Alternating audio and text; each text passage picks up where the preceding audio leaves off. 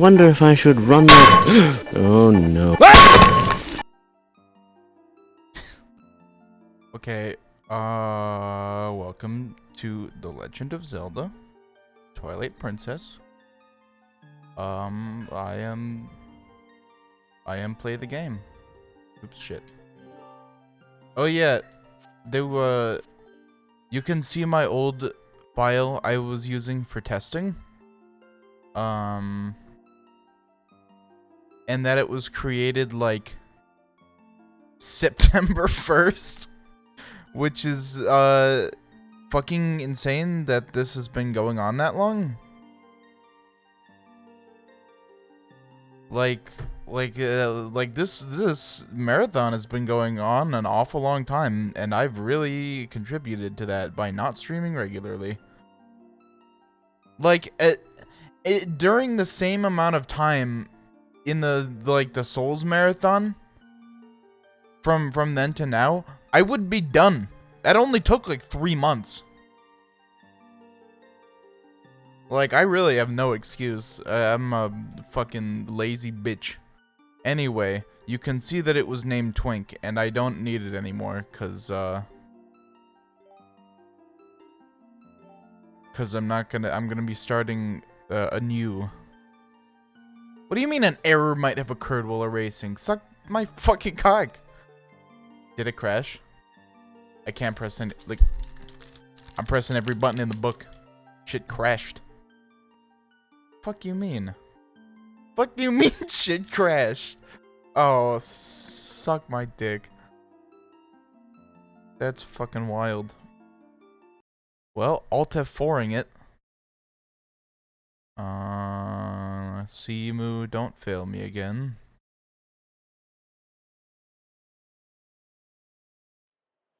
Yeah,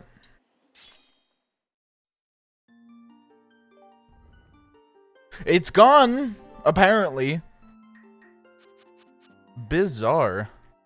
I don't know what to call this link to be something that rhymes with link. Hold up, actually, I just remembered. There, I made my seat lower. I put it up, cause I was trying to be in Mixcraft earlier today and use my keyboard. My music keyboard, because I was attempting to make some tunes and then fucking failed because I don't know, I can't do it. Like, I really just can't. I start working on like a music thing and I get so fucking frustrated because I just can't make things sound the way I want them to, and then I never get anywhere. And that's just the story of every single creative endeavor in my entire life, which is why I never complete anything I start. Or even get, like, a significant amount of the way through something after I've started it. And it's awful, and I hate it, and it should not be something that I do. Basically, I should just be good at everything instantly. I would really like to be good at everything all the time, instantly. Anyway. Yeah, I don't know a name for Link, so we're gonna call him Gabe. Because that's a funny name.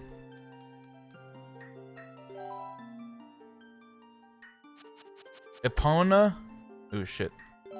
If you press B too many times, it gets mad. Epona can be,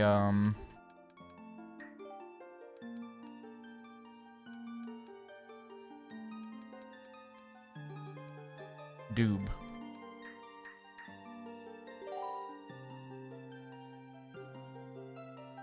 I think that normal mode. I am an advanced player, but I don't think that's a good idea.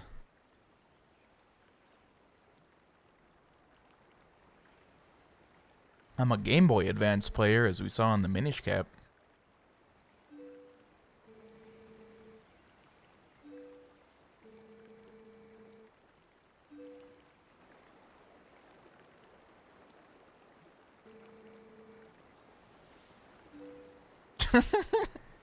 That character, I don't know why, looks funny. Get ready for Bloom the game.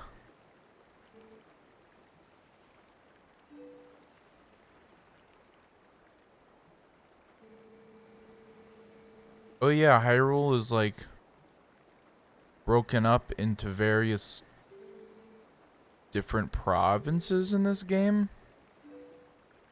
And then they continued that in Skyward Sword, and then kind of never again. Although it was, I mean, it was kind of alluded to in Breath of the Wild, but Breath of the Wild, I feel like, unlike this game, doesn't have any like coherent governing body that would break up the region of Hyrule into various provinces. Like, I think in this game it's actually explicit, like, oh yeah, the provinces are separate from like original Hyrule. I don't know.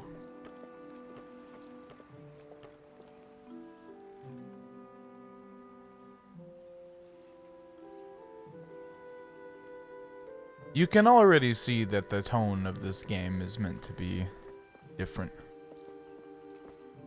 Whether that's for better or worse, we'll see. But I know this is some people's favorite Zelda game.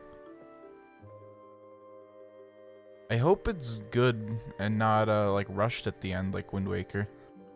Wind Waker makes me so sad because it could have been so much more than it is.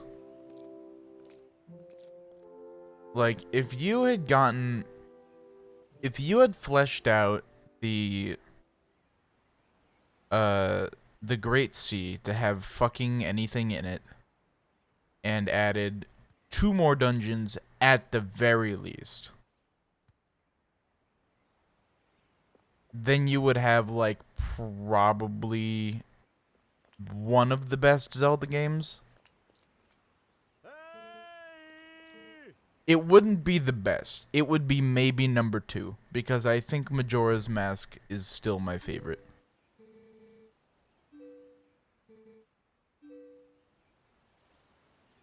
But it's it would be way higher up there than it is now.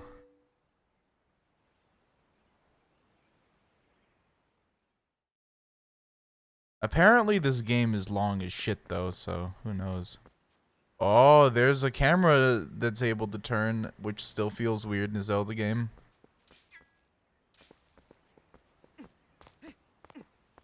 He sure has the moves. I don't know how I feel. That man looks like a bug. I don't know how I feel with some of the designs of the people in this game.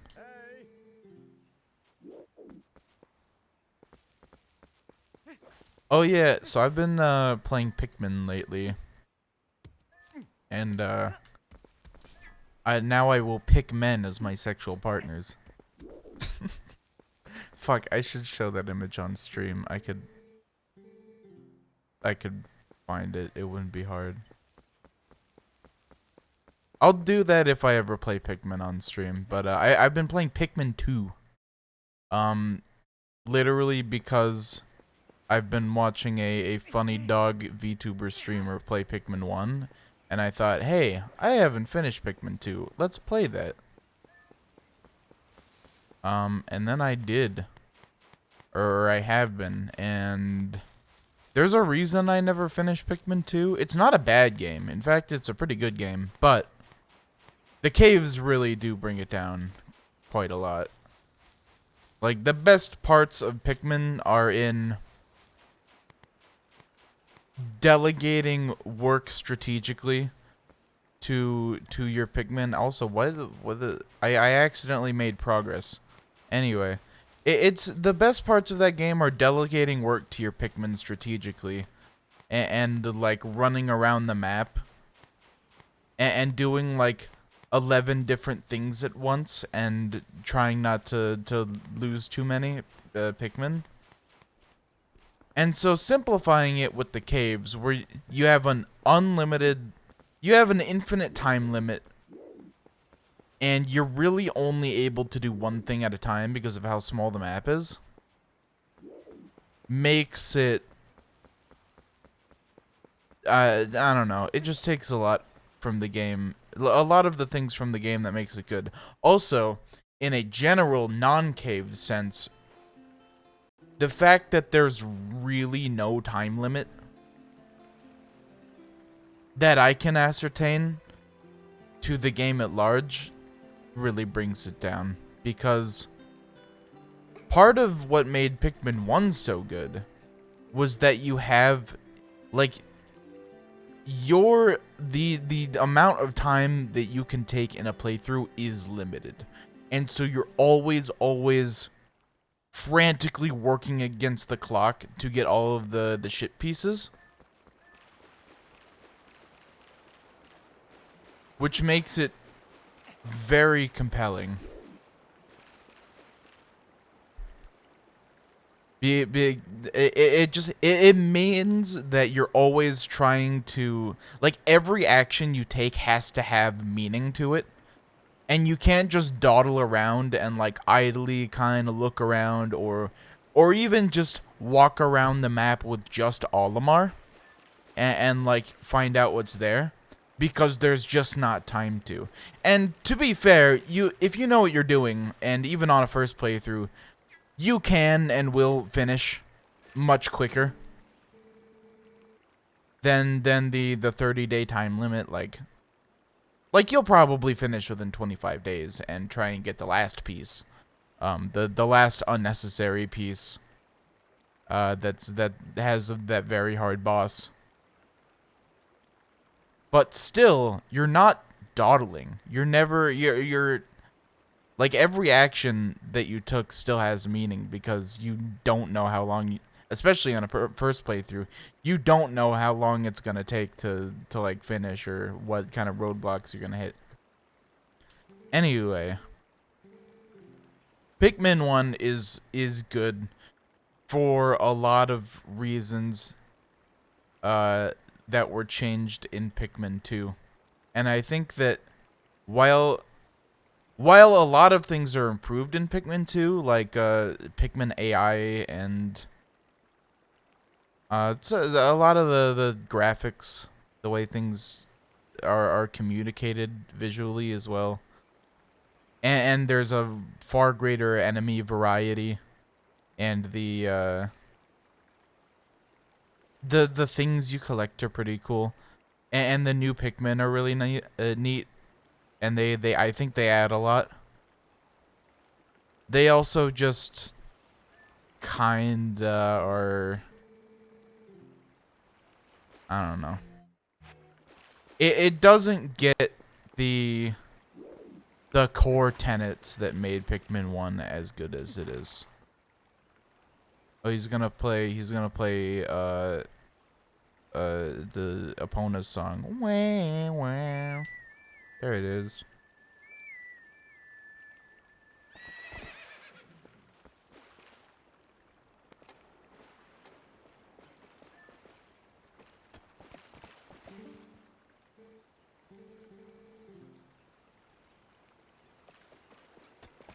I hope that the horse controls halfway well in this game.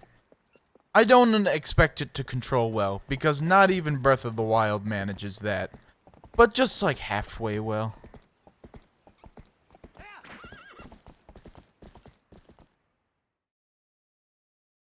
I think the only video game horse that I can confidently say controls well is Torrent. And even then, it's not great. Like, it's not... You're never gonna get the same level of control as just a person, but that's kind of the intent, because horses are big and not particularly agile. But that also doesn't mean that they should be intolerable to play as many video game horses are. Good music. I should be turning this up. It's seems low. It's definitely low on my end as well. Let me see if I can't remedy that. Volume mixer. No, I had never. I thought I had maybe turned it down in the volume mixer. You know what I can do? And I hope this doesn't... No, this doesn't affect things on your end. I'm turning it up via my audio interface. Which is a thing that I'm able to do, which is very cool.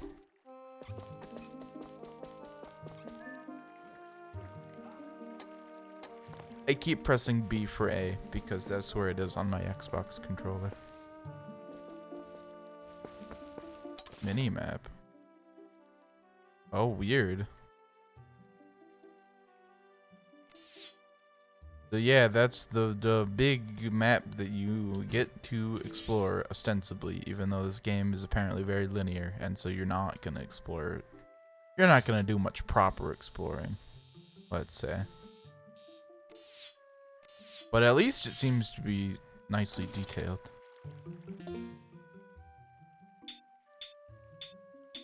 Would it be good? Oh, cool. I'm always glad when I have to upgrade wallets in a Zelda game. That's never tedious and a waste of rupees that I worked hard to earn. That is, I think the wallet thing, having to upgrade your wallet in certain Zelda games is bullshit. Like it's always just a fucking hassle, and you always end up losing just copious amounts of rupees because of it. Because not only is it like,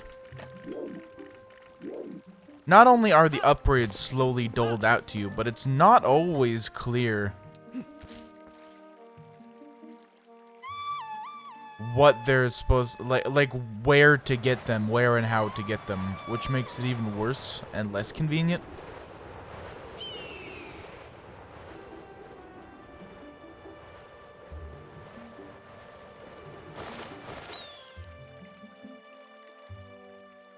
Oh shit, I can shoot a hawk.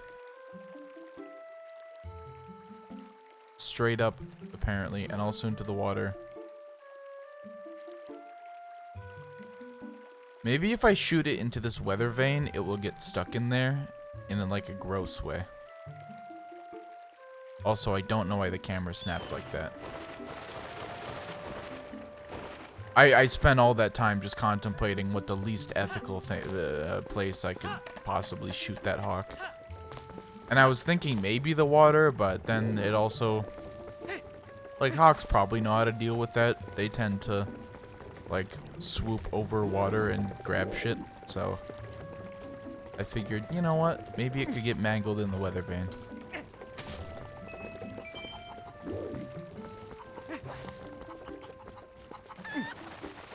Oh yeah, I remember in this game that you can float with the Kuko, the same as in Breath of the Wild, or not Breath of the Wild. Well, also Breath of the Wild, but originally Ocarina. Maybe you could in Link to the Past? Like, maybe there was a thing to do with that, but I don't remember. I also kinda don't care. I really like the atmosphere of this first town, at the very least. Also, the music has I think very slight Kakariko or not Kakariko, fucking Kokiri Village, like leitmotifs in it.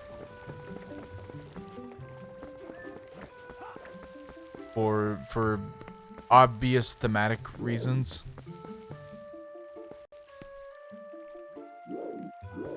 Just like Wind Waker.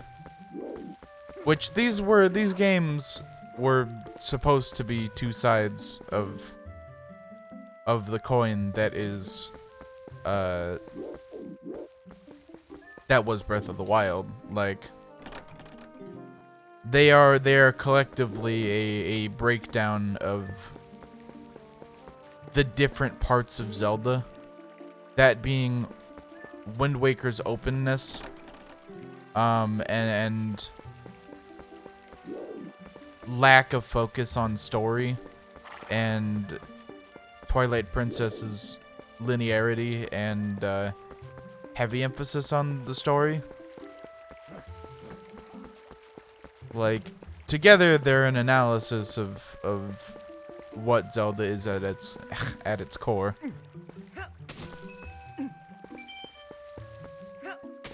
And then Skyward Sword is a lesson in how not to apply either of those principles successfully. At least as I hear. I haven't properly played it.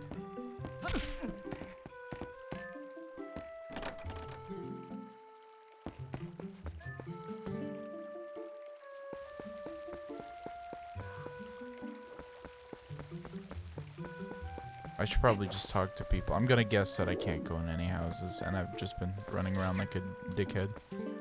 Talking my ass off.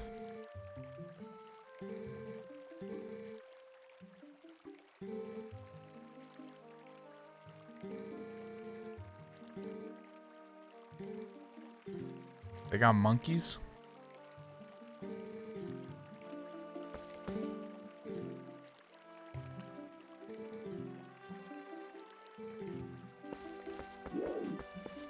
Fuck, I had something to say that was in my head and I completely forgot it.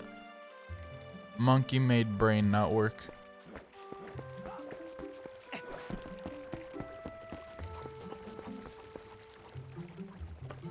So the provinces are like Ordon, Elden Ring, some fucking third one. As I recall, they all represent a different goddess of the Triforce.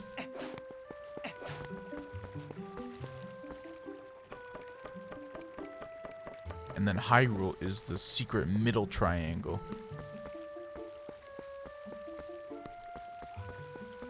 I actually heard a theory some time ago that the middle triangle, the middle upside down triangle of the Triforce represents a fourth, like, forgotten goddess, and it might be in reference to some kind of goddess of time that was like loosely alluded to in one game or another.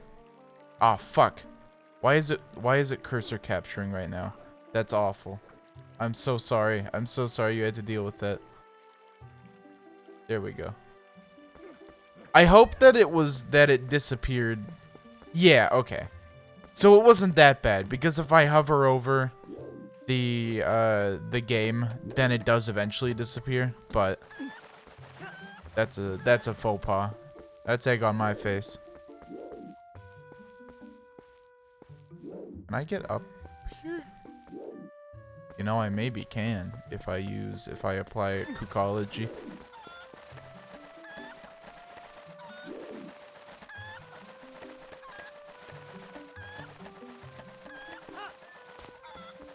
Not like that, though. Also, it's weird hearing Link's voice be as deep as it is. Especially after Wind Waker and Minish Cap, where in both circumstances it was the Toon Link, like, squeaks.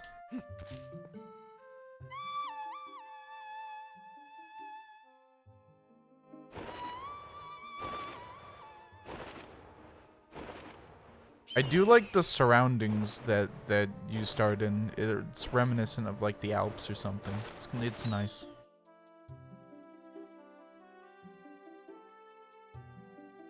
Give me that.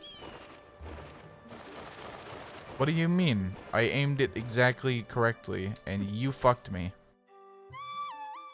Okay, I'm mostly interested in whether I can collect a rupee with a hawk.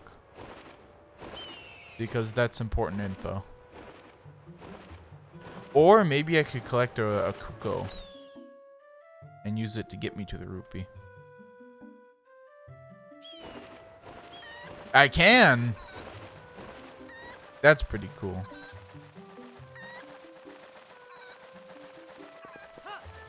And that's how you get here. Alright, I'll take that. That's fucking dope.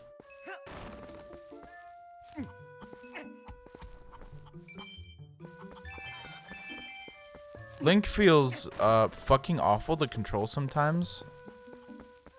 Oh, wow. It's actually kind of Dark Souls-y with the turning, but I don't know. He just feels weird. Okay, that's a sin right there. You don't do that. Not unless I'm running. Like sprinting in a video game, do you do that? Turning animations are shit. And are for awful people. Although, really, it doesn't trigger that often. You almost have to do it deliberately. But also, that is going to fuck me at some point, and it's going to be awful.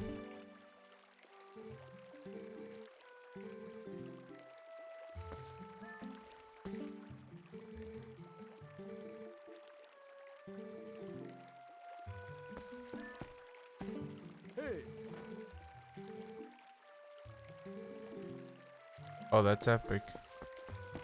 Love me some fishing. Oh, I remember this guy. He looks fucking weird. He looks like a bug. Like the other guy. Oh yeah, Doob. I have to go and grab Doob. Hold on. Yeah, you know what? That's genuinely a better name for a horse than Epona. Because I like saying it more. Epona is a lot. But Doob I can get behind.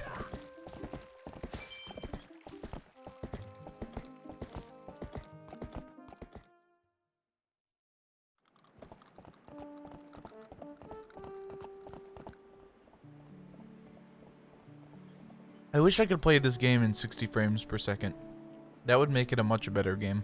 But that goes for, like, every single fucking Zelda game in existence.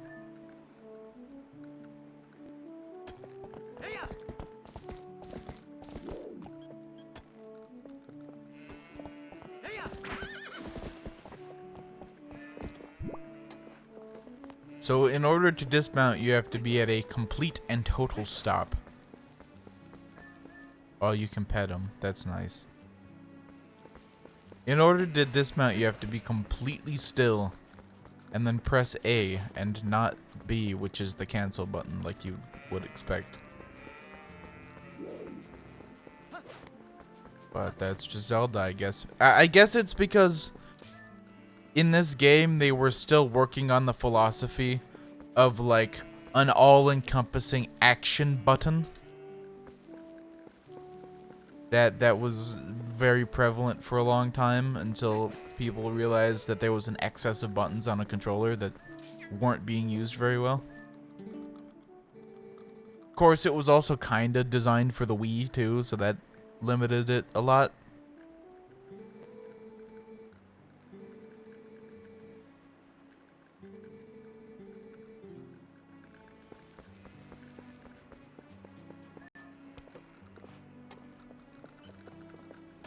Like, it came out on Wii and GameCube. Also, I wonder which one in this game is. Like, is it... Because, if you didn't know, on the Wii version, they mirrored the entire game to be the opposite. Because they wanted to make Link right-handed so that you could use the motion controls. Because most people are right-handed. So if he was left-handed like usual, it wouldn't make very much sense. So they mirrored the entire fucking game, which was not the case on the GameCube, and I wonder which one this game uses. My guess is the Wii, because this released on the Wii U, so there might be some intent that... Actually, no, because they don't even give it to you as a control scheme, like the regular Wiimote. On the opening menu screen, you only get Pro Controller or Wii U controller. So this might be the GameCube version, actually. I wonder how much of a difference it makes, or if it makes the game better or worse based on how it's oriented. Well, we'll know once Link holds a sword.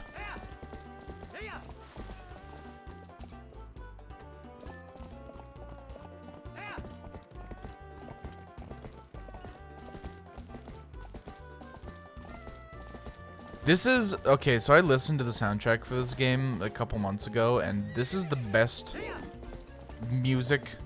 This is the best minigame music in the game, and it's used on the very first fucking thing where they teach you how to ride Epona. It's a goddamn shame.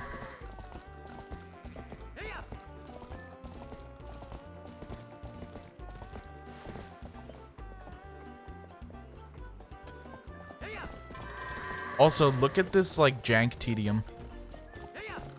That was the style of the time, I suppose.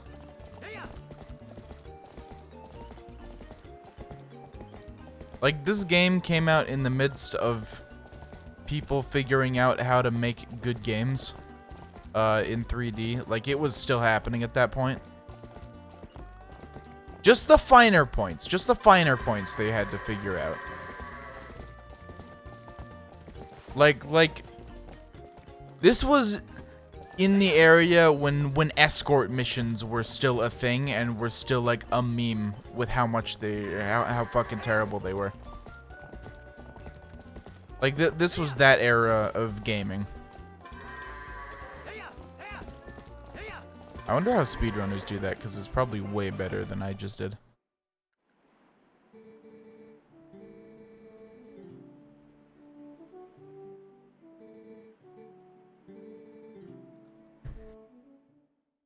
Oh yeah, now you have to deal with exactly the same kind of jumping mechanic as an Ocarina of Time, that sucked absolute fucking dog shit.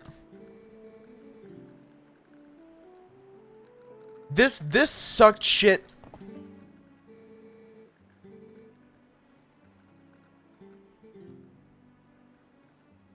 This sucked shit when I played this very briefly as a kid.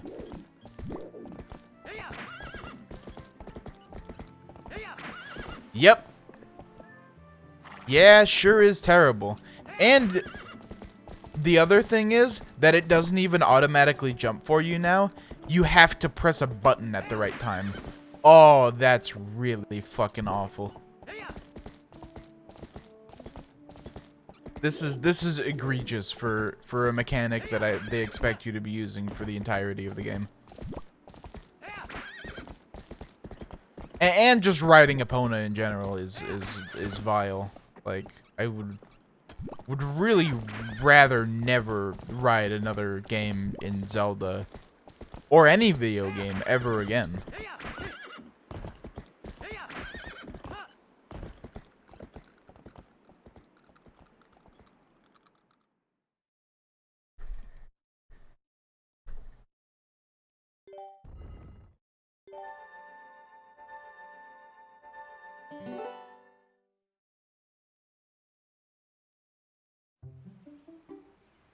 Also, the HD version of this game looks worse than the HD version of Wind Waker, but I think that A, there was a lot more care put into the Wind Waker HD, and B, Twilight Princess has an art style that hasn't aged particularly well, unlike Wind Waker.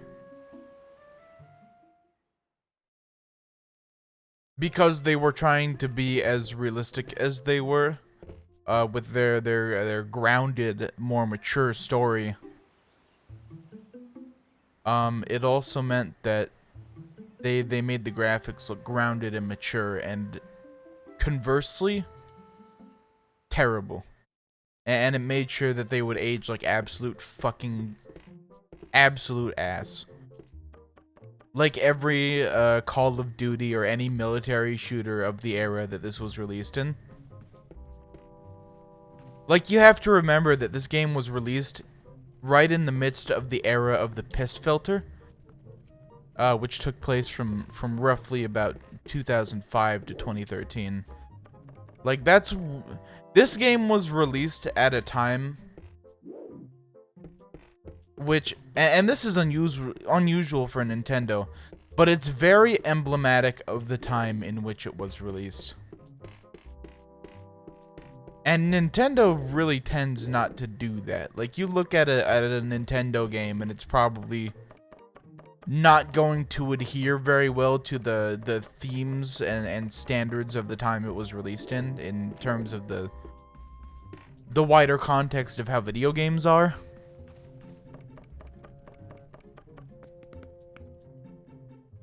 But this one sure does. This one reflects a lot of the things of the era. Even down to trying to be more mature with its story was a thing that was happening a lot then. Like games in that era were begging to be taken seriously as an artistic medium.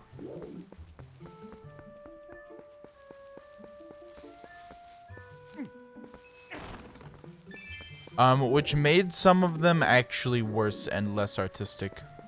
Because they were trying to be overly, like, serious.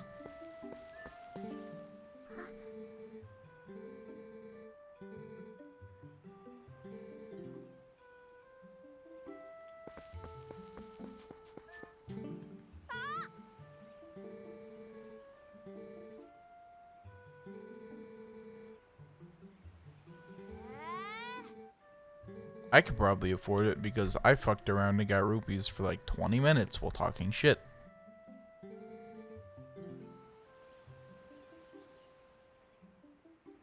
Born into a family with a slingshot instead of one with a water wheel.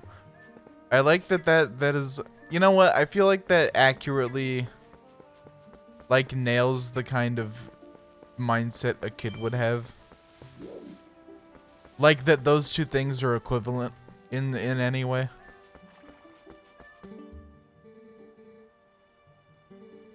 Oh, check it out. It's the Mallow from Mallow Mart, otherwise known as that song you've heard in a YouTube video and you go, "What the fuck is that from?"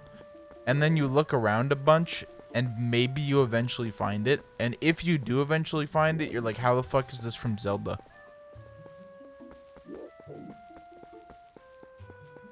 Like that's exactly the kind of thing that always happens with Mallow Mart.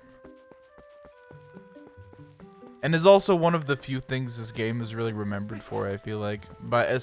Well, mostly by people who haven't played it. So me.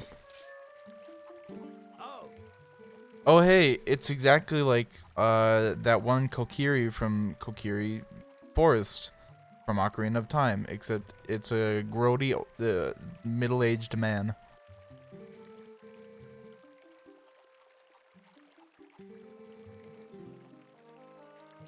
I love when people refer to button presses as if they're a thing that you can do in real life.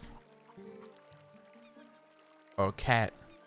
I feel like everyone should talk like that. Like a tutorial NPC.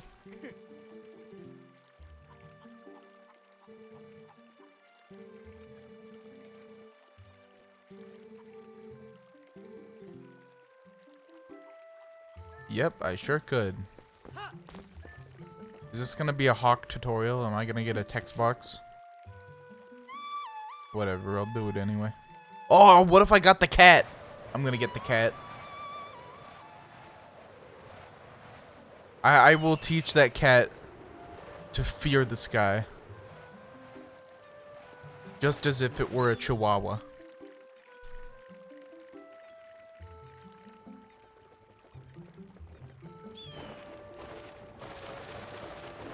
You stupid fucking bird. You missed. Dumb idiot. Aw, shit, monkey. I think I can hawk the monkey, at the very least.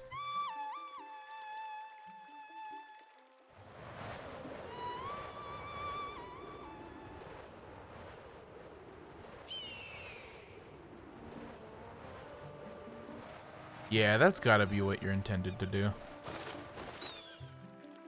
Also, did I see the LOD version of Link's house over there? I wish I would have got a better look at that.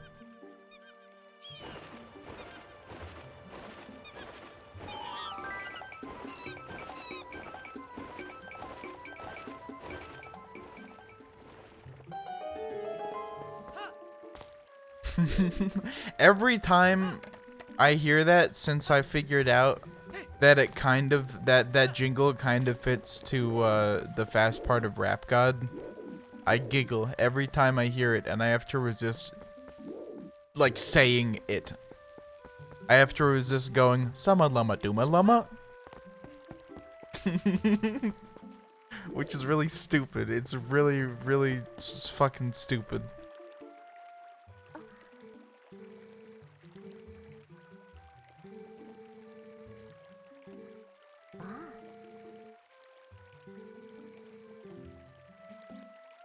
Ah, cool. This was another thing that games at the time did, was have you follow an absurdly fucking slow NPC. Which is still not an issue that's fully resolved at this point. Oh, okay. At the very least, you can run to the house, and it will not make you just follow her slowly. Which I wonder if that was added or if that was in the original.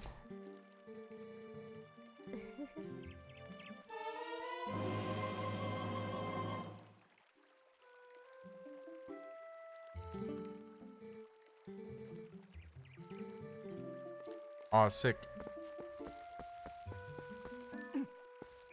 I can get the fish for the cat now. What an odd, like, sequence of events.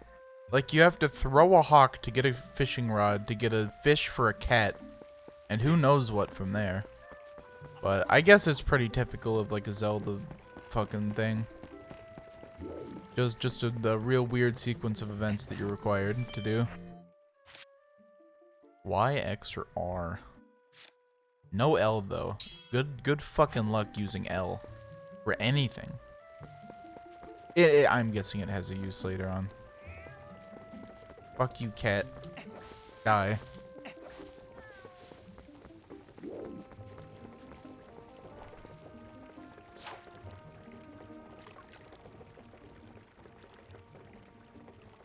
Oh, hey!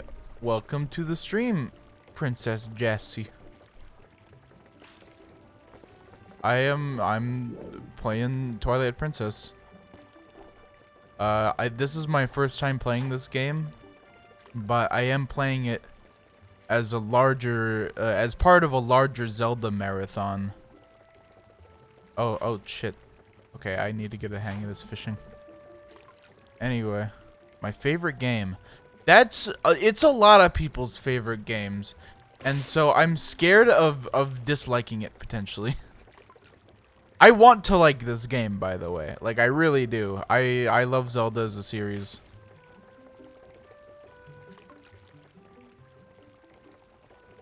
But yeah, it's... I mean, I always go into a Zelda game wanting to like it. This is a very, very weird control scheme on this thing. I think you like it. Yeah.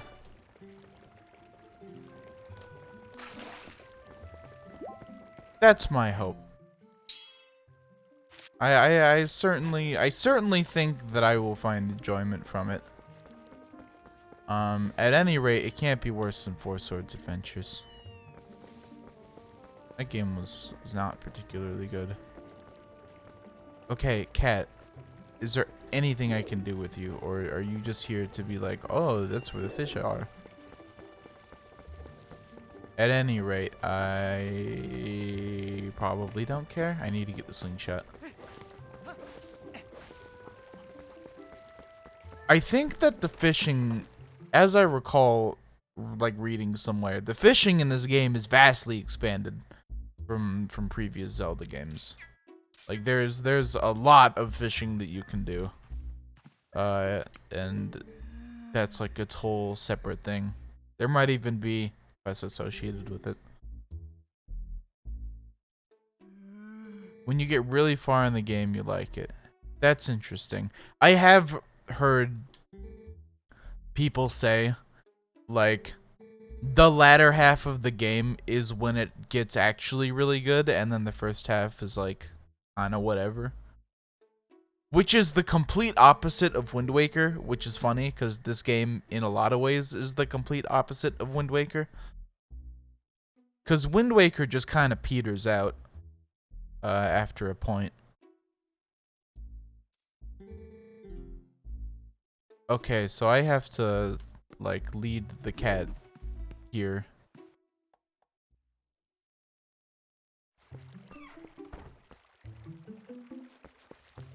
Wind Waker used to be my favorite 3D Zelda game for a long time, because I just really liked the art style.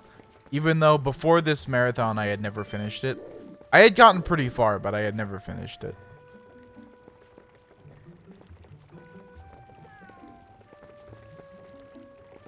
But having actually finished it recently and played it as like an adult, I can say that it is not that great a game towards the end. And I'm really sad about it.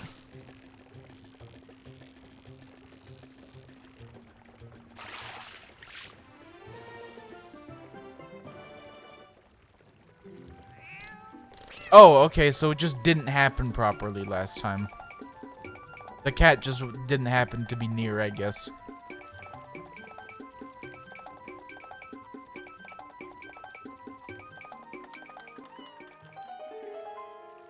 So far, I think Majora's Mask is still probably my...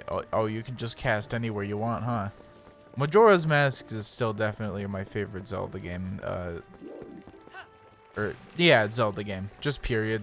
And 3D Zelda. It's so fucking good.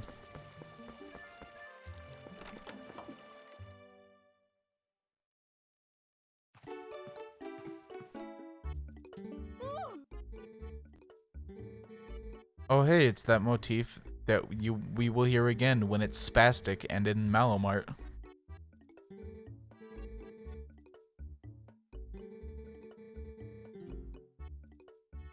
She looks unwell. Oh hey, you get a bottle for free. That's nice. Like she just looks like a person who is not well. I'm not gonna spoil anything for in this game. I don't like spoiling anything. That's good. Genuinely, I should probably put in my stream tags like no spoilers because I do want to just experience this game fresh. Because it's one of few Zelda games that I've never really seen anything of.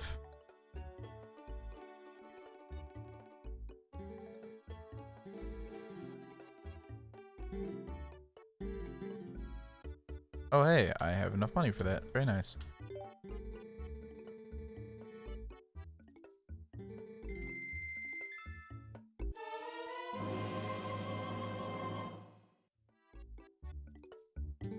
Cool.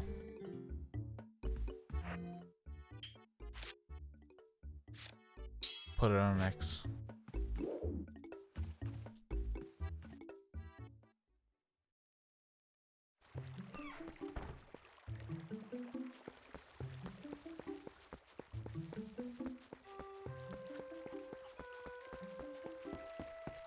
One thing about this game is that it has a lot of bloom.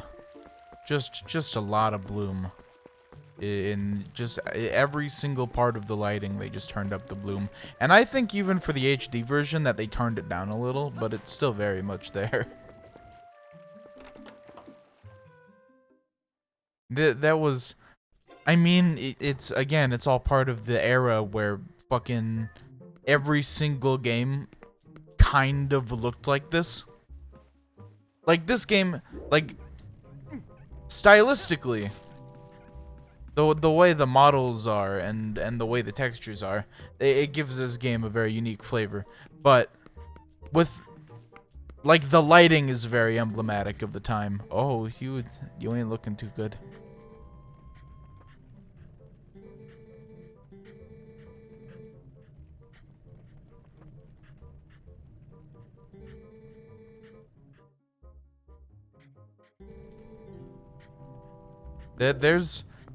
There are a lot of faces in this game that only a mother could love.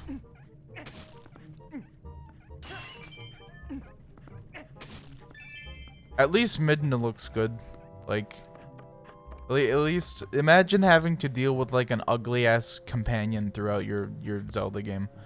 Look at this fucking weird ass doll. It's got nipples. This doll would not look odd in the slightest were it not for the nipples. It's probably like Twitch TOS or something. Not that it matters because there's no like staff member watching my stream who could possibly like care, fortunately.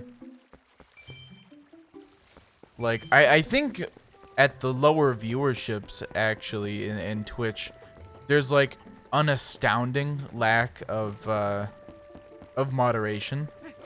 Like I've heard stories of people just straight up having sex on stream and not getting banned for it or anything, which is wild.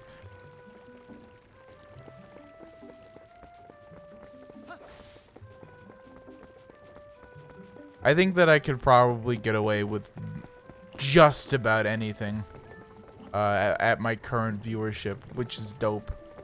That is one mercy afforded to lower viewer streamers that the popular ones definitely don't have.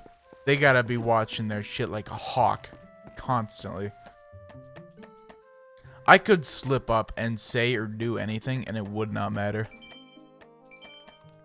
I remember when Vinny got banned, Vinny Vinesauce got banned from Twitch for like a couple days, I think, because he showed literally, and this was measured, less than a second of nipple on screen in a Blade Runner mod for some fucking game.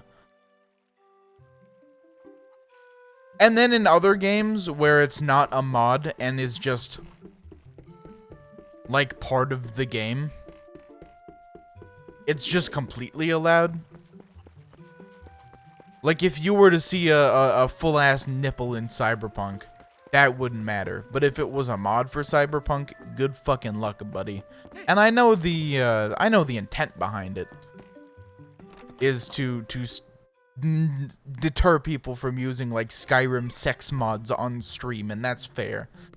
But it does suck that there are fringe cases that kind of get fucked as a result of it. Even when the streamer wasn't really breaking the spirit of the rules. Oh yeah, I should probably... Oh! Princess! Which sounds really weird to say out of context, but thank you for following. There we go. I put my activity feed up, which I didn't have before, so now I can actually see when somebody follows and properly thank them before they leave the stream. You're welcome. Oh, hey! Cool. I'm glad you saw that, because I've had people come in and follow and leave before. And then I thank them later on in the stream, but I always feel bad that they don't see it. What am I... Do I go and talk to the fellow, the kid who's like, oh, I'd link. The fishing rod? Yeah, that is what you're supposed to do.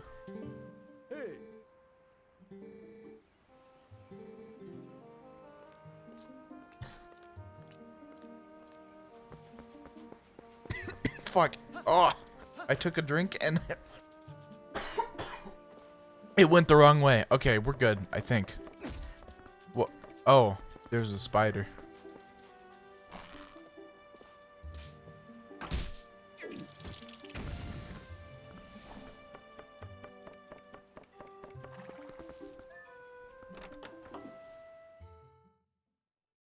Anyway, I will not be missing people's follows anymore, fortunately, because I can actually just see it on Twitch now.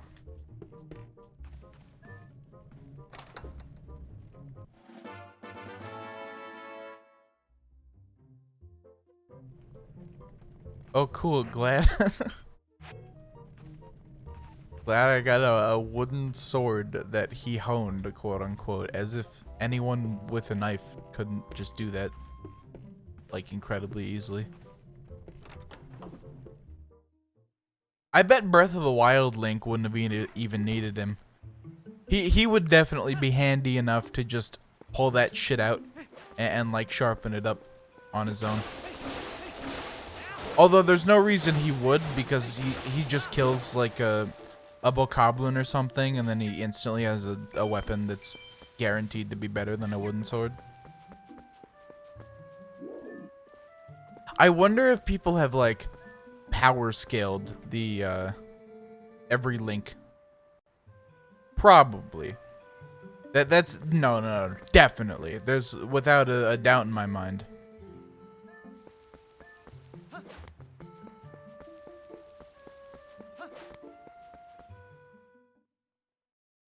Like, I feel like definitely Breath of the Wild Link is up there in terms of power, because he's able to get a lot of shit, a lot of upgrades. Even though he doesn't have the specialized items. Also, the runes are ridiculous and broken in some ways. Like, imagine Link from Breath of the Wild just fucking builds a magnesis flying machine. Like, that already makes him better than, like, every single other Link.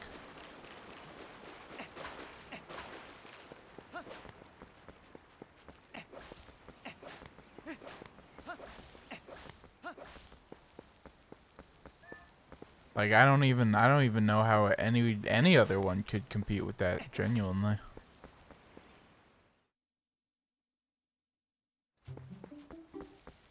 Also, would you count links that are the same link from separate games separately?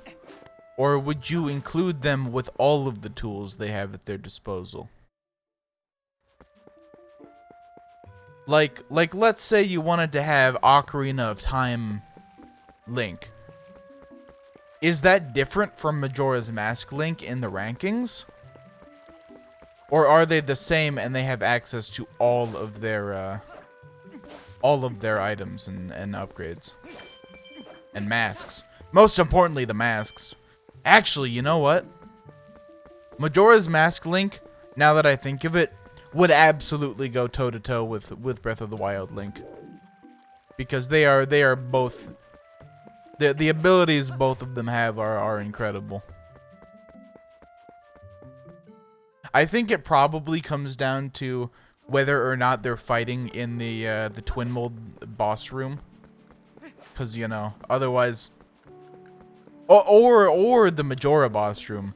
Because otherwise, Majora's Mask Link doesn't really have much of a significant advantage, I would say.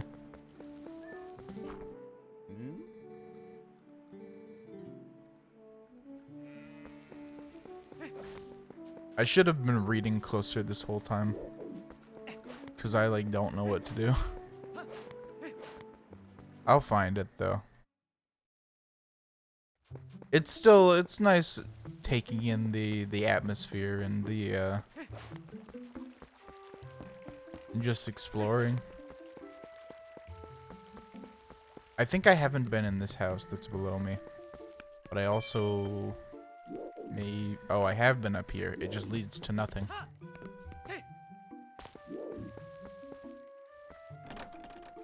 It's locked.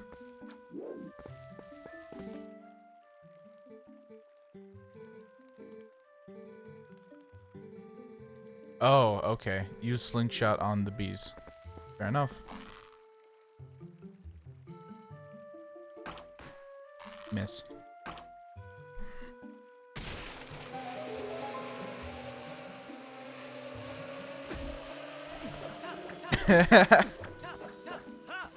That's one of my favorite tropes in video games, I feel like, is like slashing a swarm of bees or other insects with a massive weapon, and it works.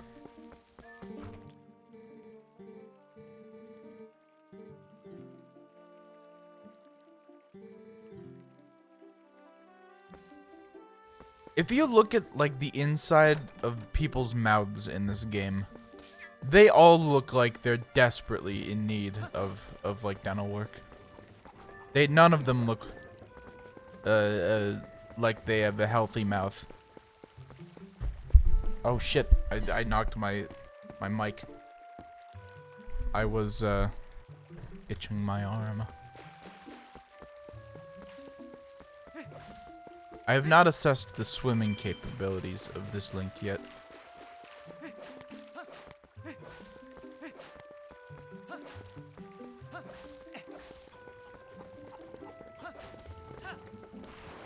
He can swim.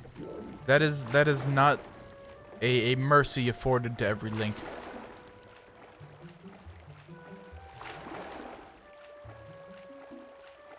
So that just leads to nothing.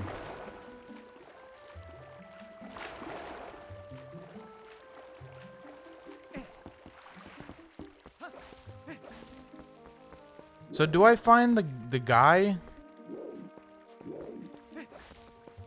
who gave me the sword? Is that it?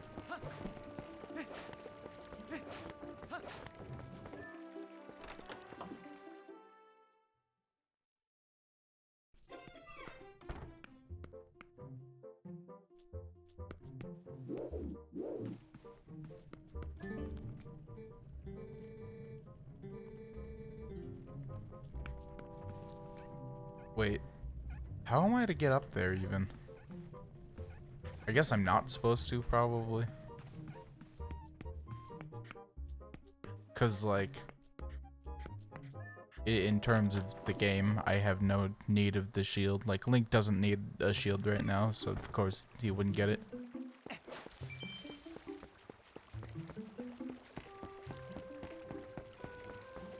My God, what did that guy tell me to do? So I got the cat for the lady.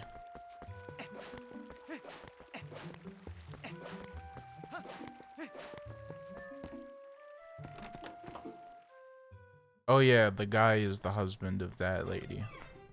So he might be in here. Or not. Or he's just completely disappeared. Alright, fair enough.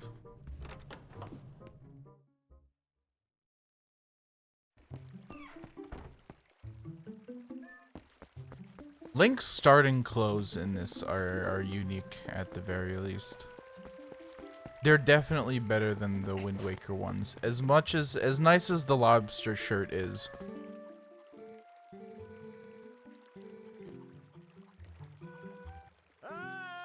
Oh, there we are. I just needed to talk to this guy.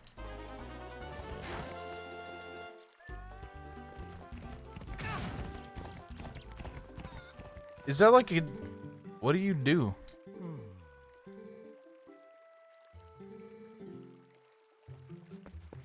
I think I can talk to him and trigger this again. Yes, I remember this actually specifically. And I don't remember how to actually properly do it either. What? Do I press A or like hold A? I'm just gonna spam A.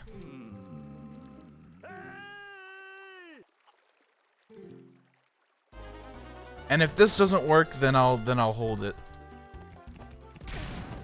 I gotta hold it.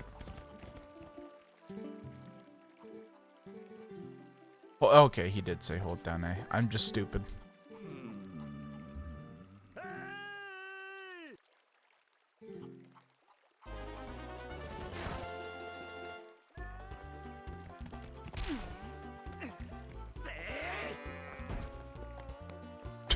You like how he just fucking flings it. That's great.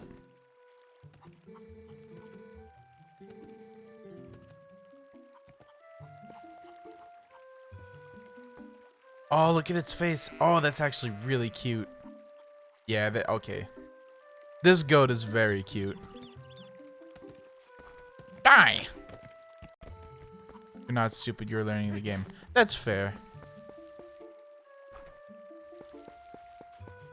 This is the place where you're meant to do that. I just feel bad whenever I play a game like this and I'm not moving things along at a proper pace. Because if it were me just playing the game on my own, you better believe I'm doing this twice as slow as I have been. Because the way I play games usually is I go through it very methodically and I like poke around.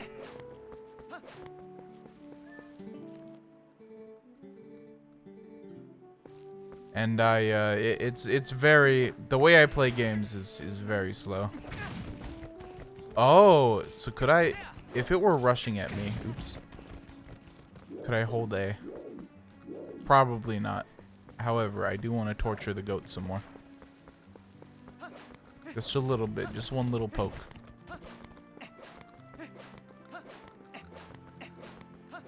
You know, I maybe... Have I talked to the opponent kid since I got the sword? That might be it.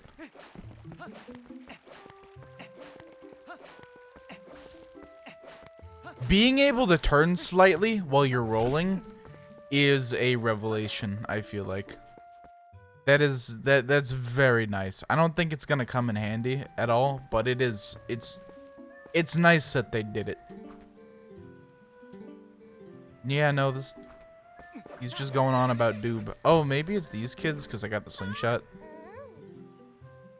Yeah, it is. In retrospect, that makes sense.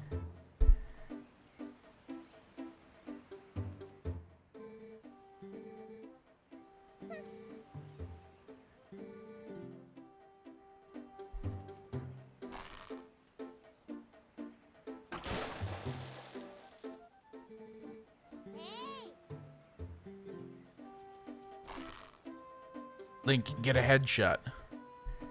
Link.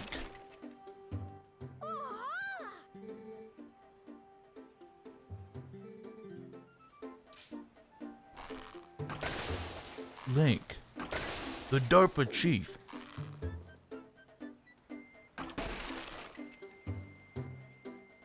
Well, okay. Sometimes it just does that, where it like flings my camera all the way over here, and I don't know if that's an emulator issue or if it's a glitch in the game. I'm gonna assume it's an emulator issue, or rather a real Wii U TM issue.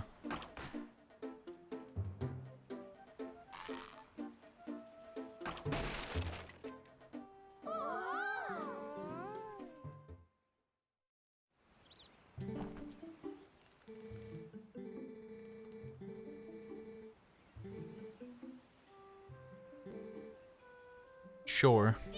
Oh wait, shit, I just opted into a fucking tutorial. I didn't even realize it. I was like fully invested in the role play.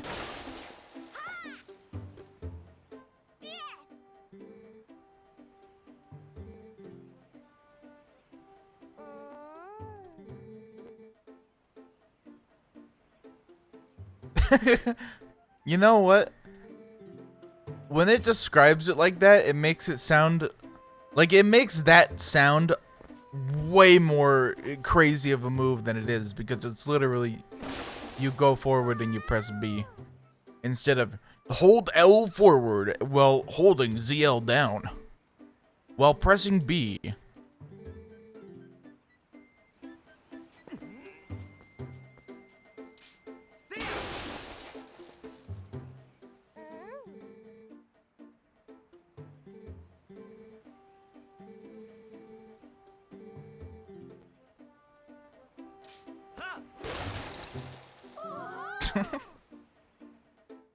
The other part of, oh yeah, the other thing I was gonna mention with like the power scaling between links is, in the case that Link to the Past, yeah, I think it's, yeah, Link to the Past Link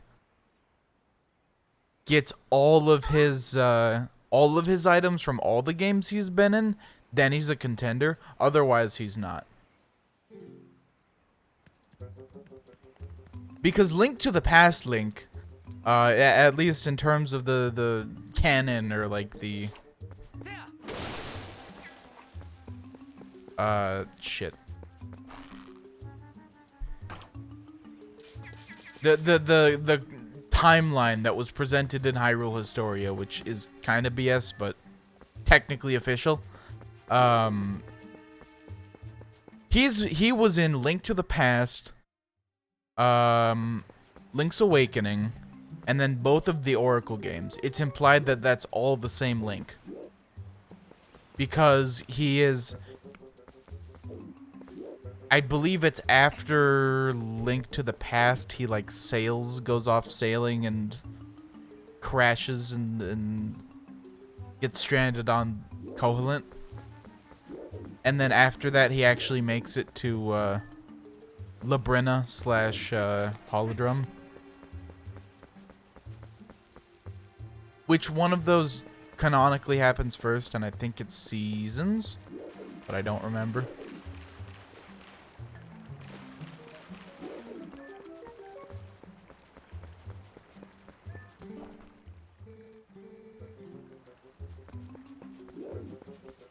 But in the case that that Link has access to all of the items from those games. Maybe. Maybe. Just for the sheer amount of things that he's able to do as a result.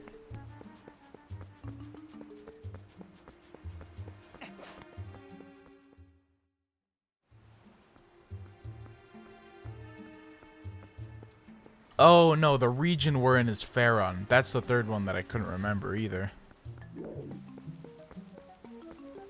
So it's Elden, Faron, and something else. I don't remember. We'll find out.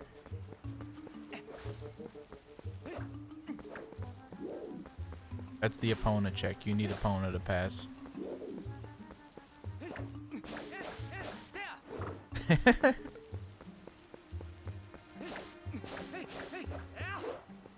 I know they wanted to make it more realistic or whatever, but man, he really does just look very stiff.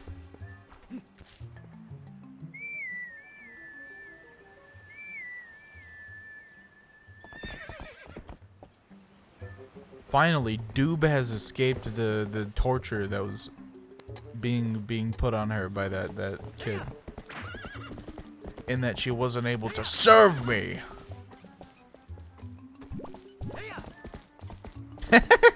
I assume that has a purpose, but it is really funny to not know the purpose and just have Link like just have a hug Epona button. Which I'm realizing now that I should have just named her Epona because I'm gonna just keep referring to her as such. Even though Doob is a much more fun name to say. Oh, you can fish in this pool. If at all that is a thing you care about. I would love to, at some point down the line, revisit all of the fishing in the Zelda games. Especially since I'll have completed saves of every Zelda game after this marathon. I think it would be really fun to just every once in a while have a little fishing stream and try to see all the things I could fish. Because I know that I did basically no fishing in Majora. Because there wasn't really any reward to doing it besides the fishing itself. Which is cool, because I like fishing in video games. But that also means I didn't do much of it because I was kind of trying to move things along. Because I also 100%ed that game on stream.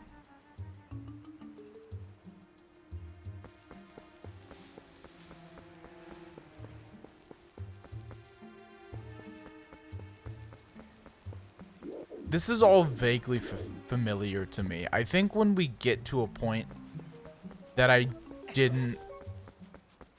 Like the last point that I achieved when I first played this game.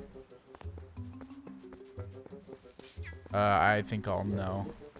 I know that I definitely saw and found Midna.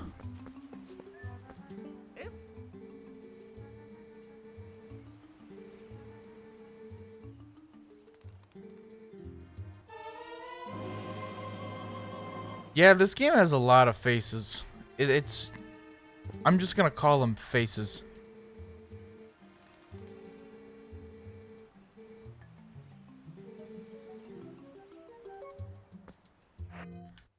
I like that it gives... He gives you a lantern full of oil, and then says, I sell oil.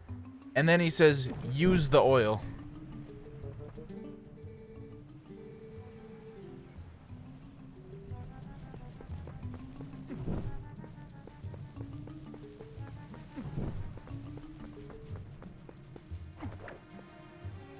No, turn it off. Turn it off.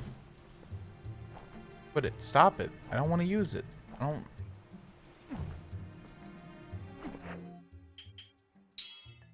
Unequip that bitch. I don't want it.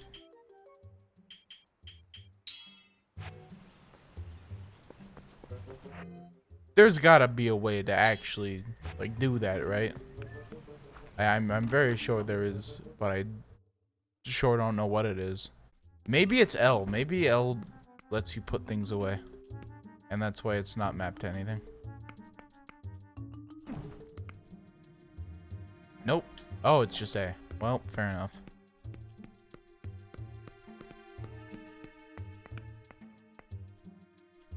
Surely you can, like, climb that, right? Yeah. Yeah, I'm sure you can, actually. Maybe Link has not achieved the ability to climb things.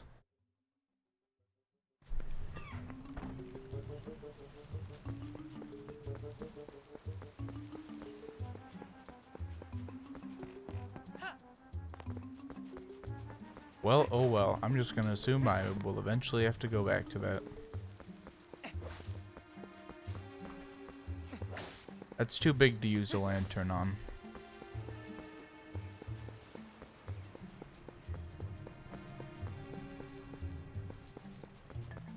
It's kind of funny whenever there's something that would seem to be a very common item or very easy to get is presented as like a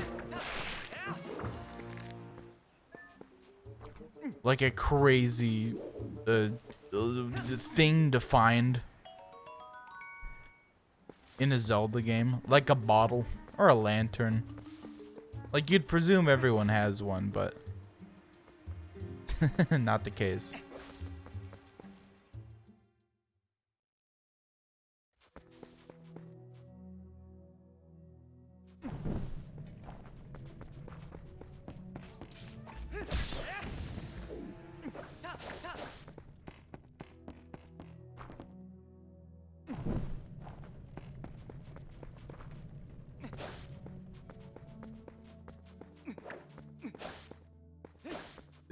I like the atmosphere of this area already.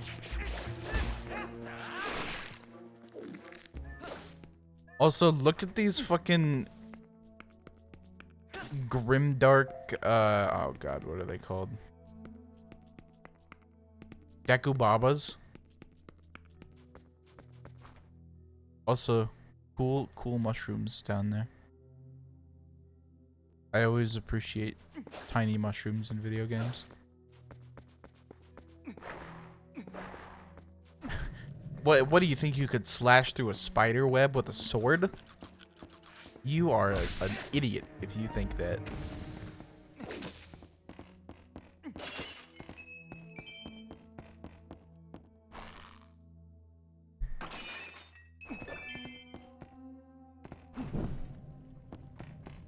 What happens if I burnt this? Nothing. Literally nothing.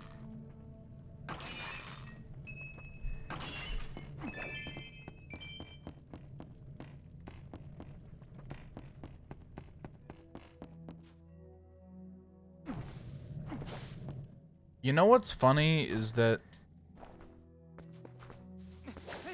the way this area is, or the way this area looks, reminds me of Dark Souls 2, which came out, I think this came out in like 2007. Hold up, I'm gonna look it up because Dark Souls 2 came out in 2015.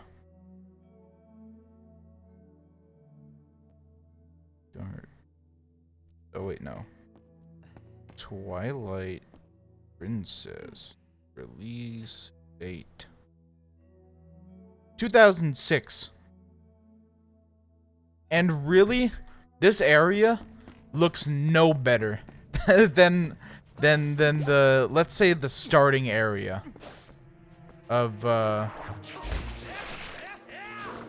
Dark Souls 2. The Things Betwixt, I believe it's called. Which isn't a testament to how good this game looks so much as it is a testament to how bad Dark Souls 2 looks. At least for the time that it was released. This game looks more than sufficient for the time that it was released. Although this is the HD version, but I don't think they upgraded the graphics that much for the HD version. Like, they improved the textures and the lighting, sure, but the actual poly count is roughly the same, and it looks roughly the same as fucking Dark Souls 2.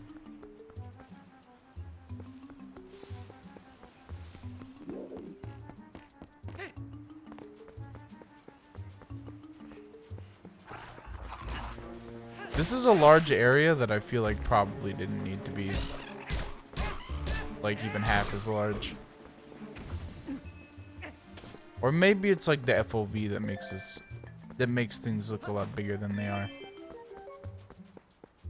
Cause you really do zip along. Like if you're playing Ocarina of Time in an area is this big, that's taking you way longer just to get to the other side of this room. So surely this is progress, right? We'll just go for it. It's also Zelda platforming. 3D Zelda platforming, which should not exist, and I have very firmly established this. Okay, I might not be able to even do that right now.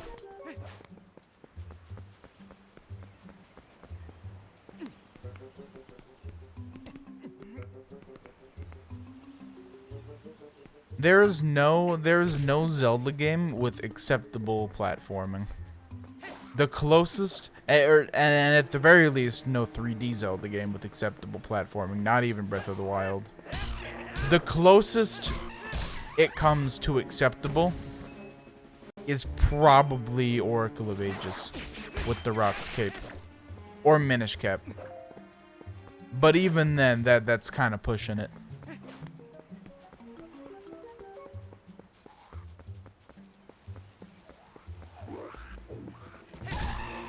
But the thing is, they keep putting it in like it's gonna get better.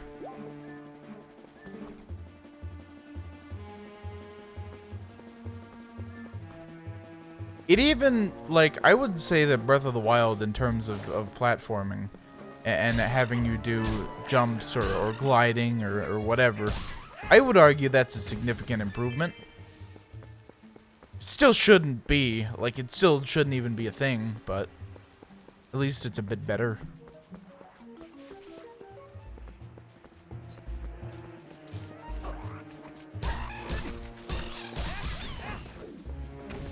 I really hate how the bokoblins in this look like they're from fucking Warcraft.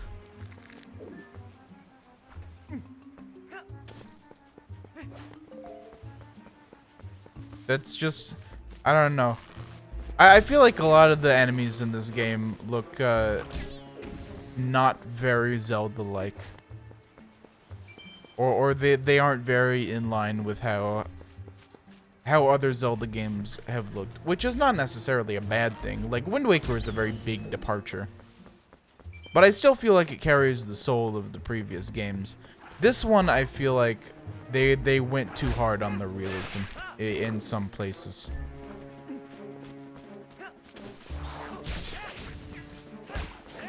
I will also say that it's very much not necessary to have a like mature realistic, or have a realistic setting, a gritty realistic setting, in order to tell a mature story. I think that generally making a game like this, with the making it more realistic looking, mostly just makes it look worse and doesn't aid the I don't know, the story that much, or maybe the atmosphere a little bit, but no, not even that, because you look at Wind Waker, and Wind Waker has this fantastic atmosphere, but I'm still able to take any threat it gives me, or any plot point it gives me, seriously. Like, it's not that a more cartoony atmosphere or art style is gonna make me take a story that it wants to be taken seriously less seriously, is the thing. Like, majority or Wind Waker's story is not great, and it's severely lacking, in fact, which is a consequence of the nature of it being rushed. But if it were, I wouldn't say that the graphics were the thing.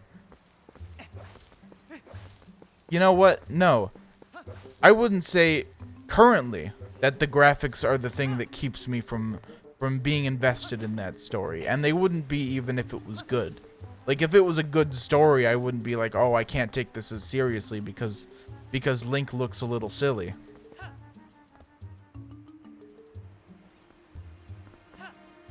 This is incredibly shit.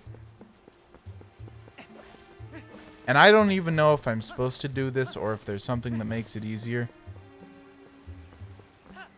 But I don't think there's much that's gonna make this easier. To be quite honest. But I'm very worried that it is a required thing to get the key that I need to get through that gate. Look at that. Look at what's happening over here. I hope that I'm not expected to do any or all of that.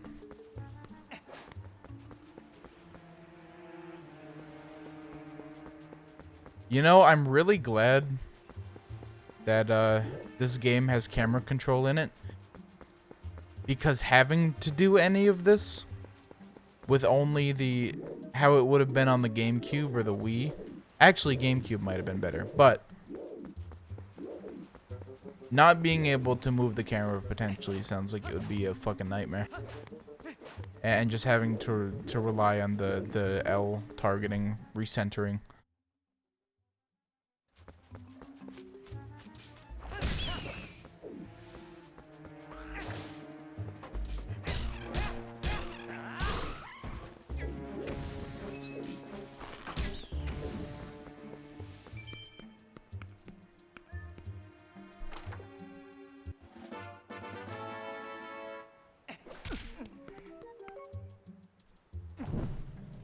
I like how these torches are here. Oh, never mind. Alright, fair enough. I was gonna say, I like how these torches are here, just in case you needed to make it brighter for some reason, even though everything is perfectly visible. And then I was gonna make another connection to Dark Souls 2. But, that does not seem to be the case, fortunately.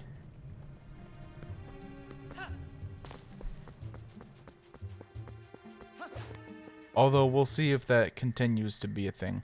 Because I can see this game trying to do a darkness mechanic. That's, like, super unnecessary, because you can just see everything anyway. Just like in Dark Souls 2.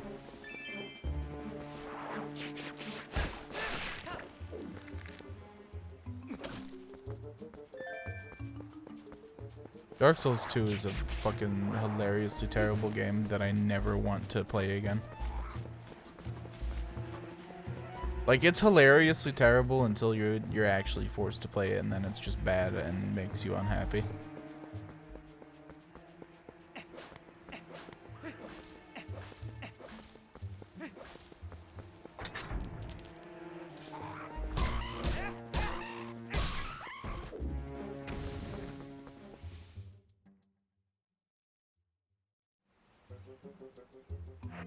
I just got reminded of something by a taste in my mouth, actually.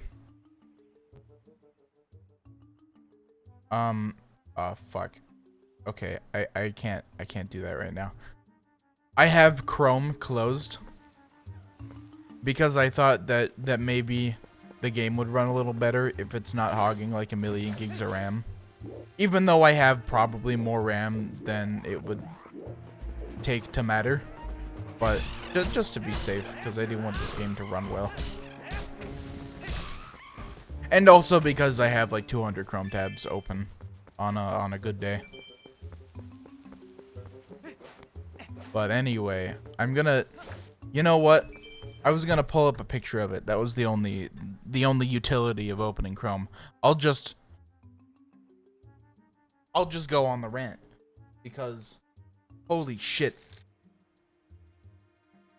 Never, ever, ever, no one, if anyone ever hears this, anyone, never ever buy Fritos Flavor Twists Honey Barbecue Chips. Or corn snacks, quote unquote. Because they are awful. They are terrible. They are one of the worst fucking snacks I've ever eaten. They manage to taste like neither honey nor barbecue, but also leave a taste in your mouth that will linger for hours and hours. And it is not a good taste.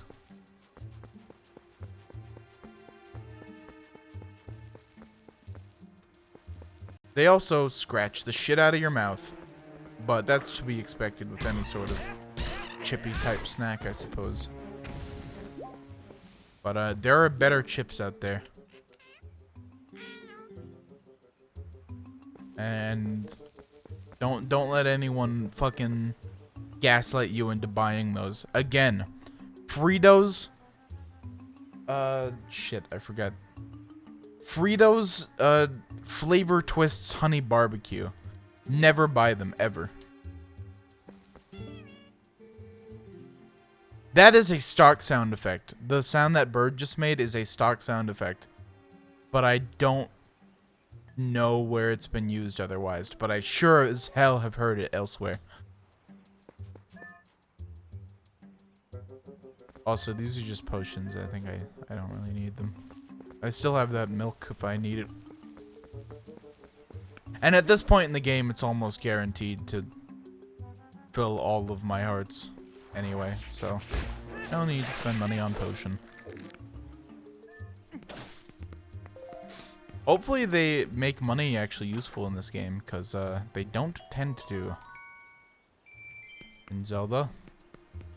Or at least it becomes not very useful very quickly. To the point where by like late mid-game, you have all of the money you could ever want and never are going to spend it ever.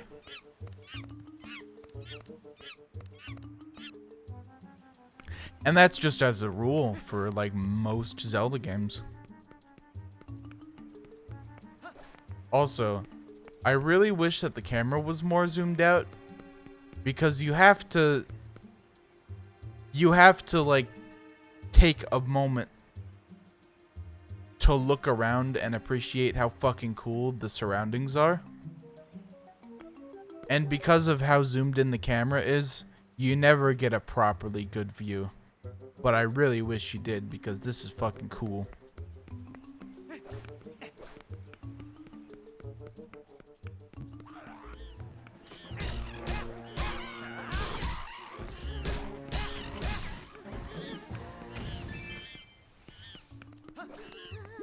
Hold up, I have to collect heart and rupee. I can't be bothered with you right now.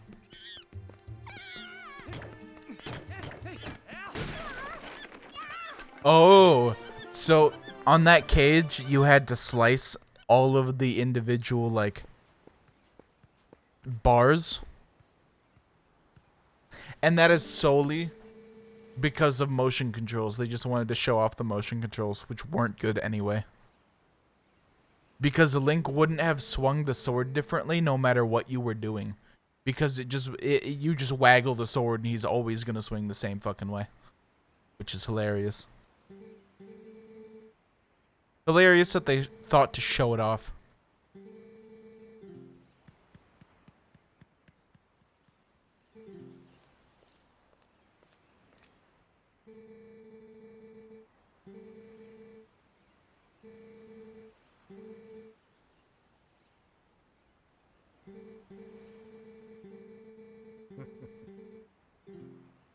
Cool, I get to depart to Hyrule, baby.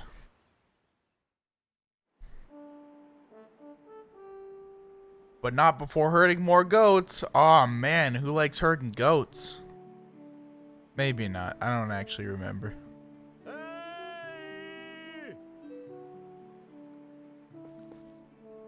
My microphone is covered in lint, and I don't know where it gets the lint from.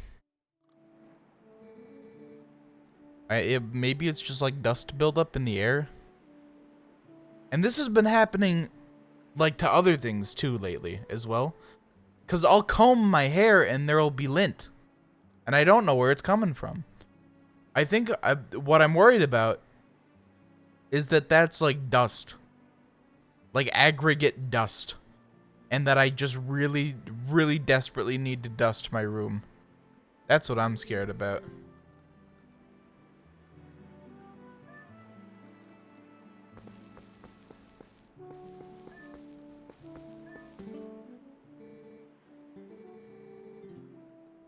Okay, yeah, so it actually is hurting more goats. Well, that's fun. Why did I do that? I can just call.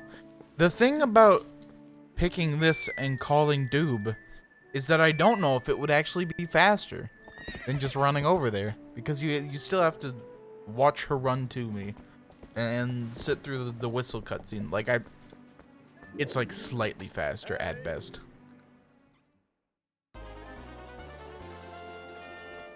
Wow, wow, wow, wow, wow, wow, wow,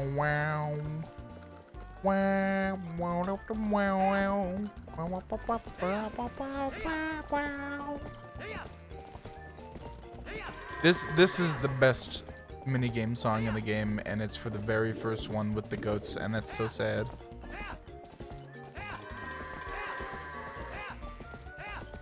So for some reason, I never ever realized that the A was just to yell at the goats to make them go faster, instead of actually making Epona go faster. I think that would have really helped me the first time around here. And A whoop should have been the hint, but you know. I'm gonna blame that on streamer brain. I can't move. Holy shit. They expect this to be a mechanic that I use throughout the game somehow. I wish to never ever have to ride Epona again in any video game, genuinely. Oh. She goes up against something and she just stops dead in her tracks, and it doesn't matter where I move the stick, she's just sitting there. Look at that. Oh god.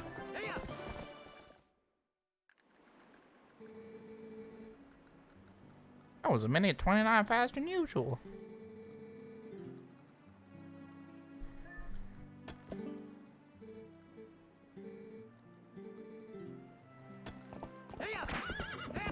It is funny that like Twilight Princess Link is like canonically a fucking backcountry hick.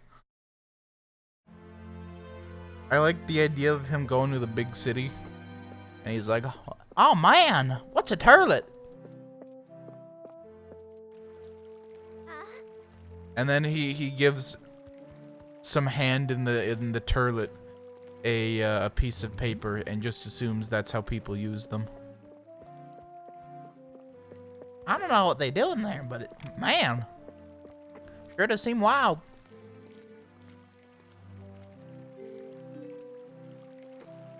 Also, that's Link's voice for reasons.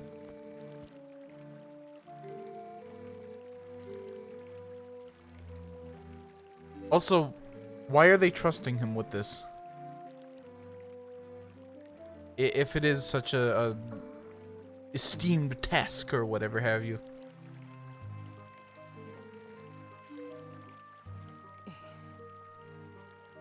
Is Link's mouth like way wider than it should be?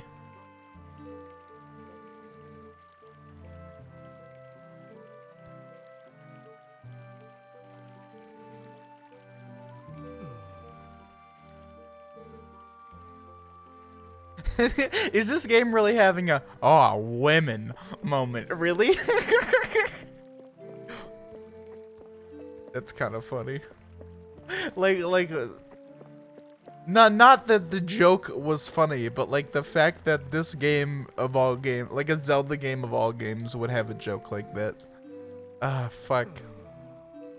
Like they both looked at each other and they were like, "Ah, women, am I right?" Like fucking holy shit.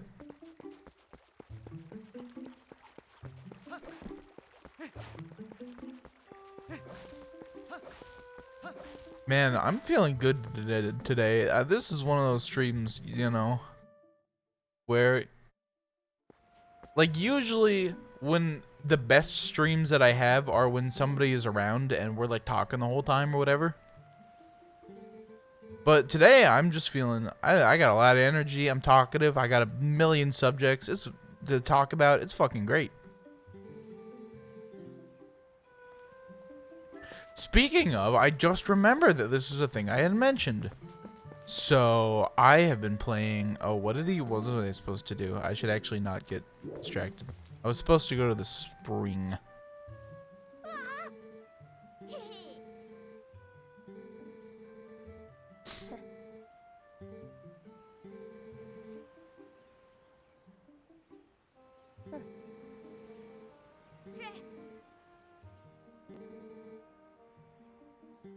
Anyway. Yeah, sure, have it. This is definitely a game where your choices matter. I sure hope that this wasn't another, like, tutorial. You know what it probably is like that you're just forced to say yes. That's the Zelda way.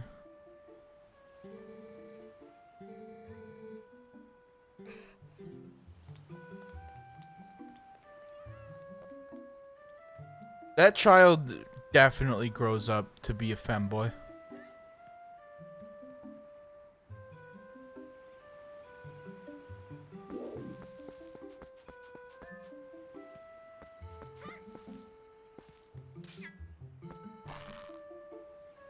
Die! Oh, he ducked. Die! Oh, no. Mallow took it straight on the fucking face. No ducking for Mallow. Holy shit. She ducked, though. That's sad. Like, like even the implication might be that they got hit and then ducked, but no matter how you look at it, Mallow reels back and then returns like they got hit and then looks at you. Which fucking rocks.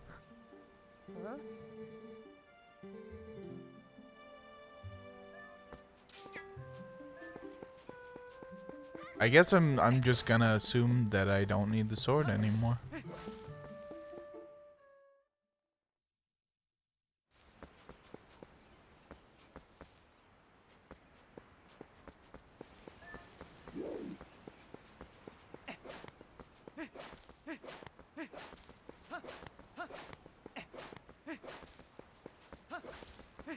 Can you ever run out of seeds in this game? Because I feel like the 50 that they start you out with is already pretty substantial, considering how much you're probably going to use this item later on. Which is to say, never.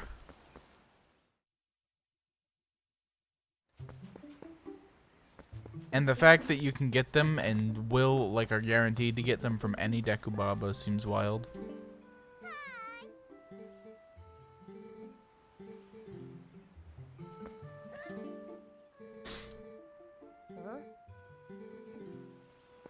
Wait. So, am I supposed to find Epona? Oh wait, am I supposed to crawl through the hole? That might be it. I forgot about the hole.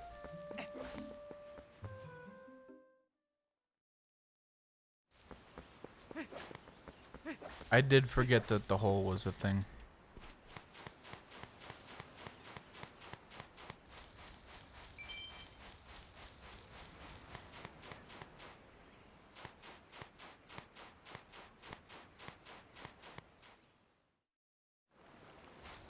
Okay, so now I can probably actually no, I should probably wait until this cutscene is done. Because this is story things that are probably important.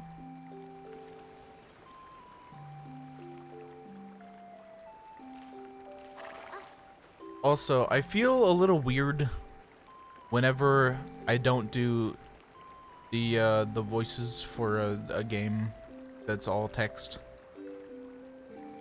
But I also just don't feel like doing voices. Cause I know that I would just try hard them and it would be cringe, mostly. Genuinely, mostly. I can give any other excuse, but that's what it is at the end of the day.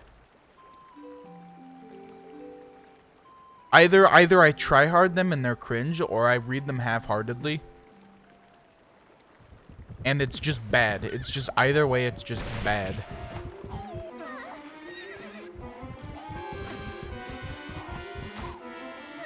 I forget the difference between moblins and bokoblins. But one is one and the other is the other, so that's your guide. These are either moblins or bokoblins.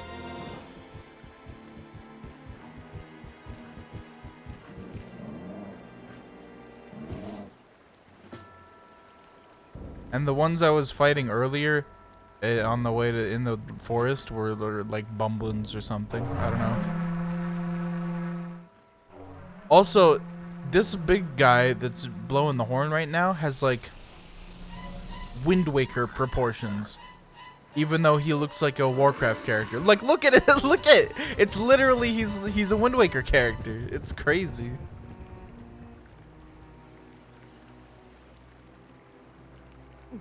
Oh yeah, isn't it like the Twilight realm takes over the village and then you have to go to the forest temple and get all of the teardrops to purify Pharaon or fucking whatever.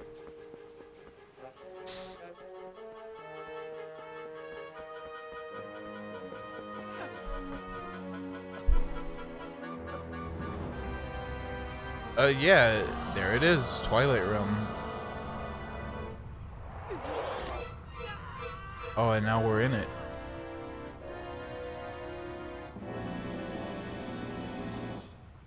Oh, and this is where Become Wolf happens. I completely forgot until now, actually, that you become wolf in this game. Like, it didn't even cross my mind.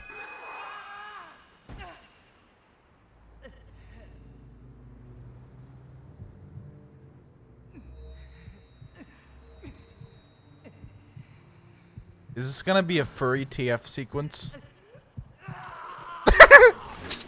Okay, that looked kind of funny. Yeah, this is furry TF. What the shit?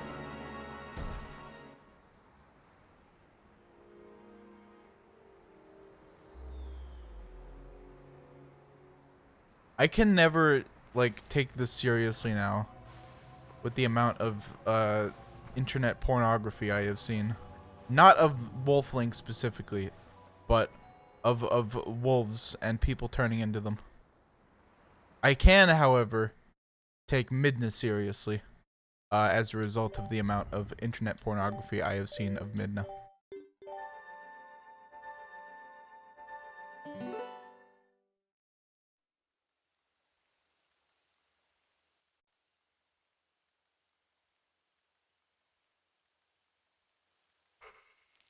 Oh yeah, this is where you see her and she's like, oh, I'm a piece of shit. And then she becomes not a piece of shit eventually. And that's her character arc.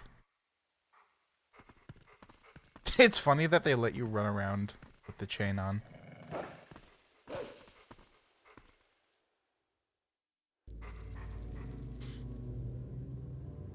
You know, I'm kind of impressed that it has, like, physics.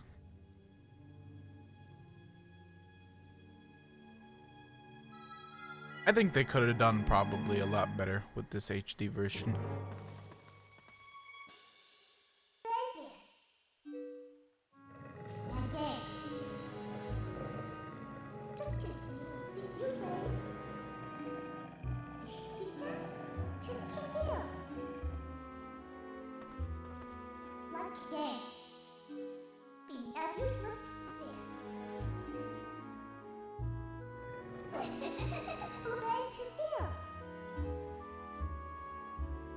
Oh, she's T-posing. Whoa. She uses her Twilight powers and break the chain. Does that chain stay on you for the rest of the game? Could she not have broken it in a better place that would be less inconvenient for Link?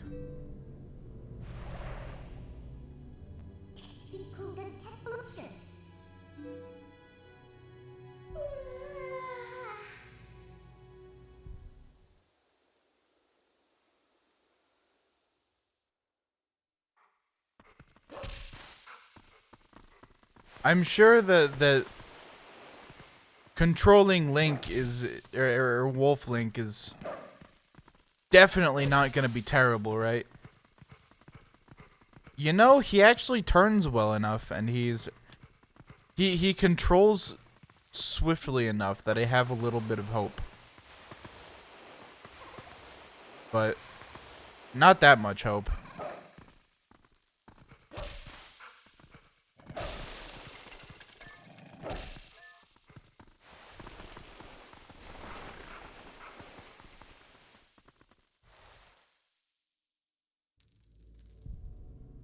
What if Link had turned into like a funny little corgi?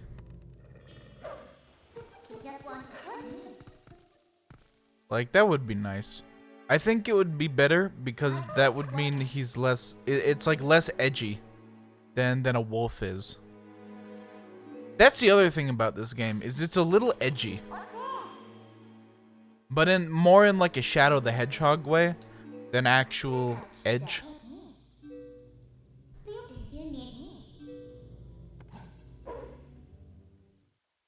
Which is really weird. It also makes me feel like it contributed to every single fucking emo goth girl in 2006 to like 2009. Like, this was probably a central part of everyone who's like that, their personality. Like, I just get a gut feeling.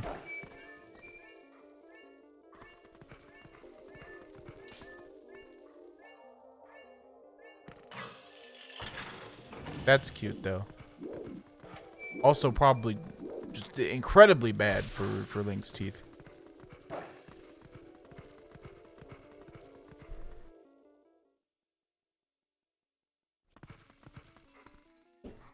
The weird, like, almost dissonant synth that they use for the Twilight Realm is a pretty cool touch, though.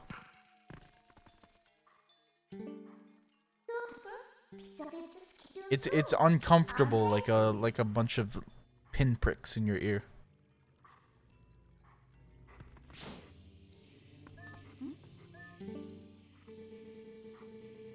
Oh shit, this game really does look like Dark Souls 2. Jesus.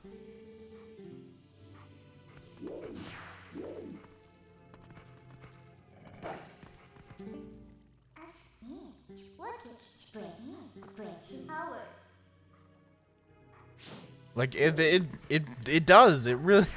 It looks like a... You know what? This looks like the fucking part in Dark Souls 2, between Majula and... Ah, fuck. The tower, the burning tower of Hilda or something. I don't remember the proper name for it, but... Like, it's shockingly close.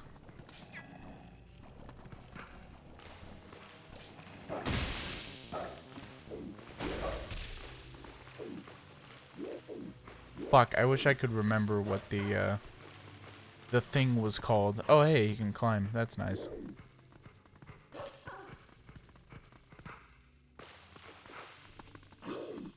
But, like, this literally looks like that. Down to the exact same, like, graphical fidelity, I feel like. It's, like, shockingly similar.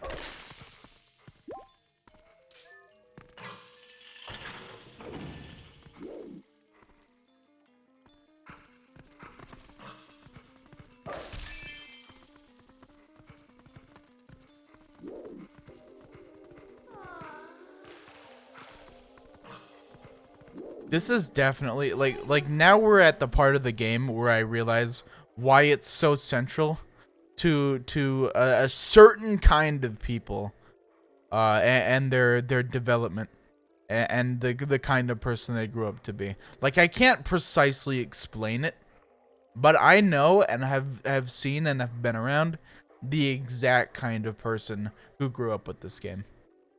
And you know him when you see him. And it's not even that I'm, like, avoiding saying, like, I'm tiptoeing around it like a fucking euphemism or something. Like, I don't have the adequate vocabulary to describe the kind of person that grew up playing this game, but you know them when you see them. And it is very obvious.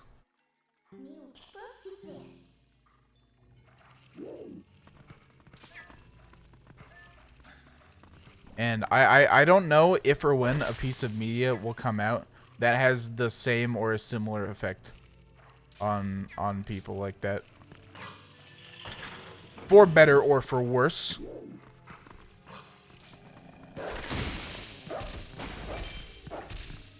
Okay, so A also kind of attacks, but not really.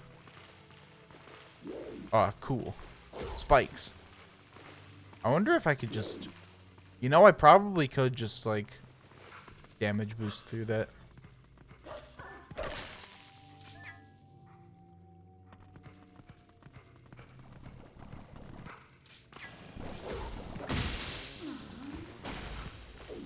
Also, is this, like, fully Twilight Realm, or is this a place where... like, that exists in regular Hyrule? Because I can't imagine that a place like this exists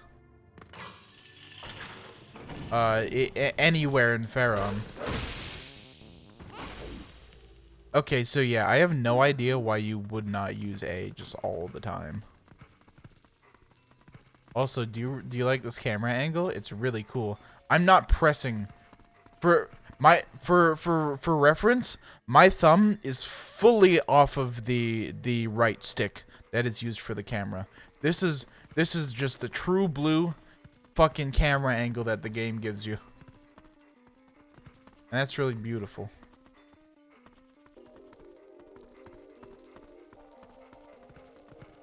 Yep, the game just does that. And it probably did the exact same thing in the original. I wonder if this is considered a good remaster. Because I don't really know what the reception was on this game. I know that people really liked Wind Waker HD. But I couldn't tell you for this game. Because I think very few people actually played it. Because it came out incredibly late in the Wii U's lifespan, as I recall.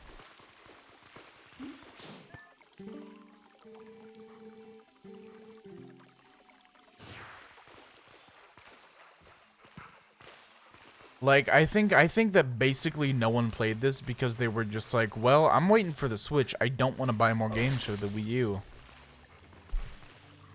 But it was also slightly, or no, they would have been waiting for the NX at this time. Because it was also slightly before the time when they would have, like, ported this to Switch. Like they did, or simultaneously released it to Switch. Like they did with Breath of the Wild.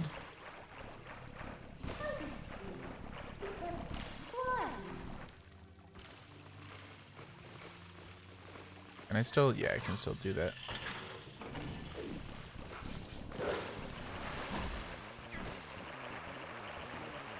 Well, that's no fair. I can't even attack you because you're in the water and I ain't. What the hell?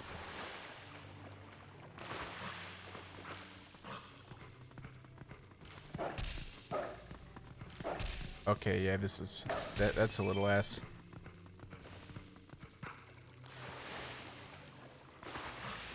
I feel like this controlling Wolf Link would be, like, many times more enjoyable were they not to throw you into, like, closed-ass corridors as your first experience with him. Although, I don't know how much of this game is closed off, like, corridors like this. It could be the whole ass thing. I think though that Wolf Link would be a lot more fun to use in a completely open area because you have this like great dash and you have all this nice movement. And in a wider space you can like position better, and if your attacks go far like this, like he moves really far when he attacks, and that works great when it's in a big area, but the fact that it's not, I think, might hold back the controls a little.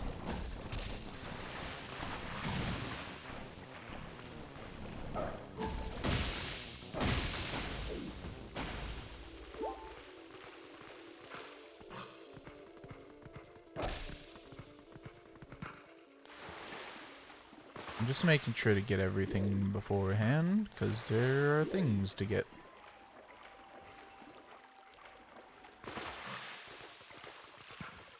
The other thing about how, about fitting the rap god fast parts to the fast part to things, is that it's very easy to do so just because of how easy it is to like cut up that part of the song and still have it be recognizable, or and things like that. Cause like you can fit Summa Lumma Dooma Lumma into basically any sequence of notes or rhymes, which makes it so powerful, and so fun to do it with.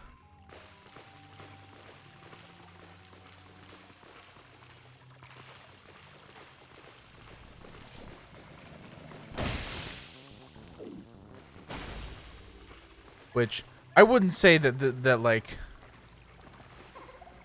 the actual song Rap God is like a powerful song emotionally for any reason. But it is a powerful sequence of sounds that makes you very able to do basically whatever with it that you want to do. And that makes it fun. I wonder if I have been missing places to dig. That worries me. I'm gonna go back. Not that I think there's anything really meaningful that I could have missed, but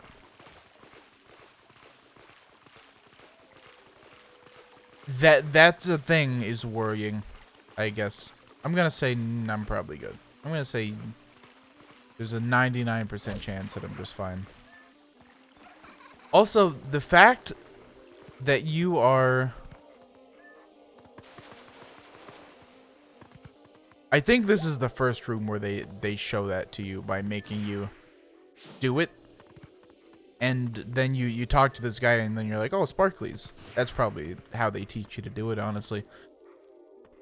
Anyway, the fact that you can have this on all the time with no cooldown or meter associated with it means why would you not, basically.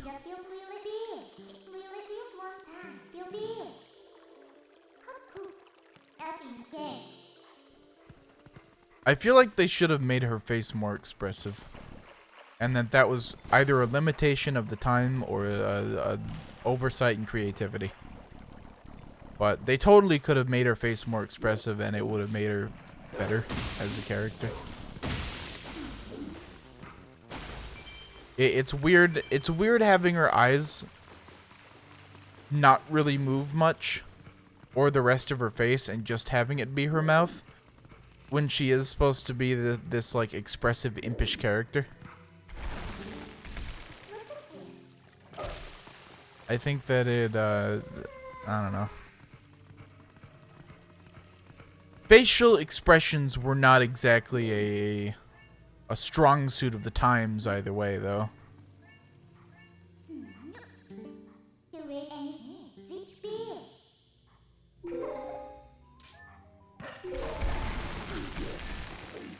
Oh.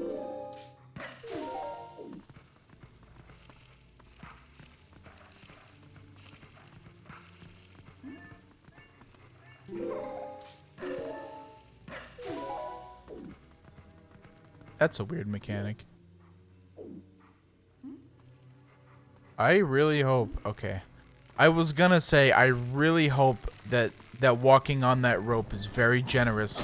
Because if it's not, we could be in for a bit of a fun time. If that were to come up again in subsequent areas, I guess. But fortunately they pretty much have you like magnetized to it, and that's how it should be. Because this was, we're living in a, at the time this game was released, we're living in a pre-Dark Souls world, which means that controlling a character in a perilous sort of space like this is going to be fucking ass. And I'm not saying that Dark Souls revolutionized controlling your character in a way that feels good without necessarily it looking good. But I am gonna say that that is the earliest game that I've played that does it properly. So I just attribute that to it.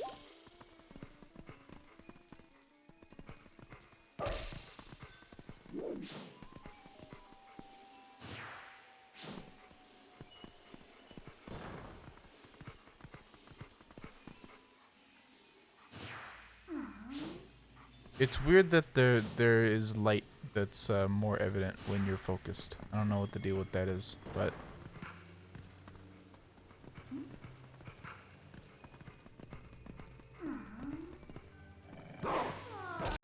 oh, you can spin attack.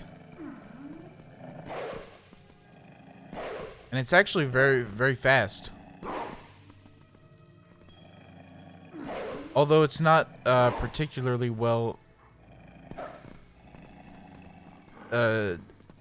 communicated when you're actually able to do it after pressing the B button.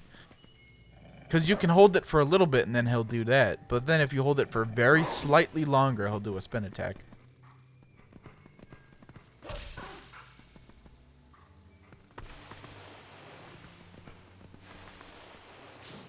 I actually don't know what the deal is here.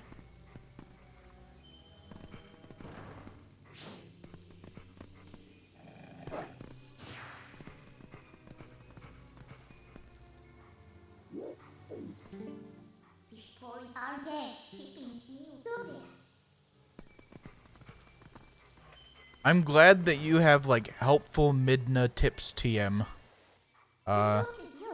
It probably makes this a lot easier. So you have to be standing on this one single fucking stupid square in order to trigger the thing that lets you get out.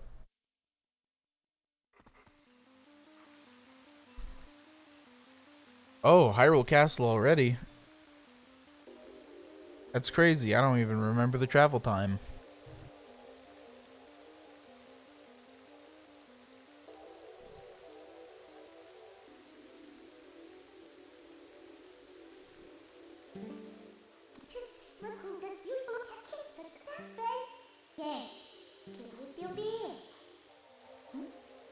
This game looks like Dark Souls 2 with a Dark Souls 1 amount of bloom.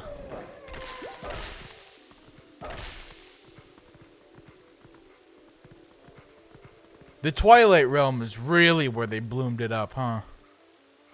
God damn. And I'm guessing anywhere where it's bright, anywhere with warm colors in this game is gonna just have an obscene amount of bloom. Look at this. Look at the way these planks are set up, or like this scaffolding or whatever. This is a Dark Souls fucking game.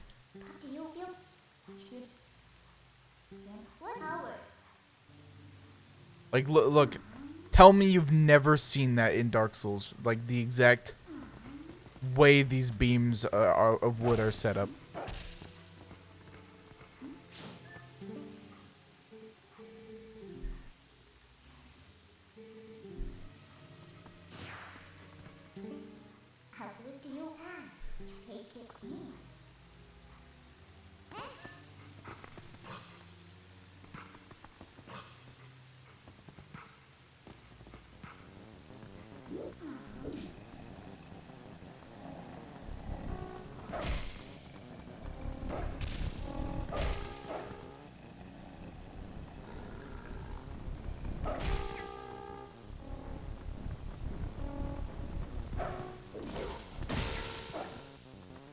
You really knocked that bird real far when you hit it, huh?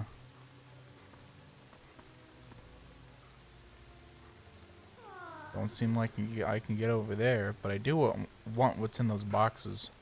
Uh-oh.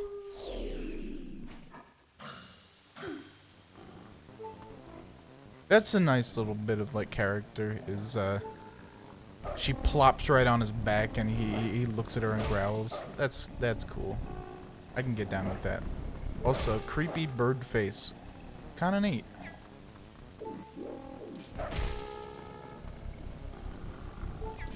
And the sounds it makes are also kinda cool. They remind me of Juice World. Juice Galaxy, actually. The game formerly known as Juice World. That's silly.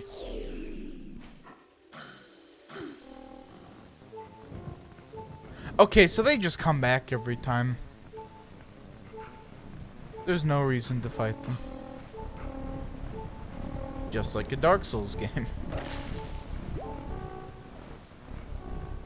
I mean, there's on a technical level reason to fight them then, but on a practical level, not always. Also, I'm dead. I'm no longer dead. This is awful. I hate this camera with all of the vigor in the world.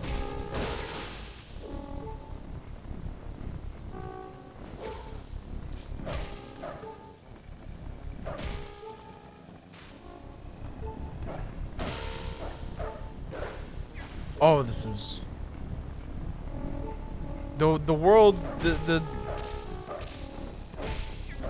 video games were not prepared for the kind of things this game is trying to do right now. Like, it just was not a thing until Dark Souls, I feel like.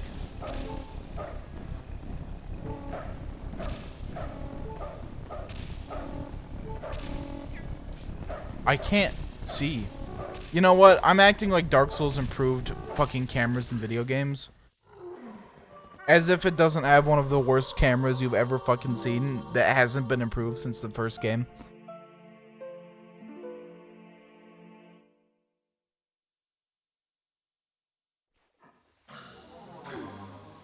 Oh, and we're all the way back here? Oh, man. I'm loving this game a little more every single day.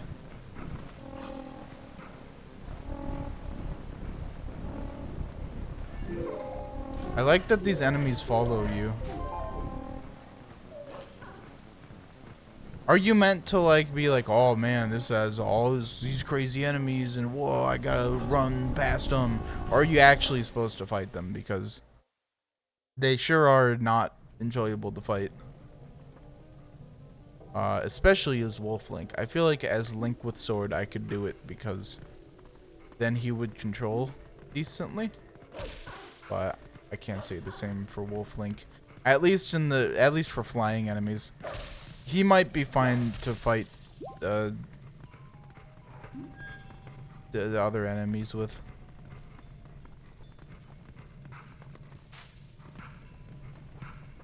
Primsef Zelga. Holy crap, Lois.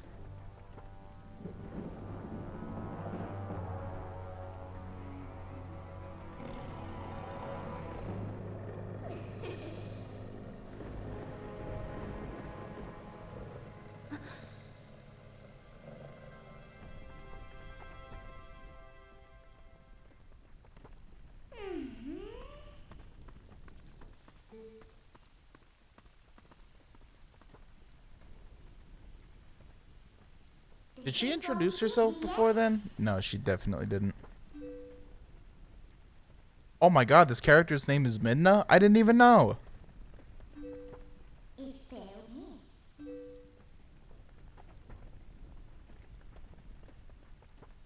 Also, why does she get to be human? And I have to become wolf when in Twilight Realm. You were imprisoned?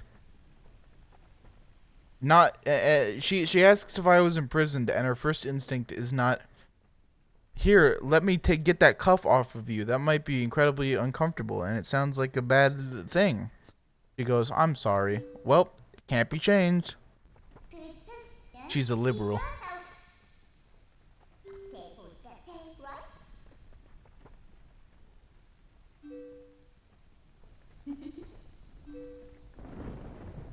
Hey, that's the name of the show.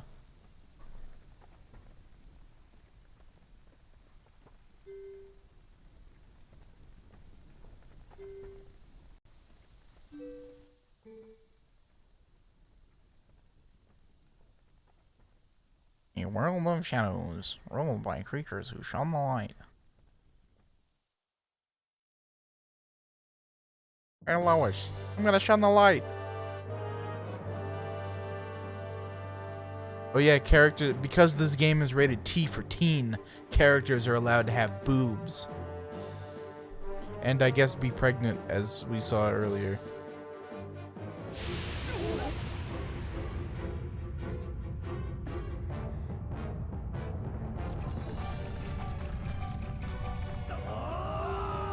That looks like bad form.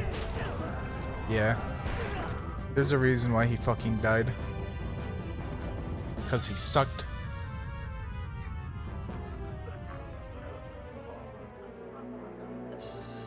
For a royal guard, they don't really seem to know their way around, fighting. Oh shit. It's the villain of this game. That should have stayed the villain of this game and not become fucking Ganon. That's one thing I know about this game, is like... Oh man, here's this really cool fucking evil guy. And then it's just Ganon. I think. I might have that wrong. I hope I have that wrong.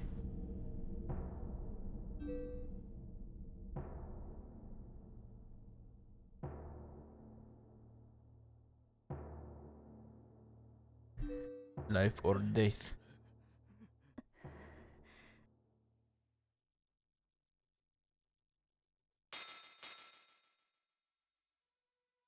Hold up, hold up.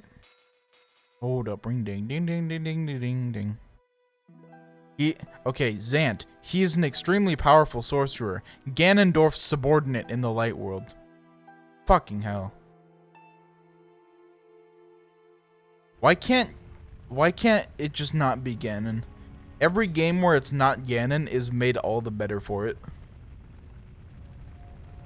Even fucking Four Swords, even those games. Just when it's not Ganon, it's just better. He's had his time in the limelight. Let it be a different villain.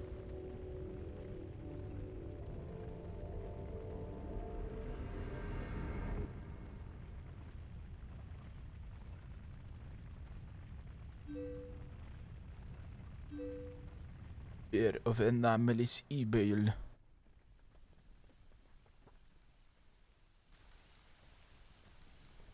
Holy shit! I was looking on fandom wiki for the Zelda wiki on fandom for like information on the villain of Twilight Princess. And holy shit, is that site ever just fucking awful? So terrible. So terrible. Oh shit, she's doing the hands behind her head thing like Tetra, which means that it instantly means that you are a casual character.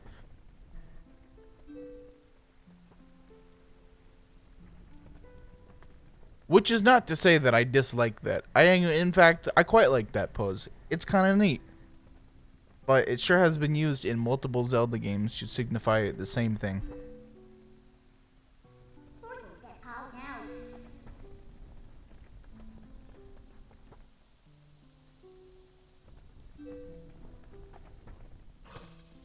Wolf Link's eyes are too far apart and it makes him look like a fucking idiot. Which might be the implication, but still. He looks dumber than your average wolf.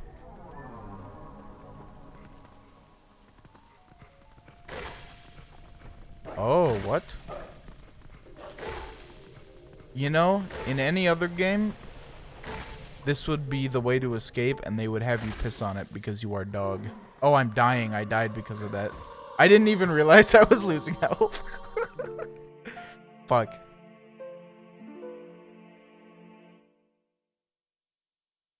Anyway, I think I was gonna say, I got distracted, but I think I was gonna say that, like, Zelda game, the story of Skyward Sword does not necessarily state that Ganon needs to be the person who is fighting Link at all times. It just has to be any incarnation of chaos or whatever the fuck it was that he got cursed to be.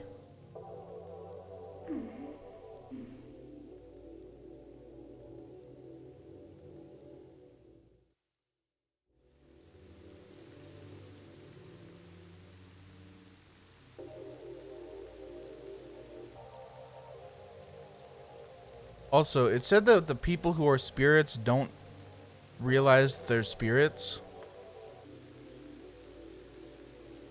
And does that not mean that, like, literally any Zelda thing ever anywhere could be technically in the Twilight world? Because you could be dwelling within it and not realize, along with everyone around you. I don't know. Seems silly. As scary as a concept it is, any time it happens where something bad is happening and no one realizes it, because they're like incapable of doing so.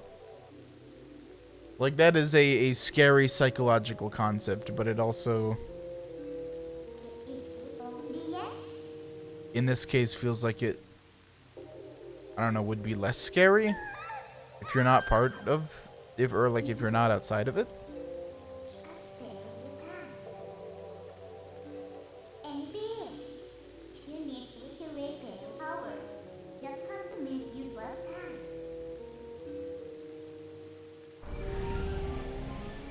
Oh, he's been taken out of the digital world.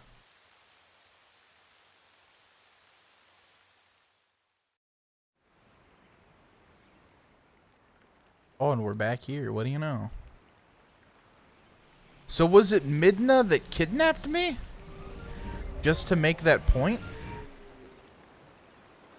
No, it wasn't. Or was it? I don't remember. I don't actually know.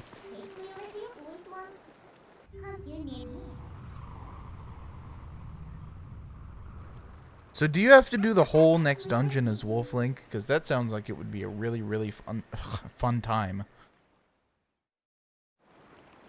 Also, holy shit, this game is gonna take a lot of streams, isn't it? I'm just now realizing. Because, like, we're 2.5 hours into this, and I haven't even gotten to the first dungeon. Oh, she's your shadow.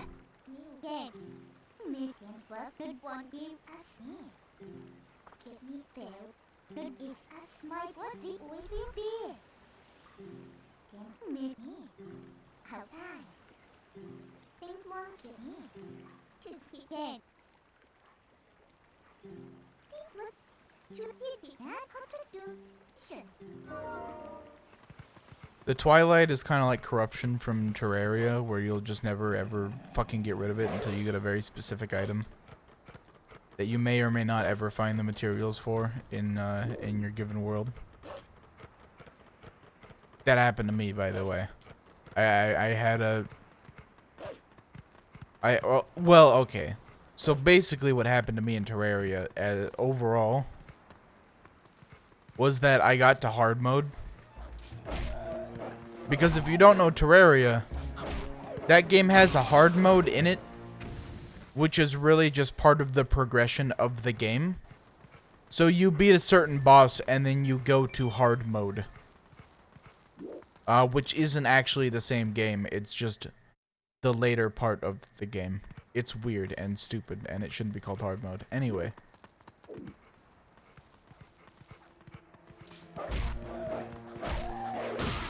That game... I was having...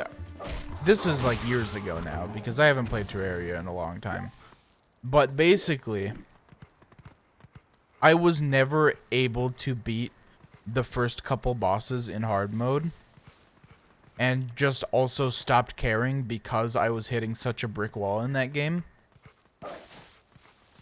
And so, I never got... I played it a lot, and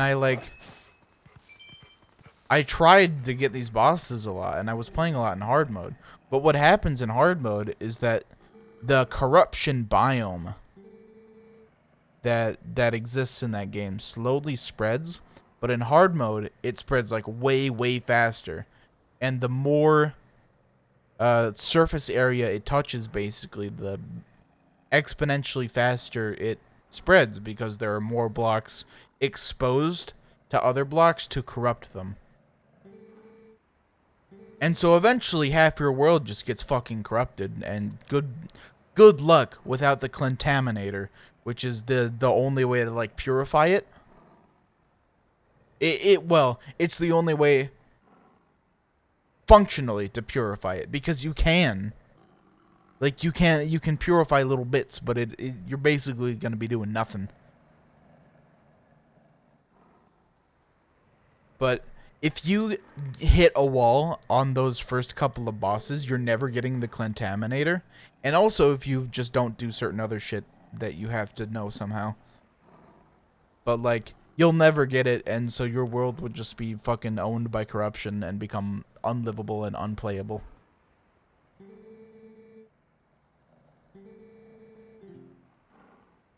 And that's even, like, I still think Terraria is a good game. I just never got that far into it because of that.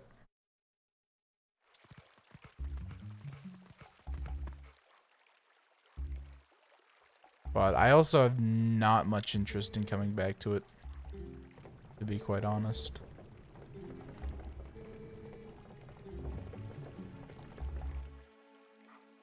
You know, that father who's calling himself a good-for-nothing, he does look like a meth addict. I feel like that's not unfitting. Can I climb? Wolflink cannot climb.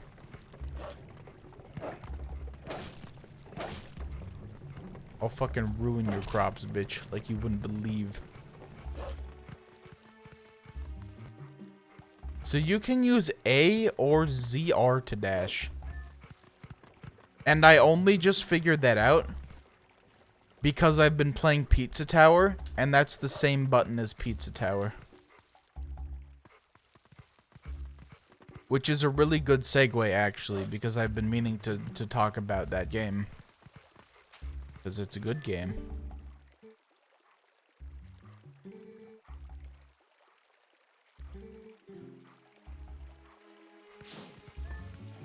Oh shit.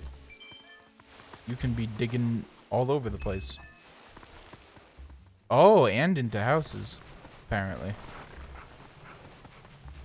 That's a really terrible foundation for a house in that case. Like, seems like a really big problem. Anyway, I played all the way through Pizza Tower. Didn't mean to do that.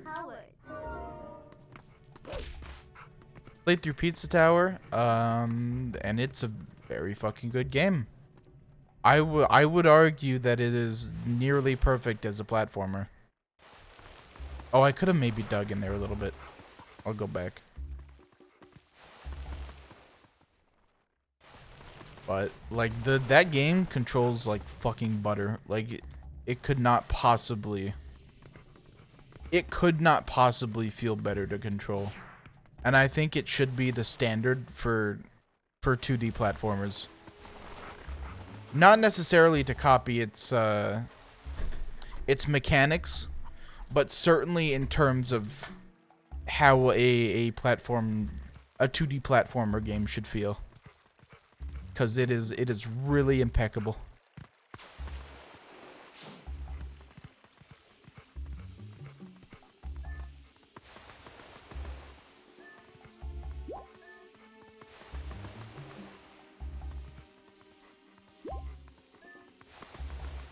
There's a lot of shit to dig. Oh yeah, notice on Link's shadow that Midna is riding it.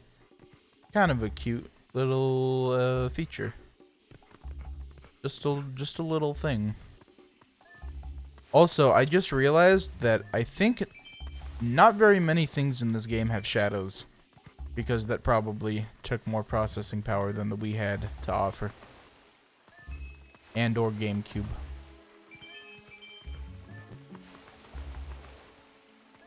I always think of this as a Wii game because I always knew it to be a game that was on the Wii and only ever played it on the Wii.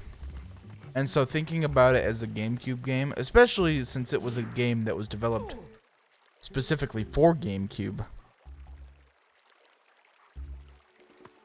is weird to me, even though that it is the case.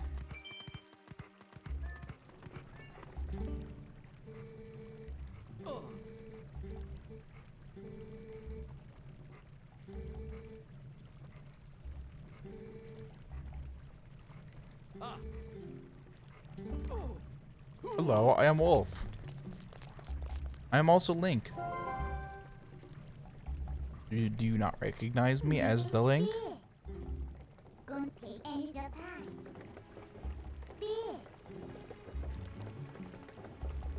They're not idiots. Okay, they are idiots, but they're idiots who are very concerned with fresh air and cooling, which is fine by me.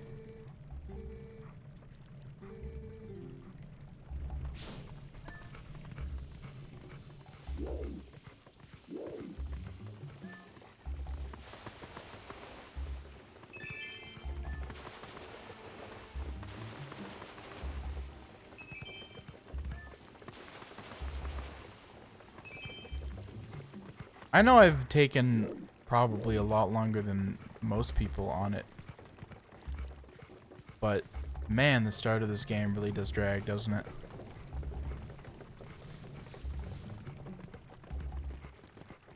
Just long. There's not even that much story that happens, it's just long. Oh, you can paddle around like a puppy dog. That's cute.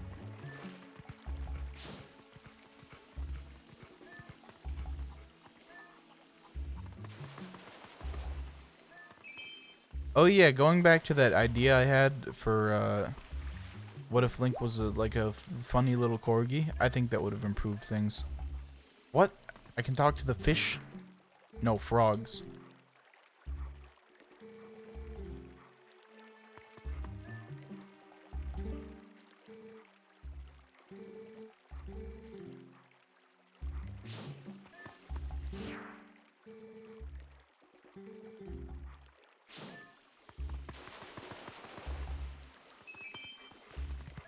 At any rate, I think that Link should have been like a funny breed of dog. Like a corgi or like a borzoi. Or oh man, what else is a funny dog?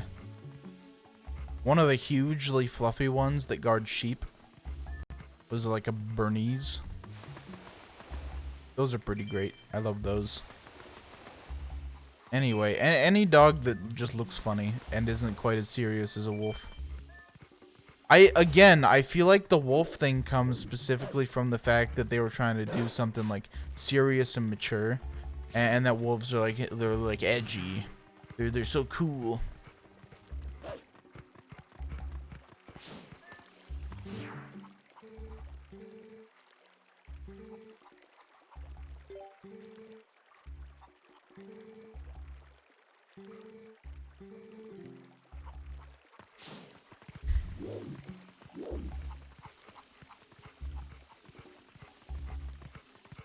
At any rate, if Link was a dog, and if he was one of those funny breeds, it would have improved the game vastly, because then he could do like the funny dog stuff. You know? Like he's a I don't know. Honestly, I don't know what he would do, but it would be better. It would just be better if he was a dog, because it would be funny and cute. And mostly I just like dogs. I think dogs are pretty great. And I would like to see more of them. Just in general. How did I somehow avoid that? Oh, that's actually sick framing with the moon. Oh shit, he's gonna shoot falcons at me. Is it gonna not attack me and then he's like, oh, Link? Somehow. No, it just does attack me. That's fair.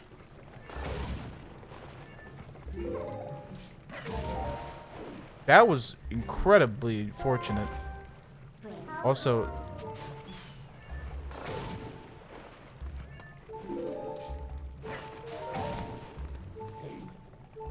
wow, that really sucks and is awful. I can't believe I will have already died twice in this game.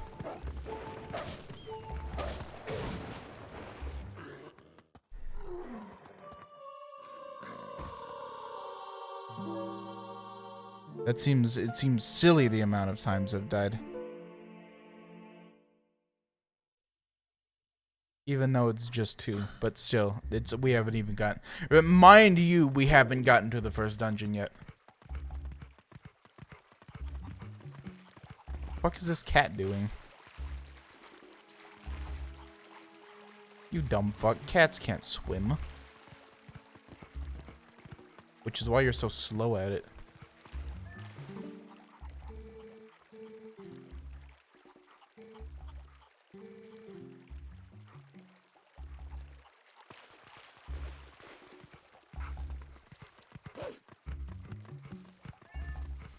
The fact that there's no dedicated bark button is also a hit on this game. It makes it worse. A ding. I'm dinging this game for that. No bark. I like that sometimes Link can just jump farther if Midna's there. Probably because he wants to kill her.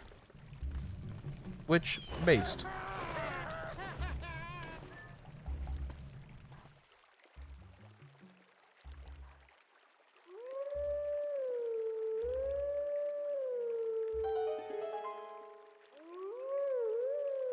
I forgot that that was a thing in this game, where he howls and that's your instrument. Can I have falcon power now?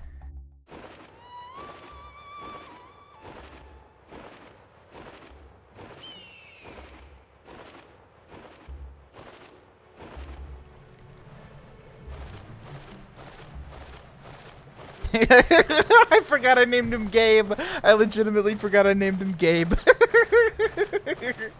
Fuck.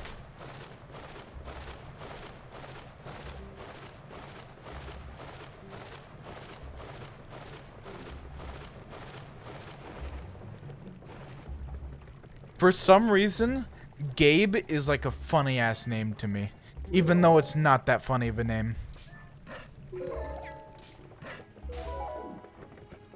I just think it's funny.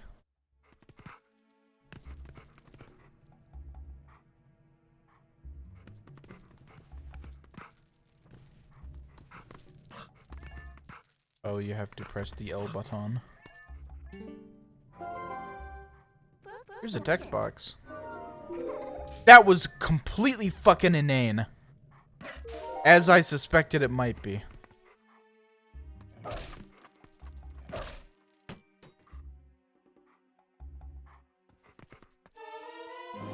Imagine the royal family orders a wooden shield from you. A just highly flammable wooden shield. That's what I'm saying. Like, why? Why do they want that? Who cares? Oh, shit. Oh, I recognize that stock pot breaking sound effect. That's really funny. Like, it's not anything that hasn't been in previous Zelda games, but because of the that sound, I'm now on high alert for dumb stock sound effects. Or overused stock sound effects.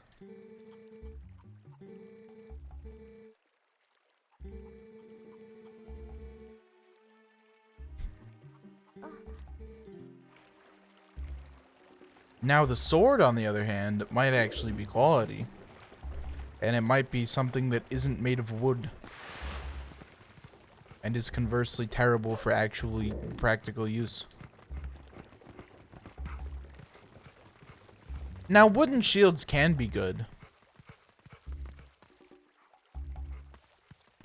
Like, there have been wooden shields in the history of shields that have been good. Good thing she couldn't see me there.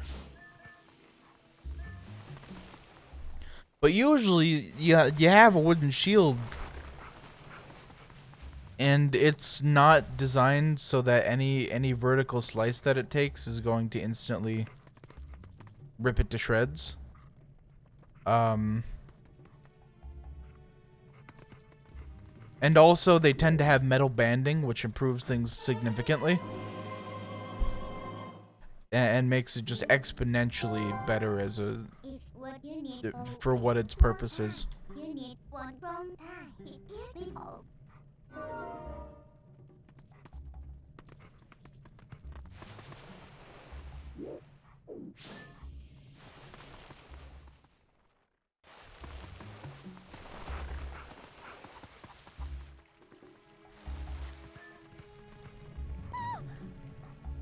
Yeah, she really couldn't see me from that far away. Jesus.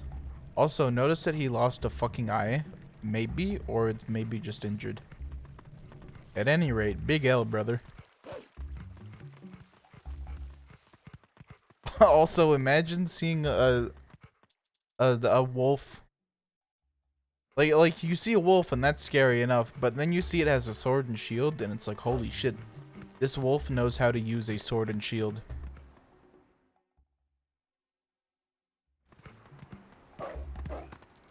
And then it just proceeds to like gore and brutalize you without using them whatsoever.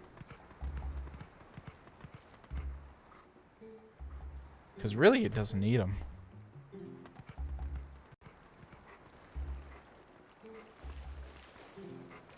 The beware of shadow. Am I gonna get turned into a real boy?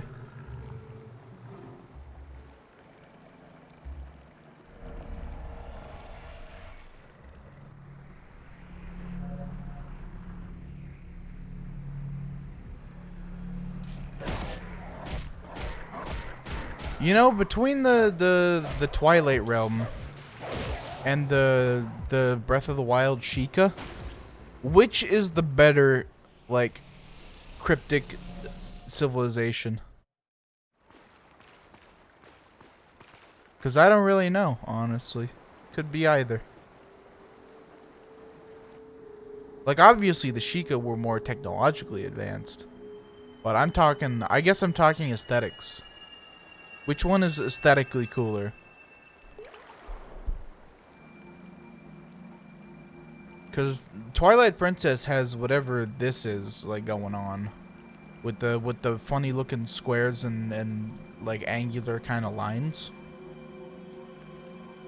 But the Sheikah have the really cool like Jomon pottery thing going on. That I think is visually like pretty fantastic. But I don't know. It's probably down to personal preference.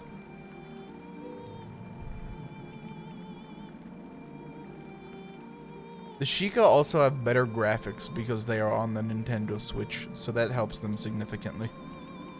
Ordona.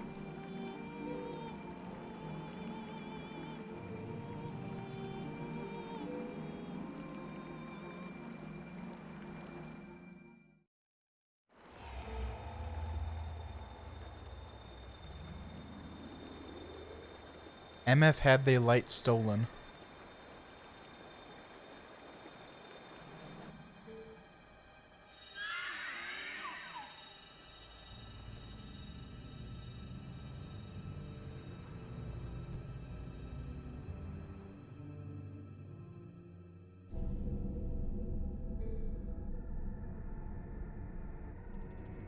Oh shit, World of Light? Smash Brothers? They knew it. That was foreshadowing. That was foreskindowing.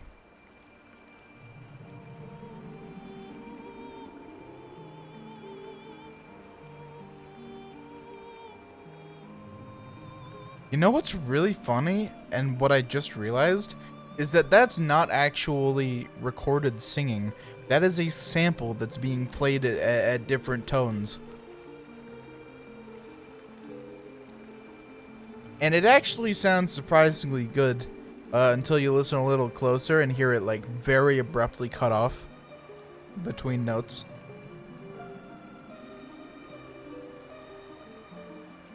It's you.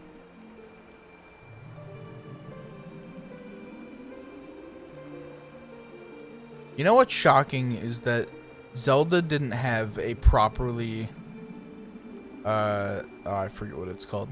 The opposite of sequenced music. It didn't have a soundtrack that consisted of that until I want to say Link Between Worlds, which is obscene, considering that they more than could have done it on Skyward Sword, but they didn't. Because up until after, like, Skyward Sword, the primary concern with stuff like that was the disk space. At which point, like, CDs were more than able to hold enough data to hold the soundtrack that was not sequenced.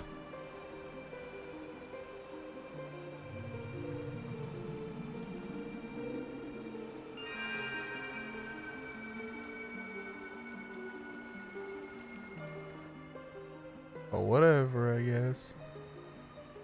It's just yet another instance of Nintendo being behind the times in a really bizarre way. As they tend to.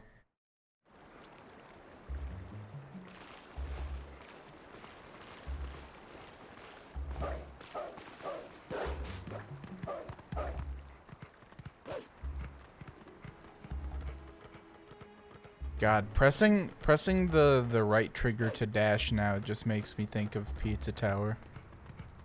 And the Pizza Tower soundtrack, which is fucking fantastic. And Lario. Which I'm only aware of as a meme because people are making YTP MVs for it and they're pretty good.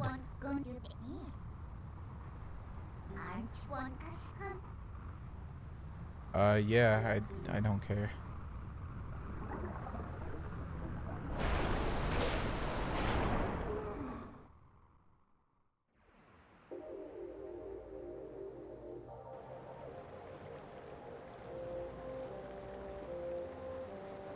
You know, I really don't see what the problem is here. It's not like all the plants are dead or anything. It's just kind of... You just kind of got squares hanging around.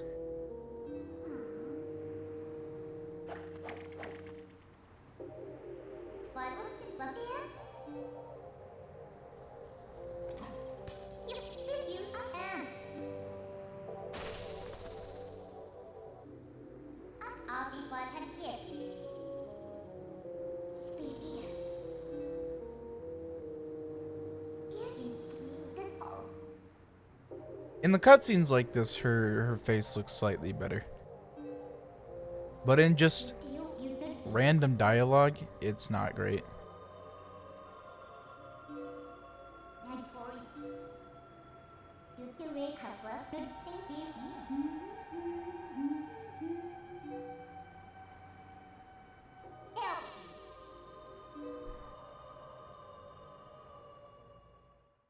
I will say my impression of the music in this game so far, and as a result of me having listened to the soundtrack, is that it leans a lot heavier into ambience than strong melody, which I think is a bad thing for Zelda overall.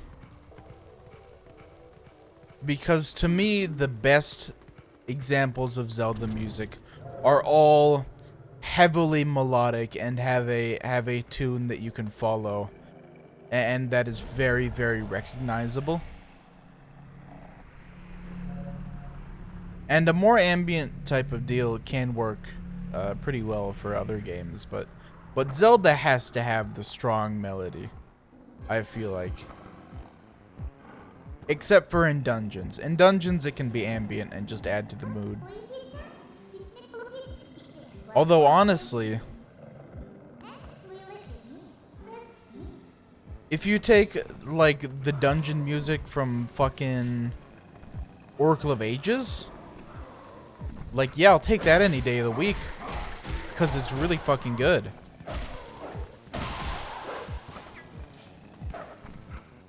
I like the spam A combat. Or spam B, rather. You can really spam whatever button you like, to be honest. It don't matter. Midna is gonna go, hey Link, they can't be killed. You fucking idiot. Good luck trying. I led you here to die. You know, the A button does really seem to be the OP button here.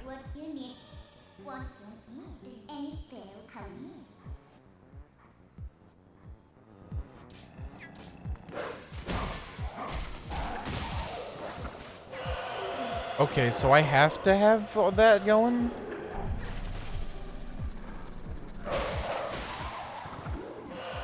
Oh, but I have to do them all at once. Alright, fair enough.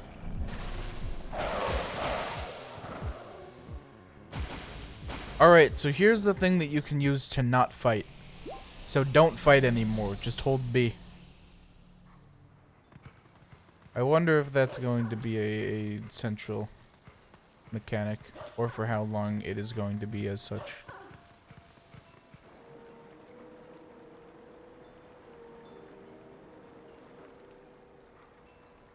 I like that for some reason it takes 2 waterfalls to fully give you your thing and your mission instead of just the one.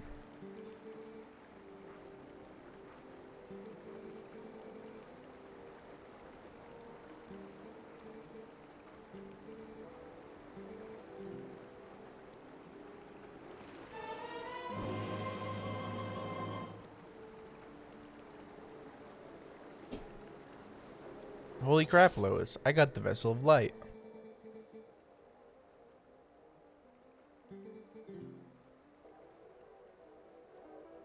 Oh, so just, you know, run around and fucking get the shit, asshole.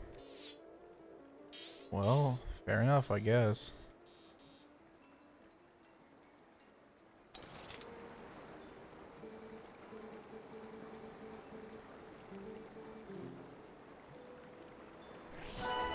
So I purify the area and then do the dungeon? I guess is what's happening here.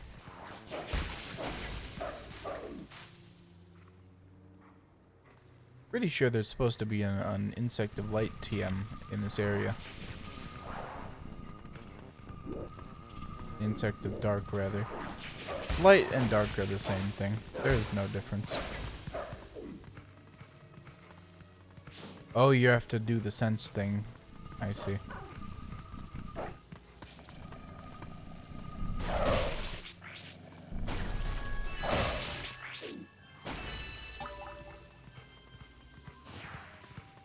Well, that's 2 of them in the bag, baby. Oh, there's another. Aw, but it's beyond the thing now. Whatever am I to do?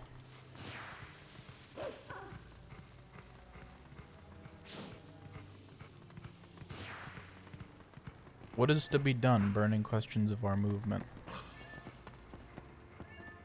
You know, I had heard that in school at one point, but didn't remember where. But I remembered it was from a history class because I remembered it was like a political treatise of some sort. But and I thought I was under the impression that it was an American revolutionary document for the longest time because all I remembered was that it was like a historical thing. But then I looked it up and no, it's apparently a sorry, I got distracted by realizing this man has a fucking boob window. Anyway, then I looked it up and was like, oh, that was Russian history. That was a paper Lenin wrote, I believe, or a pamphlet.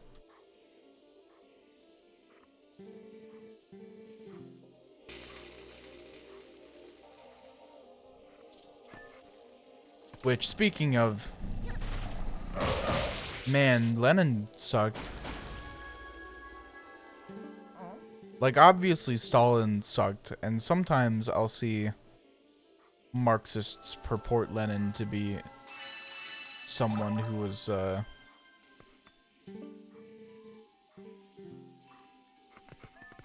who was like a good person, or had good ideas. And I will say that he had a couple. He had certain good ideas about how revolution should go. How socialist revolutions should probably go. And he sure did implement them successfully.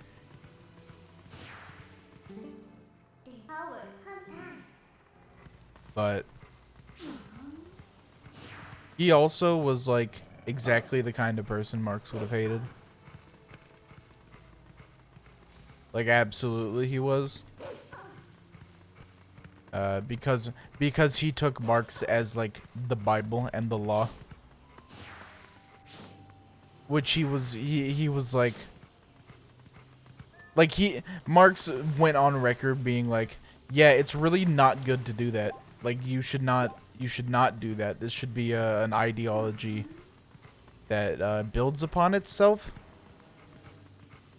And is under constant criticism and reinterpretation and reinvention.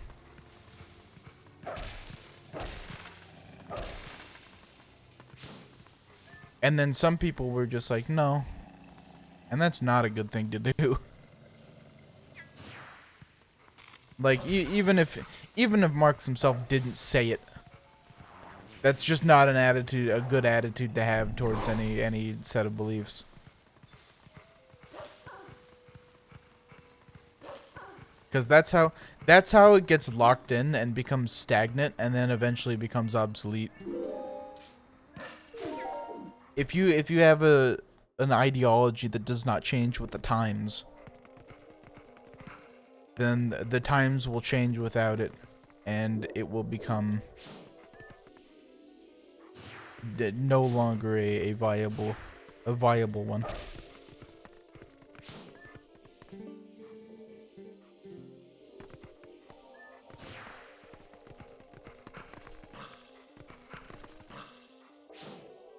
So there is no key here, seemingly, but I also don't know where a key could be. Unless, you know what? I think they just want me to fucking dig everywhere for it.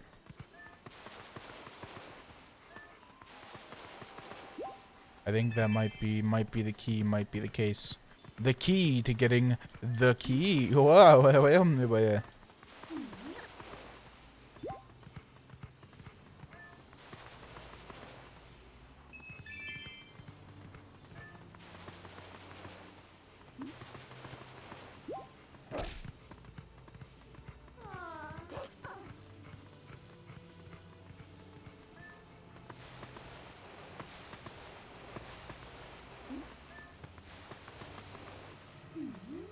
So, here's a question, why would you make this way not blocked? If you're just going to block it with behind text. Like, wouldn't ideally you just have that closed off with a gate like it was previously? Like, would that not make sense?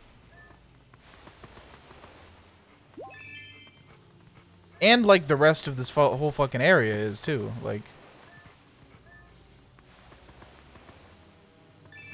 Oh, you know what it might be is maybe you're supposed to just, yeah, you just dig under this. You don't need the key. Which makes sense now that I think of it. And either way, it was a matter of digging.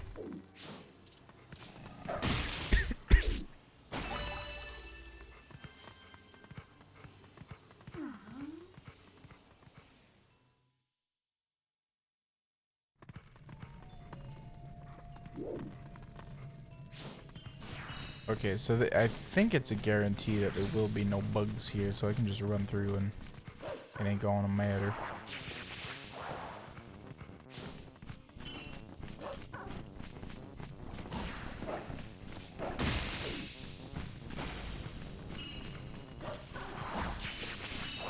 Oh, that was what was here. Alright.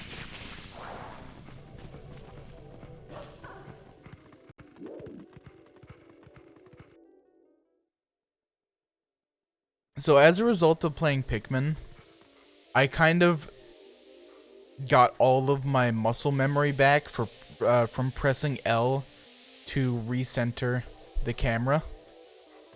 Which I realize now was not just a Zelda thing, but a Nintendo thing.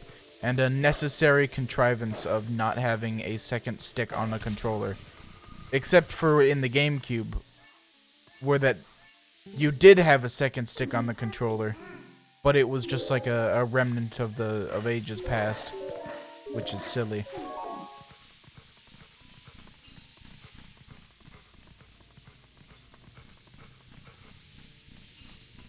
I don't know how I get up there.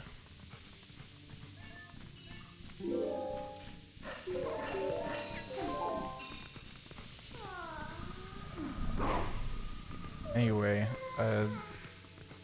so all of the muscle memory I had lost from being able to control Wind Waker and Majora freely was then regained as a result of Pikmin, for better or for worse.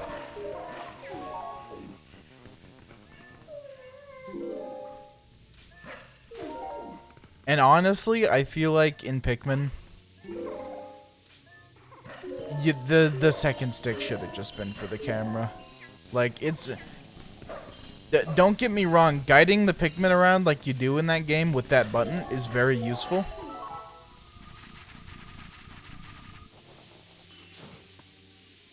Oh, fuck, I missed some at the entrance to this fucking place. Oh, that sucks.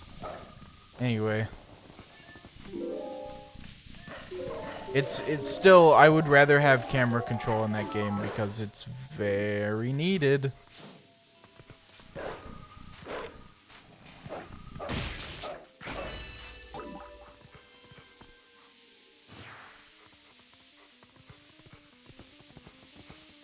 Well, now I gotta go all the way around because I forgot to check the map. Also, I missed one in the middle of the swamp anyway, so...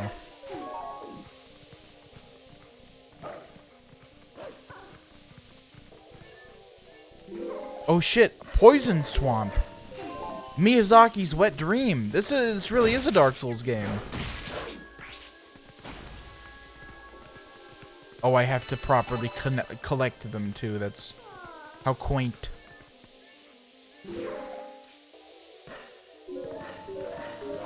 I fucking missed one at the entrance again, didn't I? Or maybe not. No, I didn't. No, I didn't. That's fortunate. Also, I like that those enemies are there for no absolute reason at all, except for if you aren't mashing the A button. But why would you not be? See, I stopped mashing the A button there, and it was a disaster.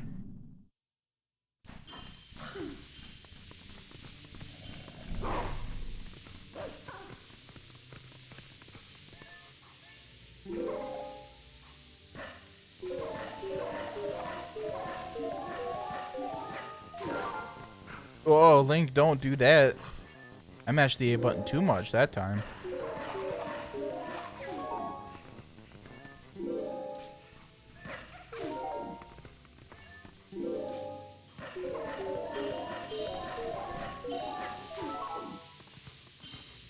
Okay, now it is time to,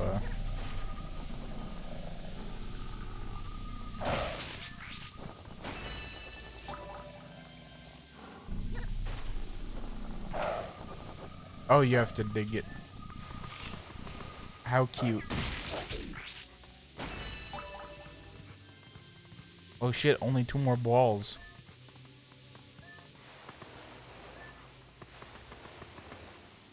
I think the digging squares should have a little wider of a radius. It's too easy to just dig next to them on accident. Kinda sucks. But that is a nitpick.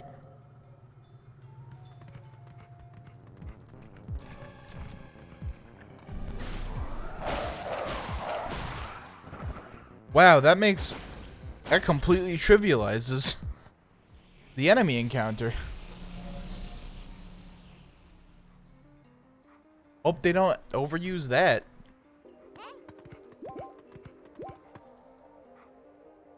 That seems like it's in a place where it's not supposed to be, in my professional opinion.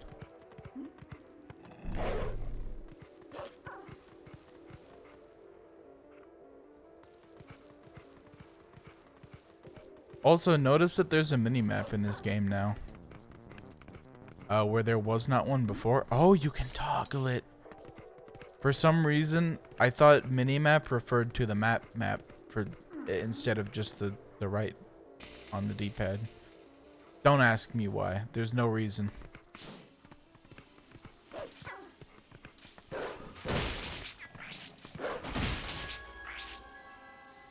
Also, the shadow of that monkey feels like it's true to how monkeys look in other Zelda games, weirdly.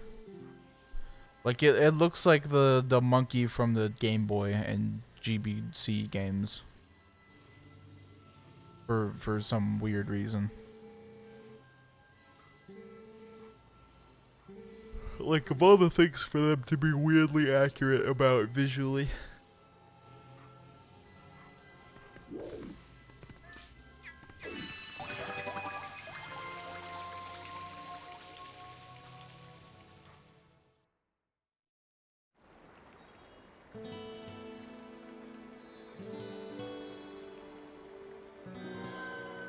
Oh shit. Light people be like.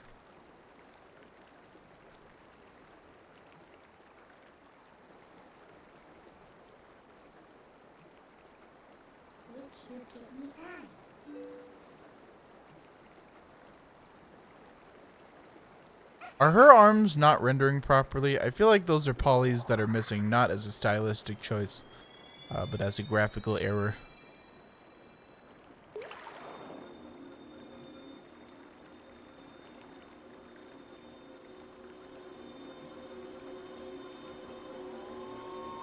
Oh shit, a monkey. Oh, that's the other spirit. They're two different spirits. Is that two different provinces? Like, are Faron and Ordon two different provinces? I guess so, which I hadn't realized. That seems a little small to shove two different regions into, although it's not like that's not realistic, because you look at fucking... You look at any two places in the world where the countries are very small and you go, oh yeah, no, that's the thing that really happens.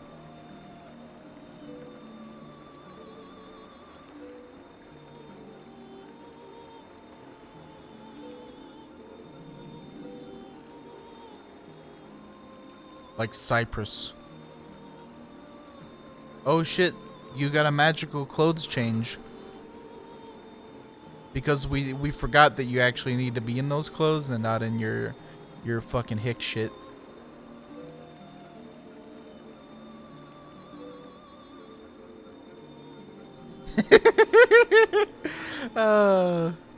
There's no reason the name Gabe should be that funny, but it to me it's just like the most average white boy name, or one of them.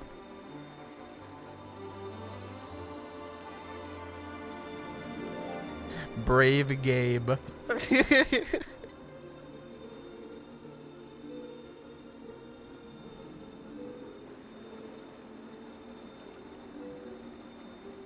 By any who dwell in the light.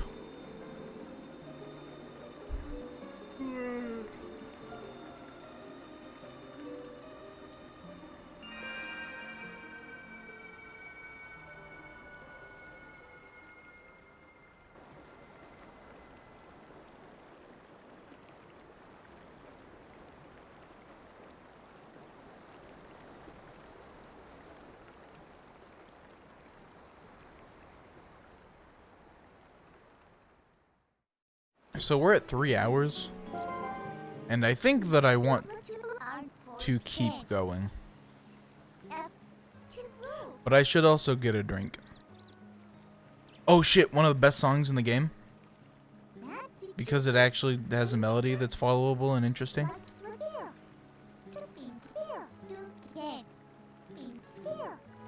Yeah, this one's so good.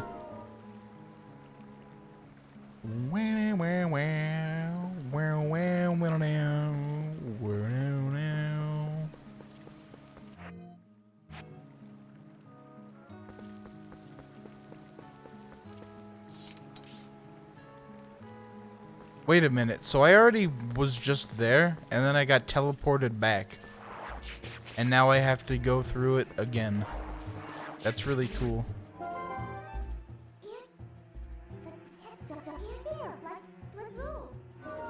ZL? Oh, I get it. Wow, Link with a real metal sword. That's crazy. Feels like an accomplishment.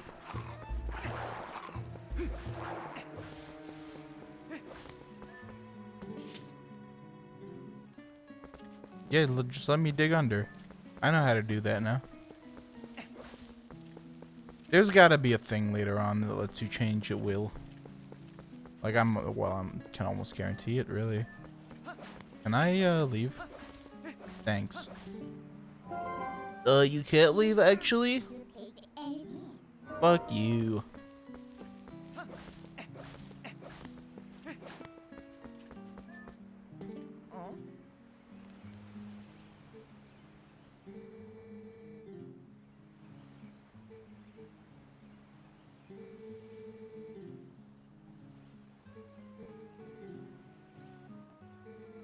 I like that he has a bird. A funny bird fellow. Although I guess it makes sense. Yeah, oh, his head is a bird's nest. That's the joke. He has like a 15 head also. Notice that.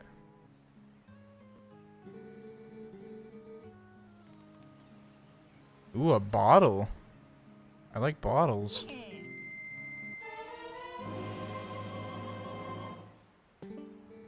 Wonder how many bottles are in this game.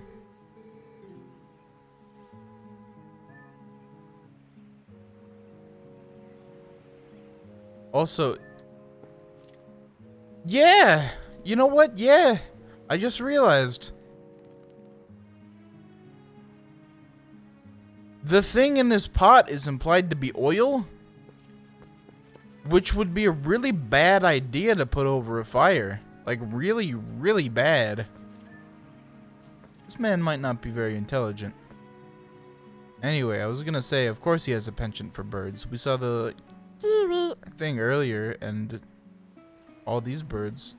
Very, very nicely polygonal birds, by the way. Let me get a zoom in on that. Oh, man, look at... Oh, they have so few polygons. They're adorable. God.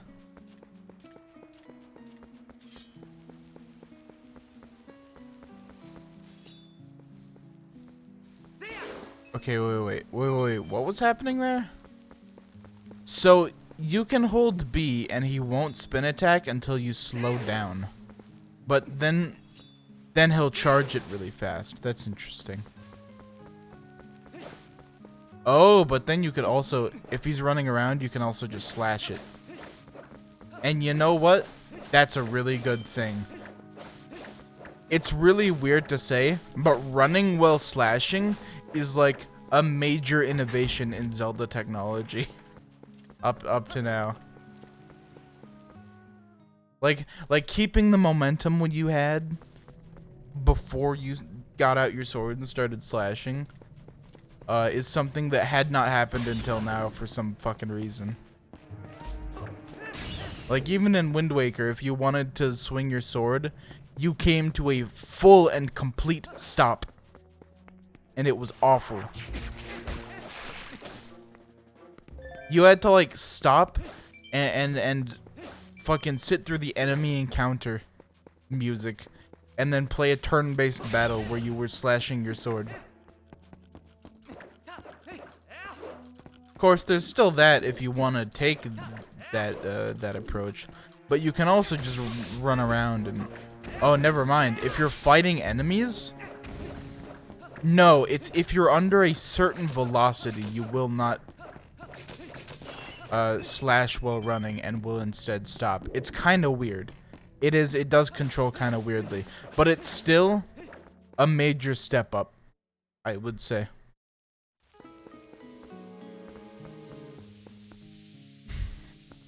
So once I get to the dungeon proper, I will BRB and grab a drink. But can I run in this shit? No, that's just die.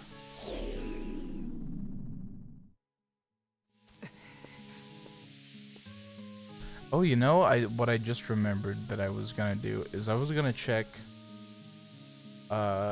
my followers, because last I checked, we were getting very close to 50. And so if I just reached it, that would be pretty dope. Twitch.television.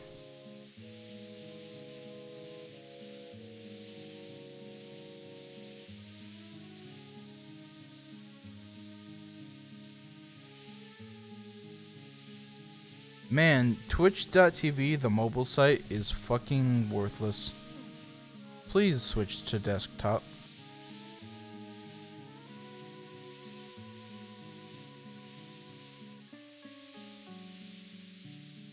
When I say switch to desktop, I mean not m.twitch.tv.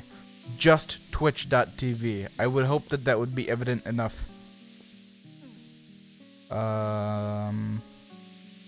Charnel. Hold up. Oh, I've had 50 followers for quite a while. I'm at 55 followers. Well, that's cool. Consider this the 50 follower celebration.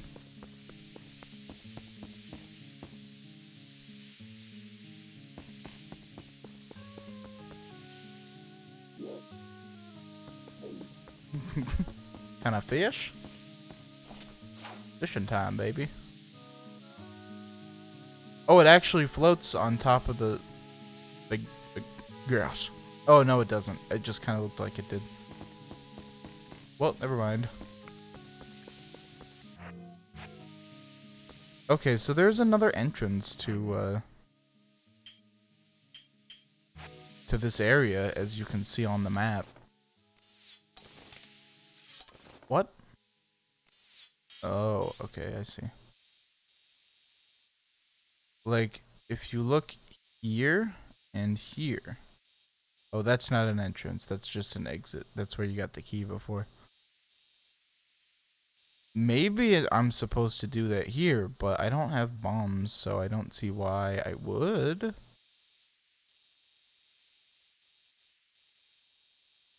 Man, this game... Now that I'm looking at it, this game might be a pretty big game. All things considered. I don't know what I've gotten myself into today. I think, fully. Yeah, wait a minute. Also, he gave me the key to this fucking area, so of course I'm supposed to go this way, right? So what is it that I am supposed to do? Got any fucking ideas? Oh, I see. The light illuminates the fog.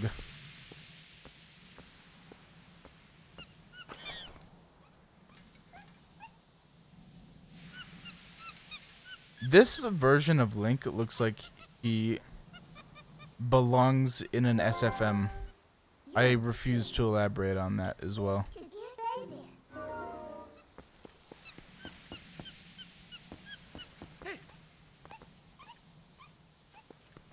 You know what it is that I'm pretty sure that the model that people ripped from that game and that people use in like SFM and a bunch of other stuff is just the Twilight Princess Link. Can I go over here? I want to go over here. I noticed that there's a chest there. It seems nice. But yeah, I remember I had a mod that replaced certain... It might have been the banded leather set in Dark Souls 1 with Twilight Princess Link. And that was fun. I liked using that. It looked pretty good too, like surprisingly so. And so I had, you know, I should have been doing it in a way that like made sense. Like I should have been using a like just a basic straight sword and shield.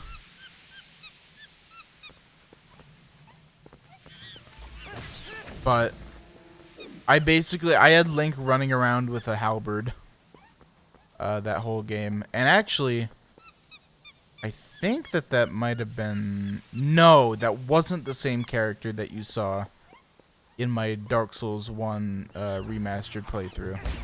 Because this was on Prepare to Die edition before the remaster came out.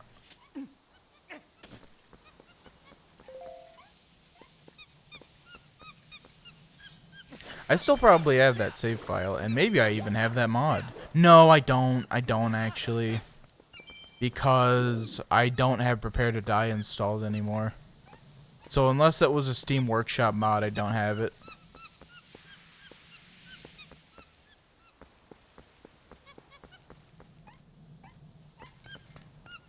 Why did I have to follow it the extra, like, 2 feet? Up to here instead of, like, here. That was silly.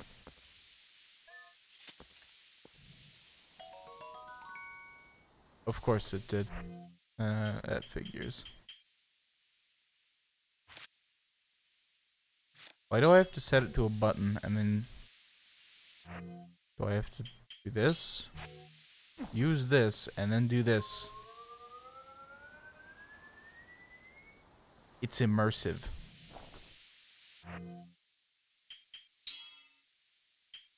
My guess is that they just didn't really want to implement a system to just do it in the menu. And that it also probably wasn't a concern and also probably wasn't a common thing of the time.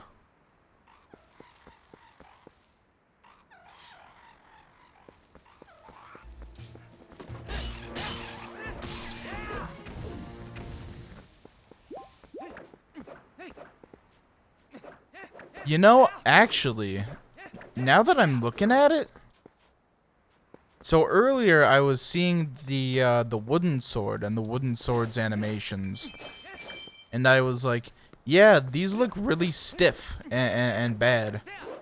But you know, that might have been intentional, because I think they're different for this sword, and I think they're smoother and nicer because he's more experienced now, which is cool. And also because the weight of the sword will be different and just naturally make your movements look more natural. Which, surprisingly based. If intended, at the very least. Oh shit, a puppy dog.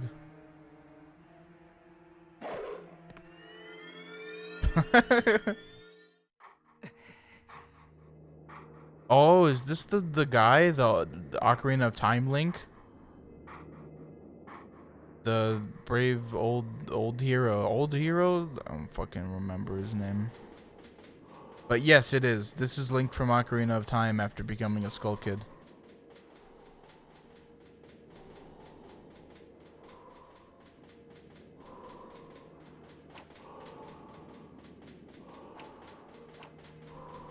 I really like the little turn of his sword he does. That's pretty sick.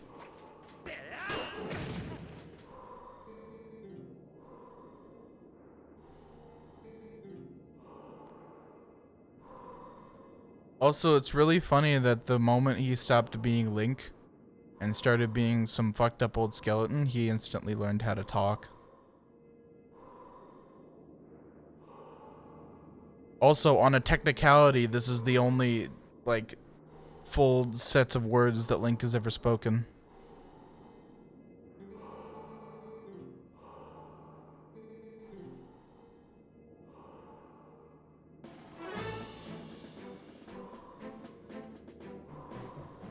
Oh.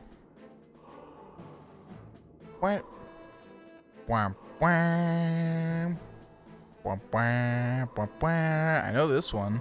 This is, again, one of the better songs in the soundtrack.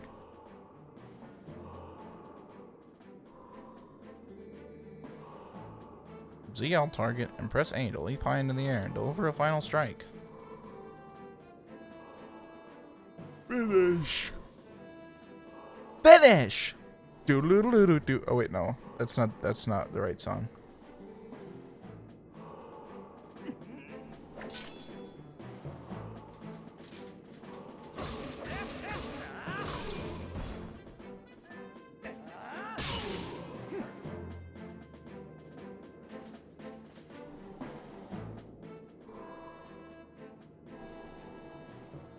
Shit, I forgot what the song is after you play the minigame in Mario Party 2. Shit! That's kind of bothering me. Cause there's a very specific song that it plays after it goes, finish! Or maybe there isn't. You know, it might just play the sound and then it go back to like the... No, because you have the results screen. I don't know what the results screen music is in that game. I forgot. But I do know Duck Shoes. Because that's Also,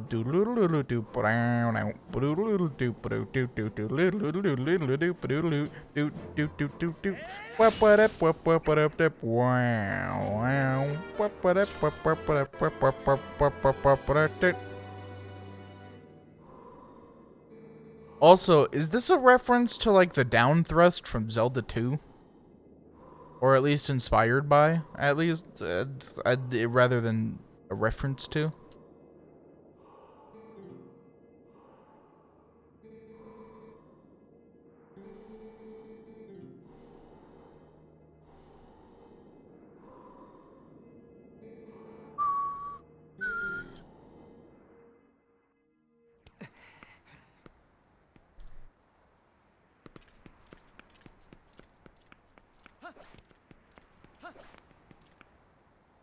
This area still looks really cool.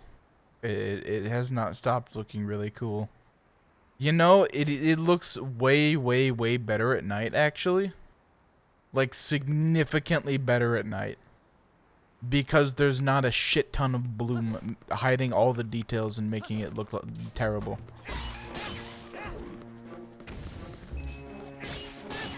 Like, I really wish the Twilight Realm didn't have as much bloom as it does, because it would look significantly better. But then it also wouldn't be recognizable as the Twilight Realm, I guess.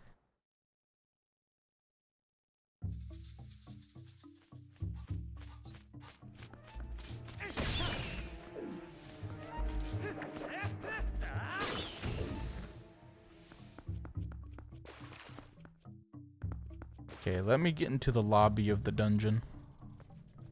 There's always the run-up hallway, and then there's the lobby. And this is it for this dungeon.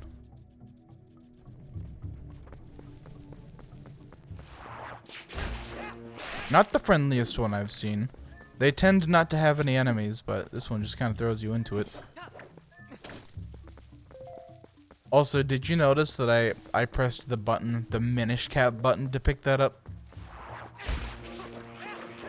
I pressed R.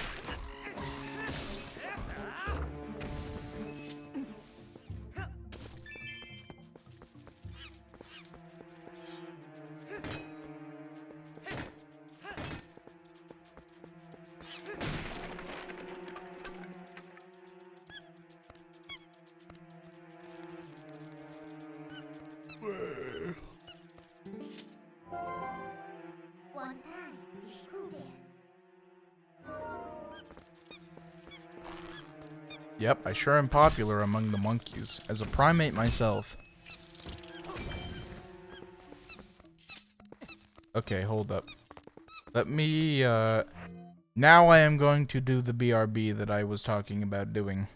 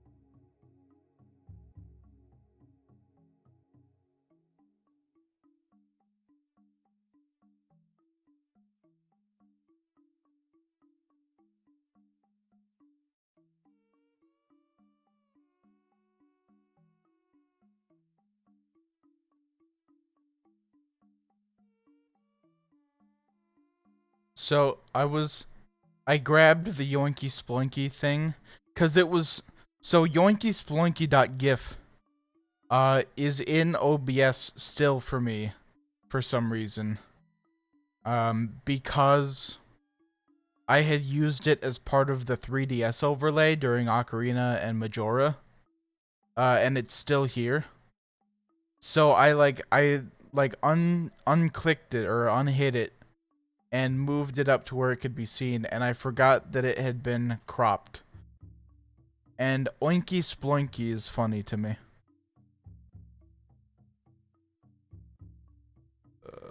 Can I please crop it again though?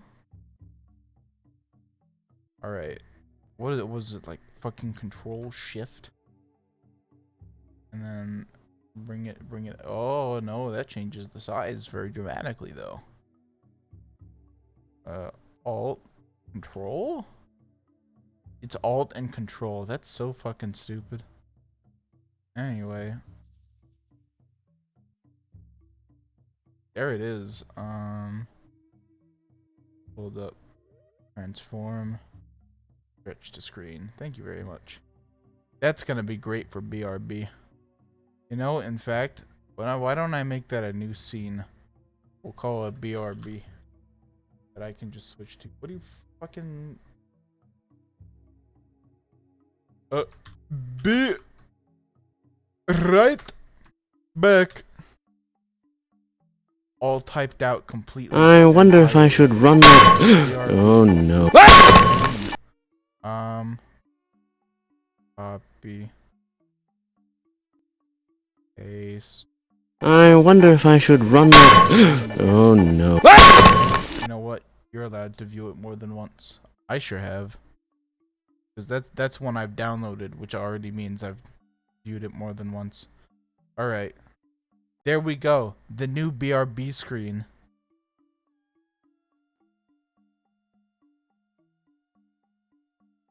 This is official. There it is. You know, the problem is that I really like it being shitty and off-center like this, because that's the absolute default when you put text in OBS. And it's really funny. It's for some reason really funny to me. Like if somebody knew OBS, because of how low effort it would be. Like I didn't even bother to center it or fit it to screen. Yeah, you know what? It's gonna stay like that. It's gonna stay. I wonder if I should run that. Oh no. Okay. And now I need to remove this from existence. Alright, here we are. Anyway.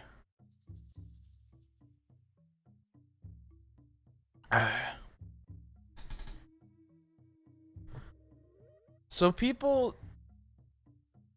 as I've mentioned multiple times, people really like this game because it is Zelda attempting to tell a more mature story and be a game that is tailored for the older generations of Zelda players. That's a glitched ass rupee. And according to many people, it succeeds, and I don't know how true that is, but according to many, it does. I will reserve judgment for after I finished it. But then I was this is all stuff I was thinking while getting the drink. I was like, Nintendo is or I mean not Nintendo. Zelda is a series where you can do that, where it can be tailored towards being a silly adventure game that you can enjoy with your friends or just on your own as like a fun little thing, or it can tell more serious stories like in this game. And I was thinking, man, not every game series has that luxury. Also, is this implied to be related to the Kokiri Forest in one way or another? Because that sure is the emblem. And these sure are similar doors, I feel like. The Ocarina of Time. Anyway. Then I was thinking, like, not every series can do that. But some sure do attempt it. And the first thing that I hopped to was, like, Sonic. Because Sonic sure does like to attempt to tell serious stories with its characters.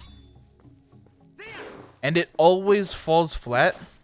And that's because Sonic and all of the character designs in Sonic are fucking cartoon characters that cannot be taken seriously as an innate result of their design.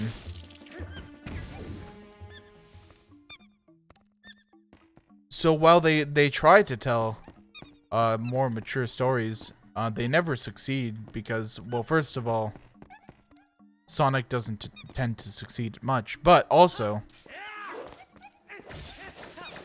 because it's just not a series and a structure that supports that in any way that's good.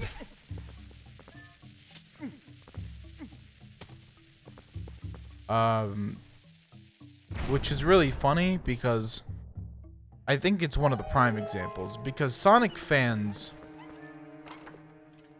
very much want to take Sonic seriously for some fucking reason. And maybe as a result of that, but maybe they kind of feed into each other, the Sonic devs also seem to want to tell serious stories with Sonic, which is just not something that's ever gonna happen because it's fucking literally Sonic the Hedgehog.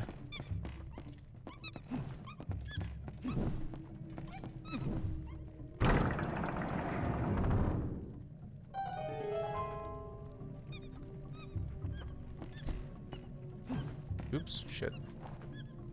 Am I gonna get the bow in this or what? Yeah, that's gotta be it. Because then you shoot through that after you get the bow.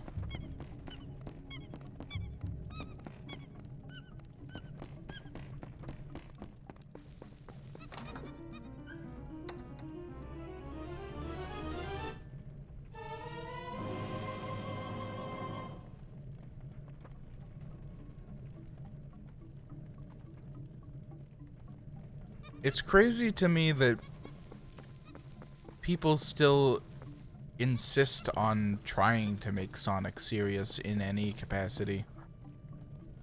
Because the whole design of Sonic is silly and stupid and doesn't work for trying to be serious in any capacity or even emotionally resonant.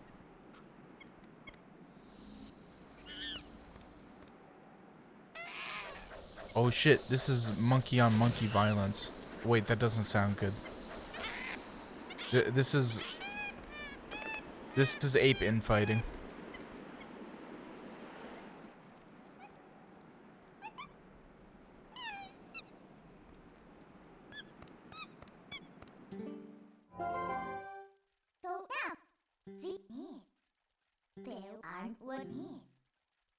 At any rate, the Sonic is... I don't know. I don't even know. I think it's because Sonic is a known territory of autists all about the world. That they would take something so... Take something so lighthearted, so seriously. And then because of the demand to see something serious from those people, I think then the devs also turned towards that, and from then it's been like feeding into each other since, when it should never be. Sonic should never have a serious or thought-provoking story attached to it. It's just not the place.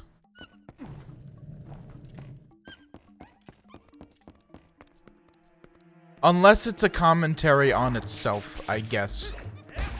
That's the one circumstance where I think it could work.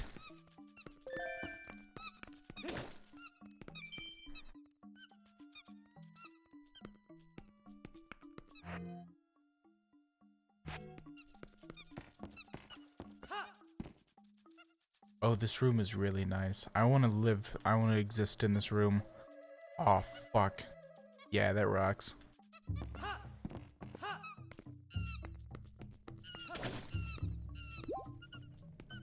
The other thing I thought about during my, oh, can I push it off? Hold up. I gotta find this out. The other thing I thought about while I was getting my drink is the, oh shit, I can. On TikTok, this is an old trend probably by now, but for a while on TikTok, there was this fucking account, and I'm not even on TikTok, but I just heard about it. But there was this account called Undertime Slopper, and it became notable for having a watermark at the end of each TikTok of a guy saying, "I love underlime slopper," and he like said it wrong, and they thought it was funny, so they just started putting that at the end of every video. But basically, what the account itself is, oh shit, that seems like a mistake. That seems like I've made a mistake. What the account itself is like trying to do a storyline about somebody's woods. I fucking forgot. Anyway, it doesn't seem like it amounts to much. But what it is empty, like, aesthetics for the sake of it, without any actual substance to it. At least seemingly to me. Because it's what it does. I think the thing they're known for is they use AR shit to make like 3D objects appear in the real world, which is really cool, and I like AR a lot, and I think it's very, very underused as a technology that we have available to us, both in terms of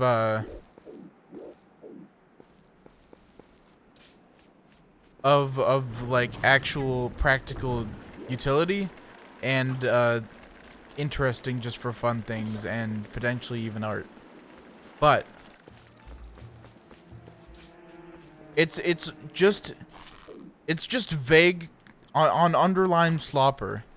It's just vague cryptic shit for the sake of it, and it feels really empty.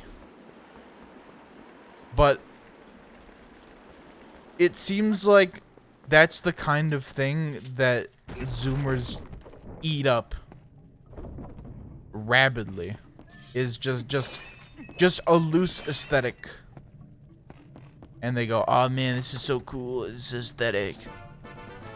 And I can't say that I get it. Because I would rather have there be substance. And have there be like a theme underlying or storyline or something. This seems like a place that I cannot go. Oh wait, but I did get a key. So you know where I can go is the place with the key.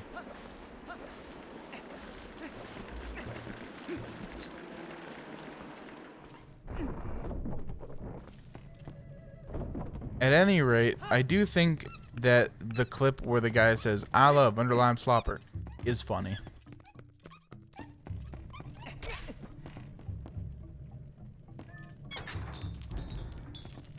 And it's stupid that I find it as funny as or no, not even funny, I guess. More just memorable and like a brainworm thing. Because it's really fun to just say, "I love underlime slopper," and like think about it. Because every once in a while, it's the kind of thing that just pops into your brain.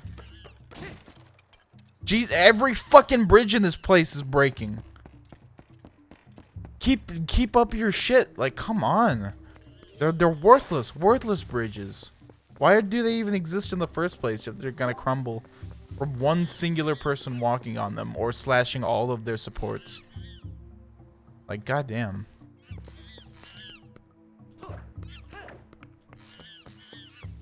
Maybe I should just shoot a slingshot at it and torture it.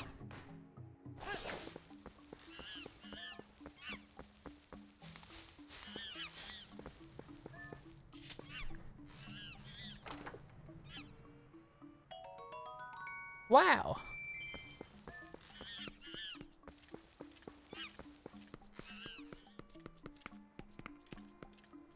What if the guy had instead said, I, in a general sense, dislike underlime slopper?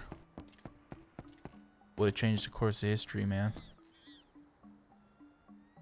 You know what I like in Dark Souls is that sometimes a thing, like a bridge collapses like this, but then you're able to climb it. Sometimes even to get to brand new areas. But it turns into like a ladder. Actually, you know what fucking game did this is Wind Waker. Like, that's the thing that happened in Wind Waker, I remember now. After, at Dragon Roost. Also, is this fucking game teaching me how to roll 4 hours in?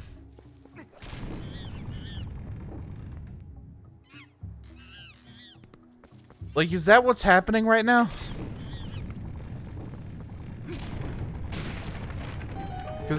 Cause it seems to me like I'm still in the tutorial. And still learning how to play the video game 4 hours in. Which is fucking obscene. Not even JRPGs take that long. Actually, JRPGs tend to be very, very succinct with their tutorials. To the point of being an issue, actually, sometimes.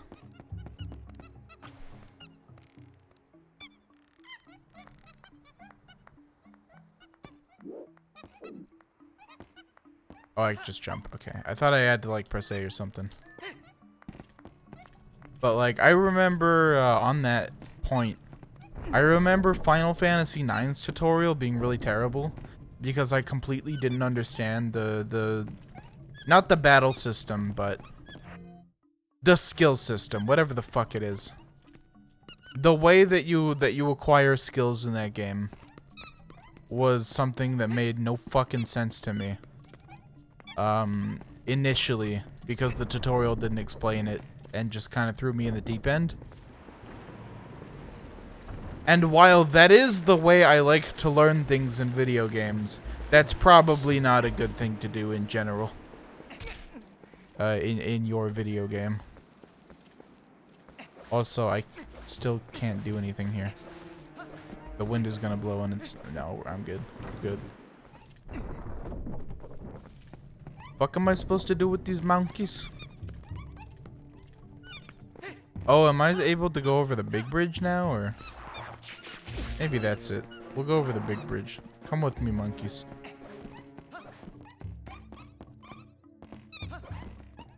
Speaking of the big bridge, and speaking of Final Fantasy V, Battle on the Big Bridge. That's the song. Oh shit, oh shit, the Uku! Fuck, we're about to be cursed with unknowable knowledge.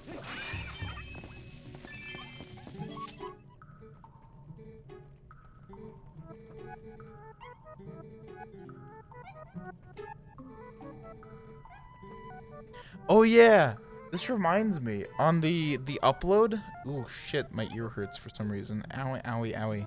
I think I've been wearing headphones for too long, and it's sore. So, on the Twilight Princess, the upload of the Twilight Princess soundtrack, or the playlist, I guess, from this specific uploader, there was somebody who on every single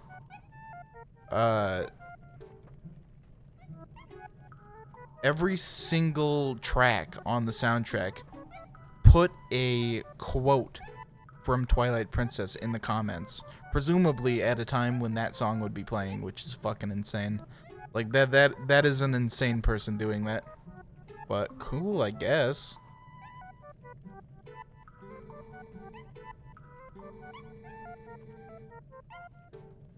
Oh.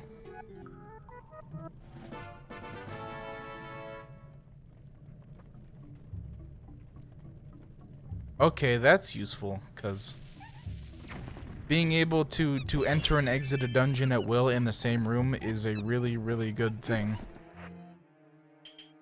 So I can just use this anytime now?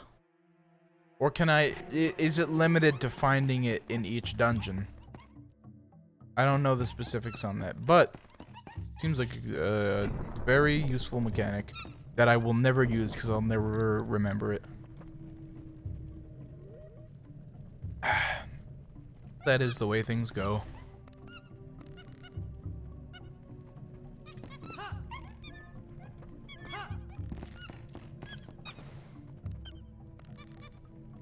Oh, I think I might have been able to go here the whole time and just never did.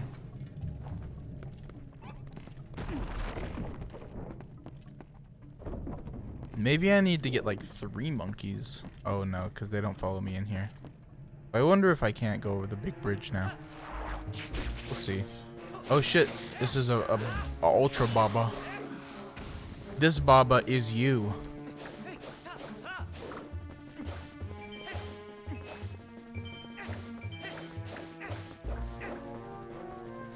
This baba does taxes.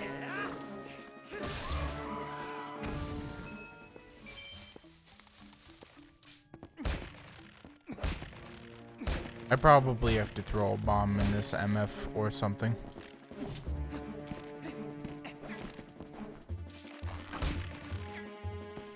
Maybe I can fish it. Nope.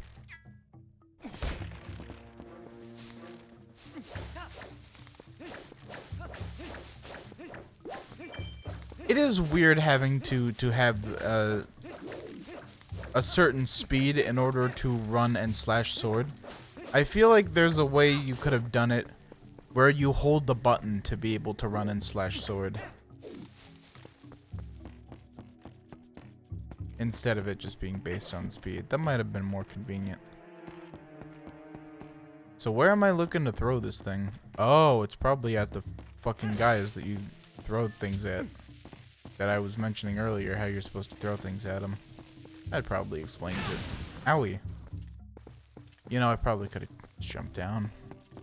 Might have been faster. Actually, never mind. However, I can drop it right here. If I am not too slow. You're too slow!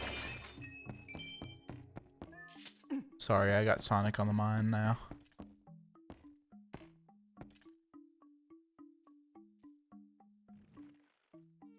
Did it eat it?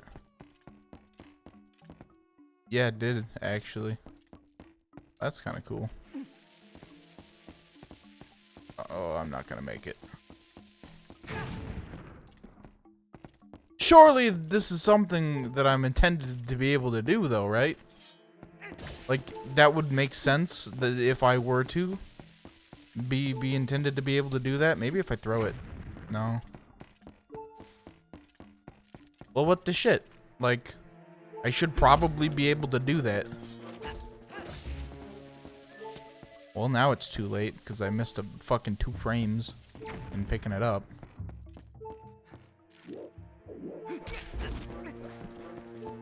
Previously, I was just able to pick it up without having to slash it. Don't know what changed there.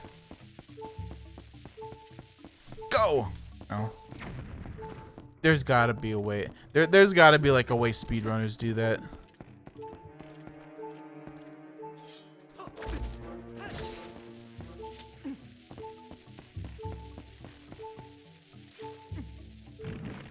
Oh, okay. Targeting might be the way to go with this, huh?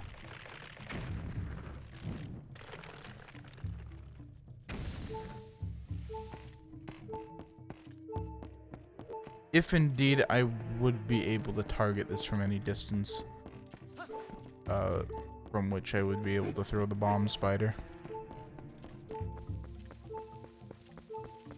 I think you're just required to have bombs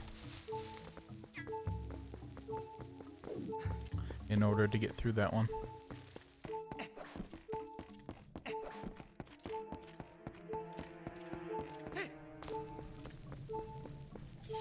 Can I have a heart, please? Yes, one of those.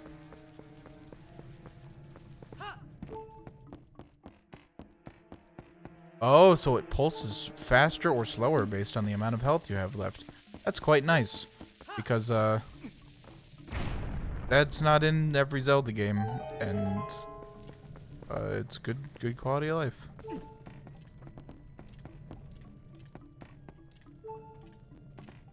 This dungeon has a lot of rooms, doesn't it? I feel like for every fucking door I enter, there are now 2 more.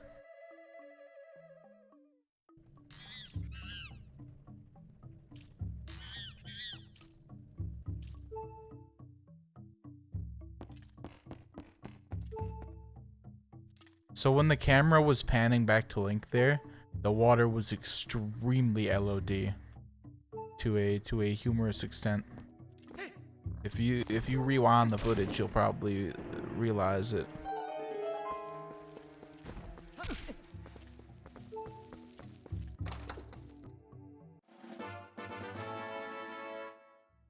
You got a small key.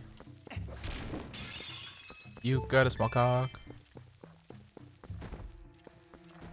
Oh shit, you know what it is?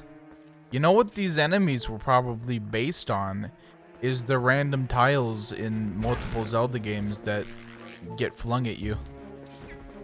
So is it possible for me to kill them, or do I just have to avoid them? There totally is. Look at this. Tell me this isn't a pattern that's been used in a Zelda game before during one of those sections.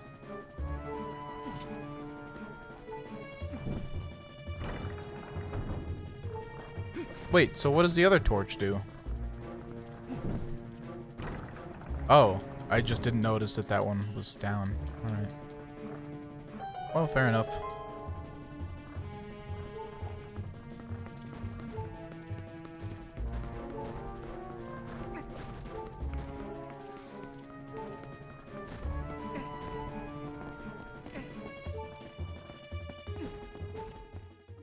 It's interesting that there doesn't seem to be a dedicated crouch as there was in Wind Waker. Oh shit, I found the first person view. I've been looking for this thing. I hadn't clicked in the sticks yet.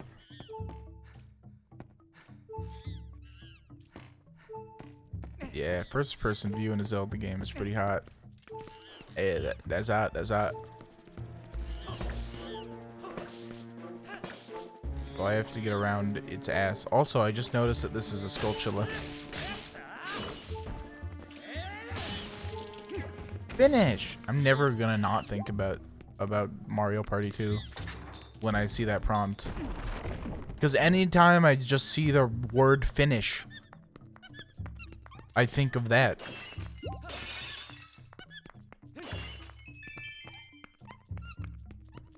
Even if it's the nationality, fucking hell.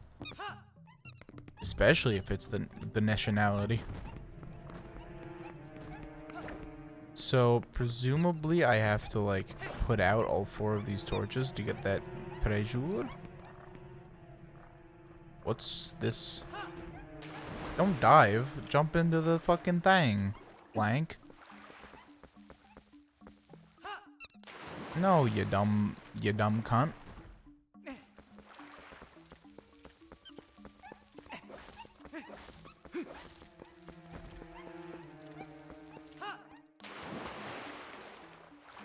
You dog cunt. Fucking VB Longneck at 6 to 8 in the fucking morning. That is a premiere video of the internet. Holy shit.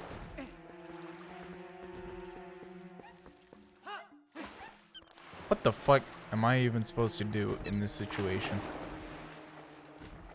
Actually, I think it's nothing. Because that's not even the way you're supposed to get up there. I think. Yeah, no, it's not.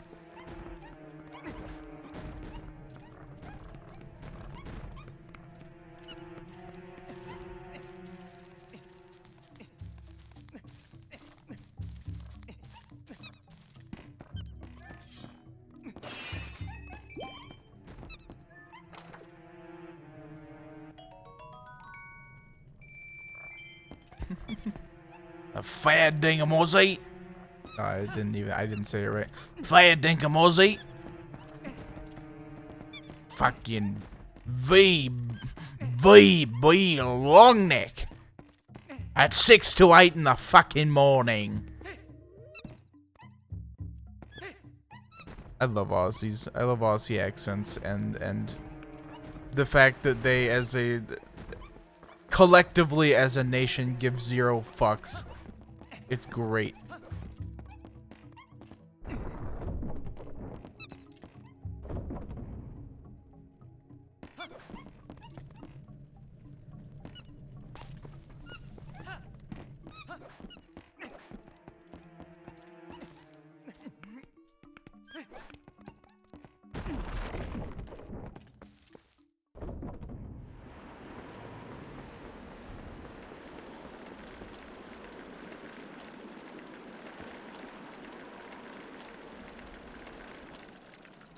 This dungeon is crazy because I have absolutely zero idea what progress looks like.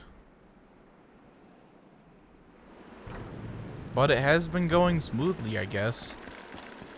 Okay, so for this, I'm most likely going to need whatever the dungeon item is. It would seem like. For some reason, I looked down just now at the A prompt, and I was like, where's the big green A button on the GameCube? And that is 100% because, as a result of me playing Pikmin 2, I have been using my actual GameCube controller with my USB adapter.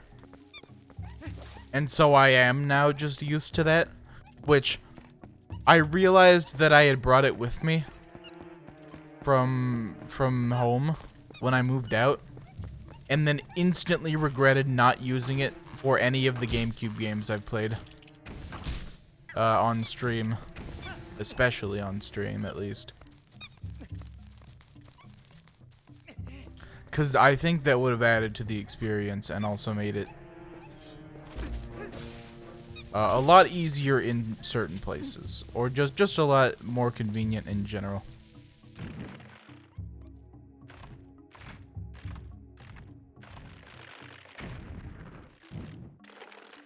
Oh wait, I forgot the very last part of the VB long neck.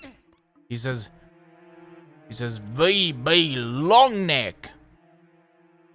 Oh wait, he's like, oh fuck, what does he say? He's like, you're not a true blue fair dingamozzie unless you've had a VB long neck at 6 to 8 in the fucking morning. Get that up, yeah, you dog cunt. That's the full thing. Or at least something close to it. God fucking, I love that video. It's so good. See, that's the other good thing about being, like, fairly unpopular as an entertainer, streamer, YouTuber, content creator, whatever you want to call it, is that I am able to say cunt and not worry about getting demonetized, which is nice. I think that there are a lot of YouTubers, primarily the kind of YouTuber, primarily the kind of person who is a Twitch streamer that has a YouTube channel, where they post either highlights or full VODs,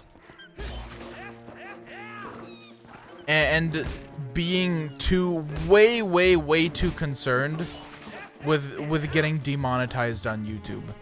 Because do you know, like, that there's no way that their income, the income that they get from YouTube, especially given that they don't make, like, dedicated, super high effort YouTube content, there's absolutely no way it makes up a significant portion of their earnings. To the point where they might as well just throw caution to the wind and get demonetized and stop giving a fuck. Because it would make them stop being so paranoid about it. And as a result, just make more enjoyable, less restricted content. I think. I think I need to be throwing a bomb spider into...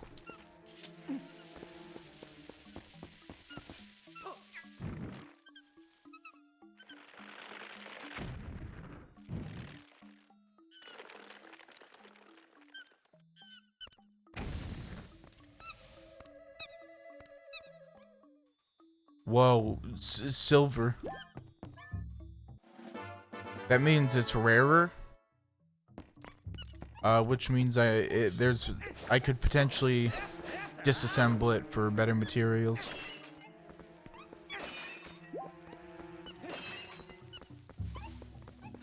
Or something to that effect, a video game joke. I was just thinking of Neo 2, which I need to start playing again.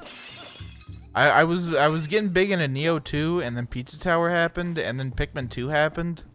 Or not happened, but I remembered about it and kind of got the itch.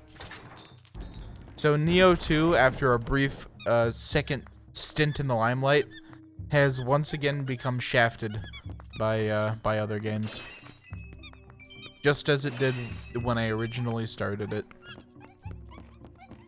Which is bad, because I need to not be taking breaks on that game, because otherwise my my muscle memory will shrivel, and it will be really awful to get back into it, especially at the mid-game kind of stage I'm at right now.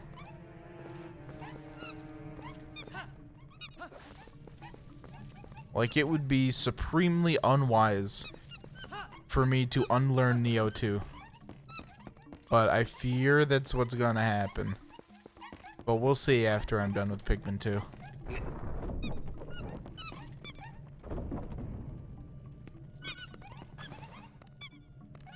Ah, fuck. One of my eyes just got something in it. Or itchy or something. But it ain't feeling good. It made me miss the QTE. That definitely wasn't just me being shit at the video game.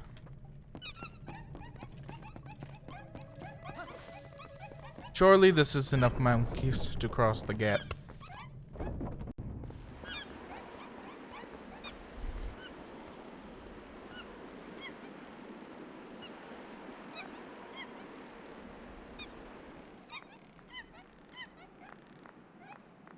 It is enough Mounchies to cross the gap. I always really enjoy when a thing in a video game, like a contraption or even just a structure in a video game, is really well thought through as to how it would work. Like, this person, the person who made this, put a decent amount of thought into, well, how would you make a bridge to cross this gap? And what supports would be needed where, and where would you need to tie rope together to make the this top rope work, which I assume is you're supposed to like put a hand on it to help stabilize you. Which obviously doesn't happen in this game, but like in reality, on like a rope bridge. No, that's not what it is. Because what actually, I'm stupid, because how it's supposed to work is that top rope provides the support. It is the rope that the other ropes that hold up the bridge are tied to. That's silly, I'm stupid. Of course that's how it works. Anyway, someone put a lot of thought into that. Into how that's supposed to work. Which is the exact same with, or at least maybe kind of the same, with these little fucking things and how they're supposed to move. Even though I think that that's less well thought through. But anyway, it's cool.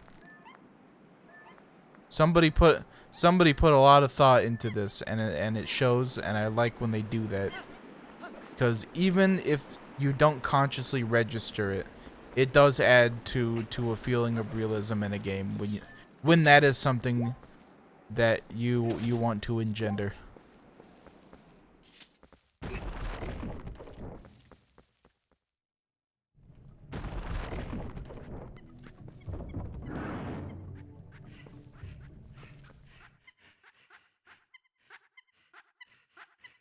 Oh no, now I have to fight Large ass monkey.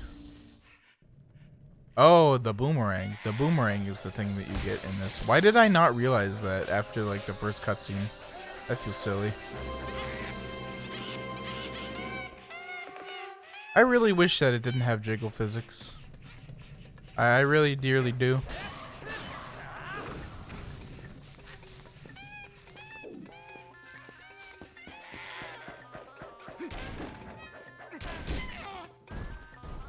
You fucking idiot. Can I get the boomerang? I think I'm supposed to get the boomerang. Where's the boomerang? Oh, it's up there. I need to just keep knocking the pillar, I think.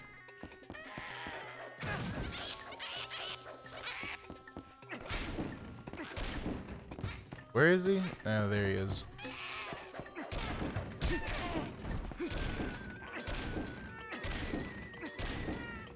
Oh, you have to slap his ass. I see. I was thinking you keep knocking it, knocking the pillar to knock the boomerang down to disarm him, but that is not the case.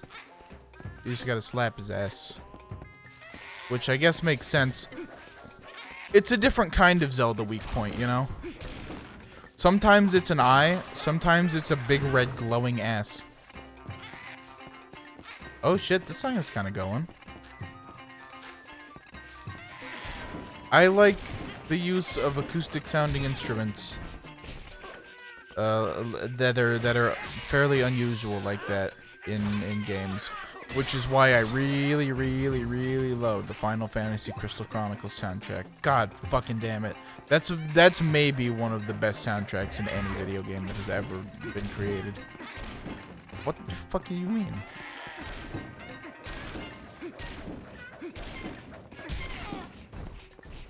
Oh, the boomerang hits him is what happens. So you gotta wait for the boomerang to come back.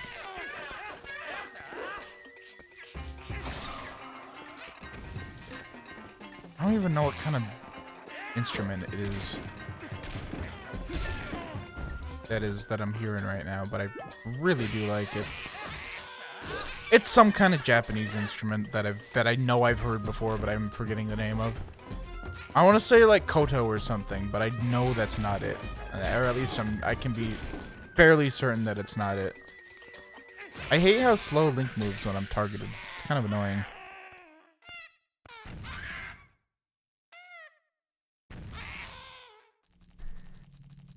Oh, welcome, Uno Kex. Uno Kex says moke. Then corrects it to monkey. Yes, this is a monkey moment. And it has a large red ass, which is... It has jiggle physics and should not. Under no circumstances should it.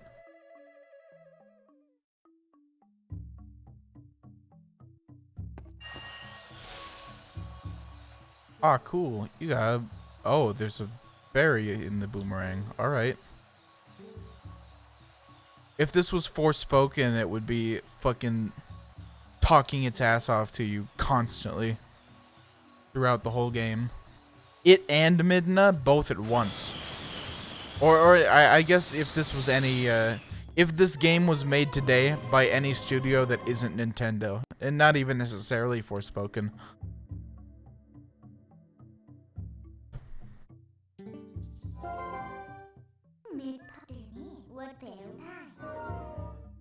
Like, it would be real bad, wouldn't it? So let this be on Y and let this be on R, because I feel like Y and X are more accessible buttons for easier use.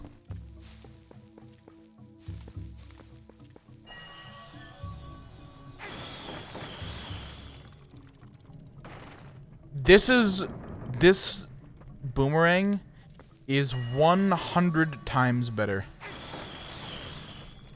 than the leaf in Wind Waker. It is so significantly better because that leaf really sucked. It was some jank shit very often, as evidenced by those fucking platforms in the Wind Waker. And in the forest dungeon, Forbidden Woods. Are you playing the game on an emulator or on the Wii U/Wii? Funny you mention that, because I am playing it on an emulator, a Wii U emulator. This is the HD version, but yeah, emulated. I do own this game on the actual Wii, which is currently at my parents' house, but technically, on a technical level, this is legal emulation.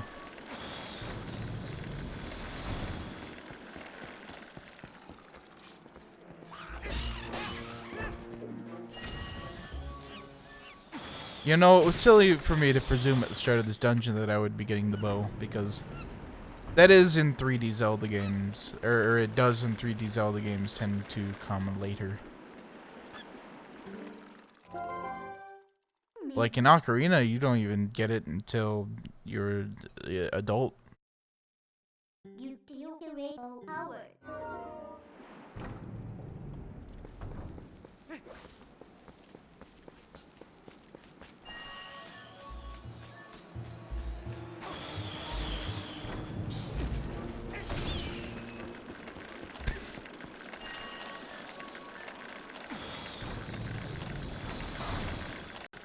Fuck. Oh, this is just a shortcut. I was here before. I thought that would be taking me to a new area, honestly, but I'll take it.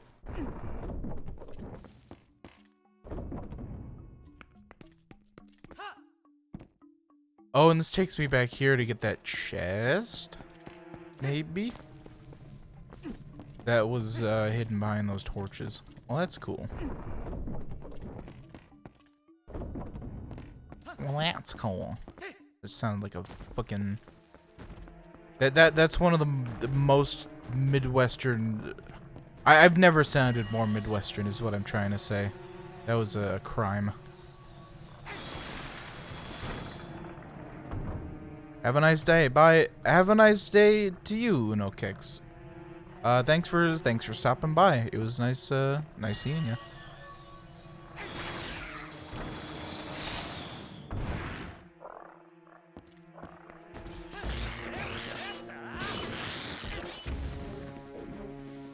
Alright, so now the question is, do I have to kill all of these? Because will there be a reward for doing so?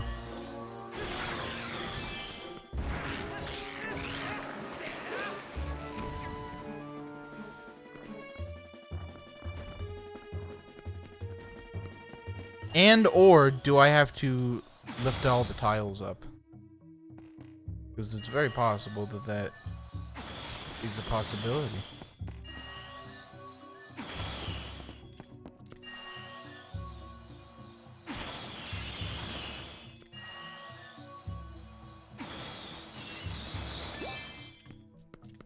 I'm not gonna do that. As much as I'm tempted to, I'm not gonna get all the tiles because that sounds tedious.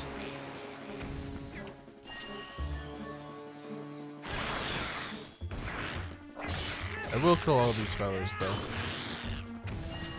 That seems like an easy thing to do to make sure that I haven't missed anything. Do I have the compass? I don't know.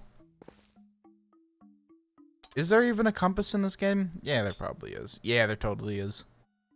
I'm guessing there's a boss key, too.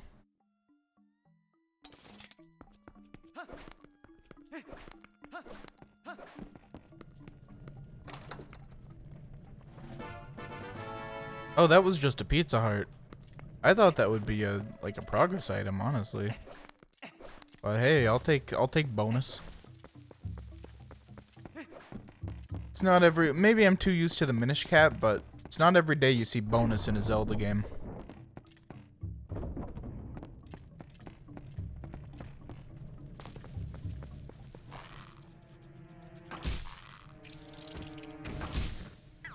The interesting thing, you know, I got the term bonus as just a term for anything that is unnecessary in a video game from Simple Flips.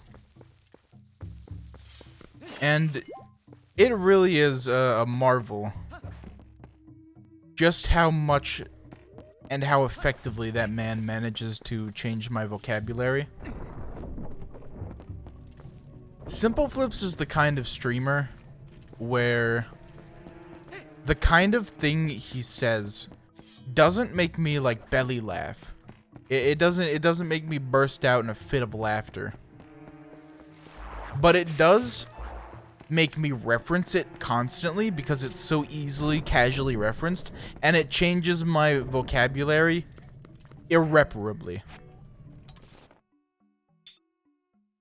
Like, Simple Flips is a man who can say one singular thing in a video, and I will be saying it for the next several months, if not longer. It's very powerful.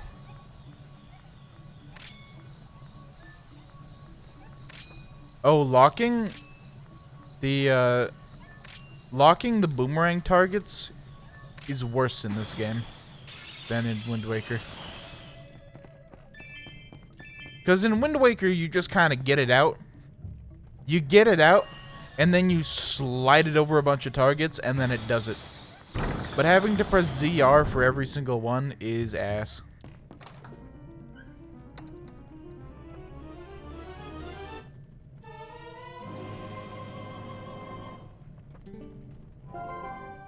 Oh, Link, looks like you just got a compass. I feel the need to comment on that.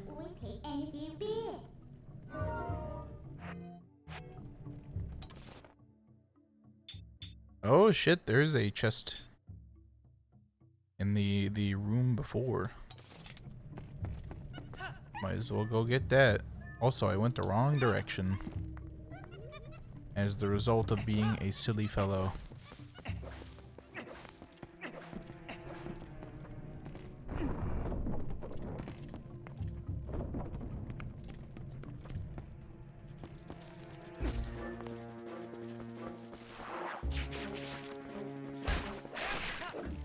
Where's the chets in this? Oh, I see where the chets is.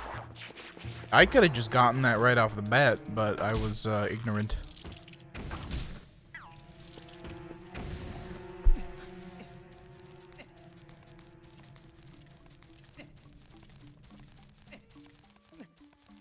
You know, the not having a crosshairs thing was like quaint in Ocarina with the bow and the slingshot. It was like fairly enjoyable, but the fact that they don't have it, they continue to not have it, is less quaint and enjoyable.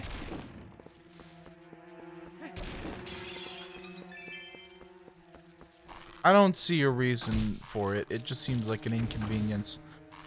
Besides making you waste ammo and I guess causing you to maybe judge the trajectory of your projectile a little bit before shooting it. But I don't think that really matters for gameplay. It just makes you a little less accurate, and that's kind of silly.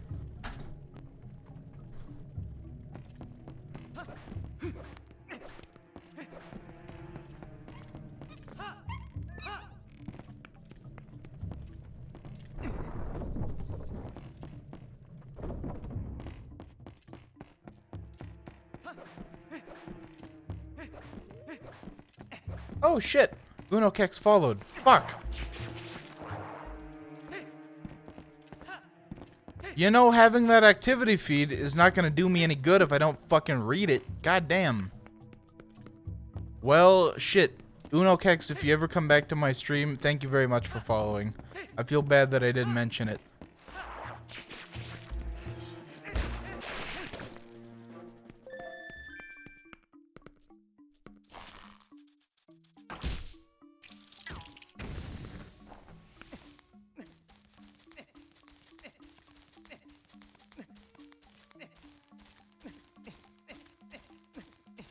Now I'm like, man, shit, that guy probably is never gonna come back because he thinks I'm a fucking asshole for not thanking him.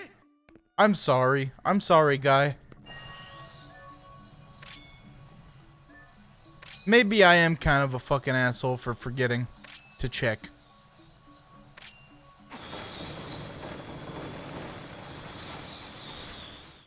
What? Did that just not go in the right order just then? Because I sure seem to remember having put it in a very certain order. Yeah, no, it just totally didn't. It just 100% completely went in the wrong fucking order. Excuse me? That was just the wrong order. And I locked them in a particular order. What the fuck?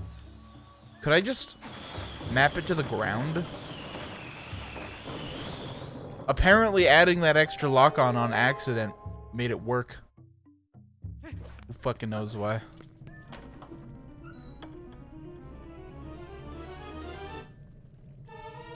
I guess because it made it... Oh, that key looks like it's straight from Oblivion. Anyway.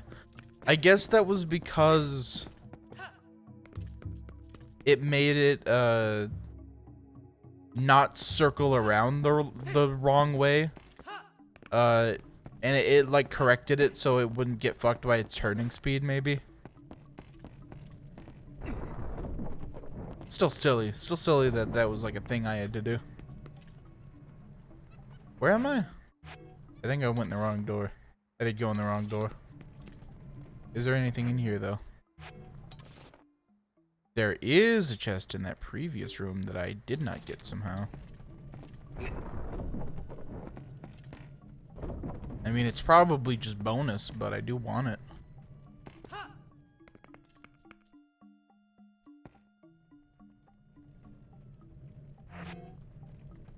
I keep pressing the start button for the map and or the select button. Okay, so apparently where I am facing is where the thing is. I really am regretful that I slashed that bridge. It has caused me nothing but strife.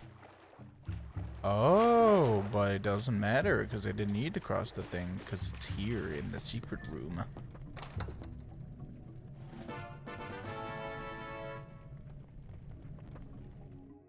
Fuck is this? Stamps? Really?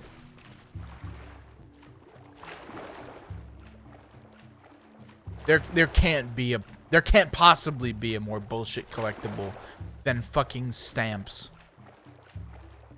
And I'm looking at you, Mario 3D World. Shit sucks.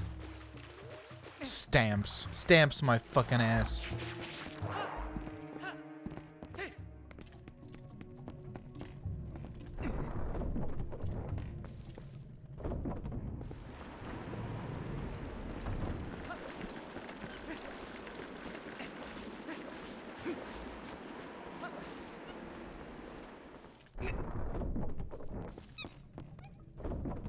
I guess it's...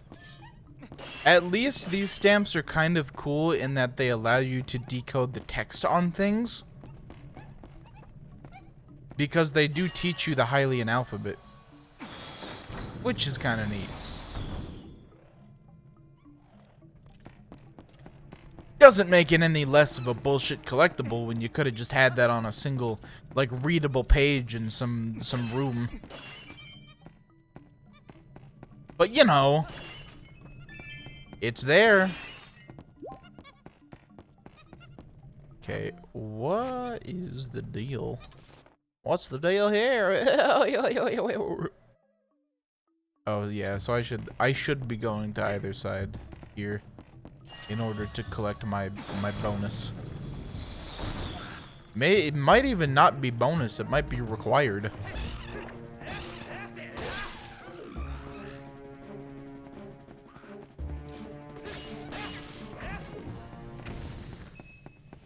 I'll take that. I'll take one cum, your cum, best cum.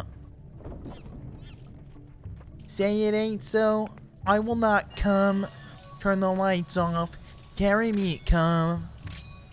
Keep your head still, I'll be your thrill. The cum will go on, I know it will. I don't think I've ever heard the original version of that song, by the way. At least not in my adult life. I think I might have heard it 1 or 2 times in my dad's car when he, like, when it came on the radio. But otherwise, like, I've never heard a version of that song that wasn't all the cum things. All the cum things.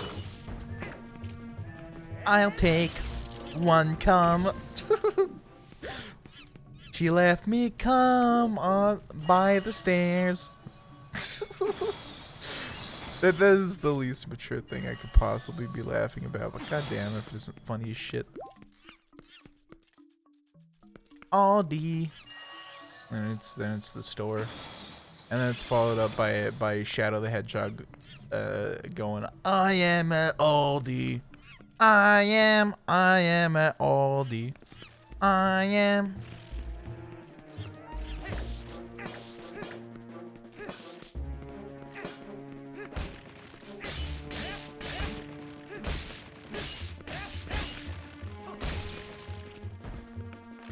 That one just died. I didn't even need to finish that one off.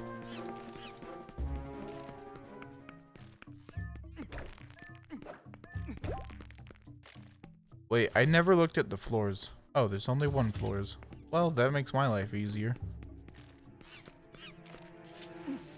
I'll take one cum. Now it's stuck in my head.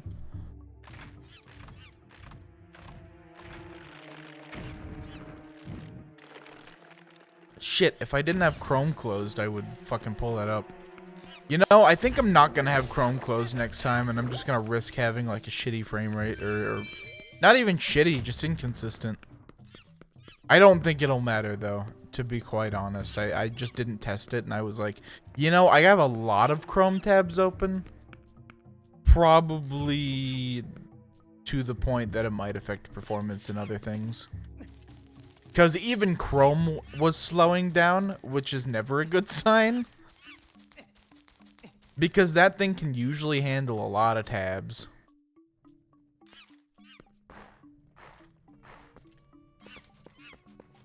Could I, like... Yeah, I can.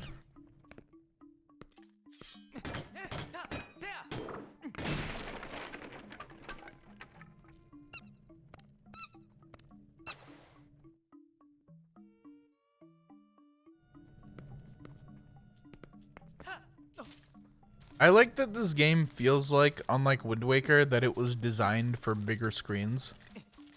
Or at least screens with higher resolution. Because Wind Waker, even in the HD version, all of the icons and the HUD are really big. And they very much feel like they were designed for screens that are of a far different size than the one I'm using.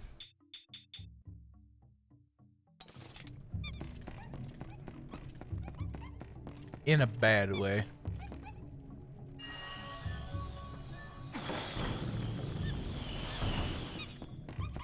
Wait, where am I going?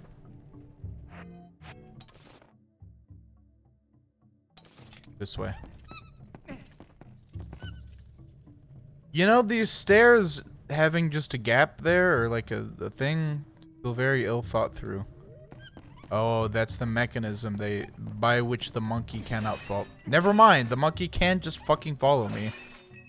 I mean, logically, of course it would, because that is not the kind of bump that's going to stop a monkey, but also, then in that case, why have that be there? Besides maybe like a weird, like, level design concession for fucking some bizarre reason. Or maybe because they just had assets that didn't quite fit in that room, so they had to, like, improvise. It's silly at any rate. This is the Monkey Jamboree.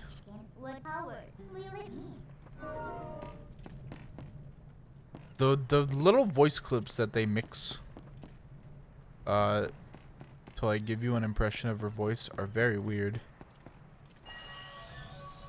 I don't even know whether that's a good or a bad weird. They're just very weird. What is up there? Why are there climbable vines? I don't think they lead to anything.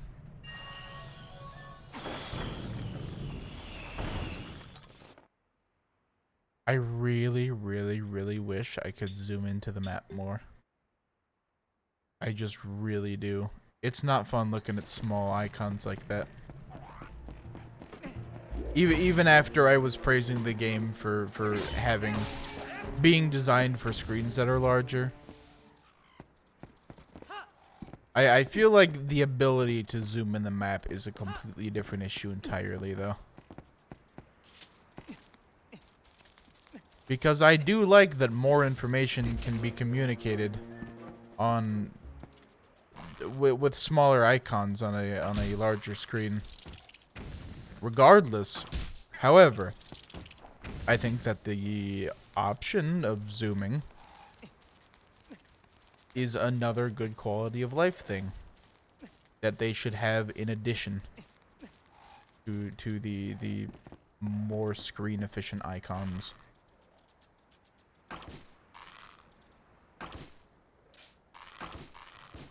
I like how he just fucking misses when I'm locked on. Especially since if you didn't know better, like if you didn't know Zelda better, you would read the thing the kid said about, if you want more accuracy, lock on to targets with your slingshot. And you'd be like, why isn't this working? And you'd be locking on and you'd be like, what the fuck? As like a baby child.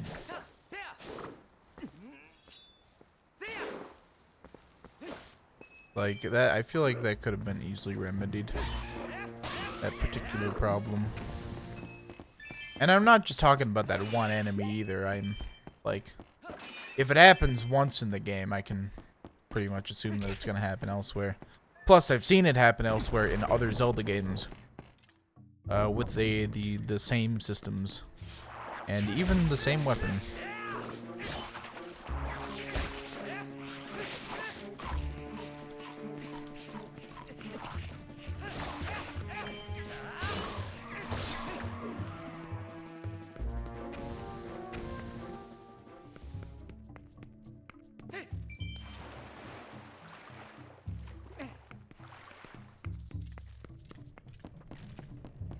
Oh, check it out. You gotta use science.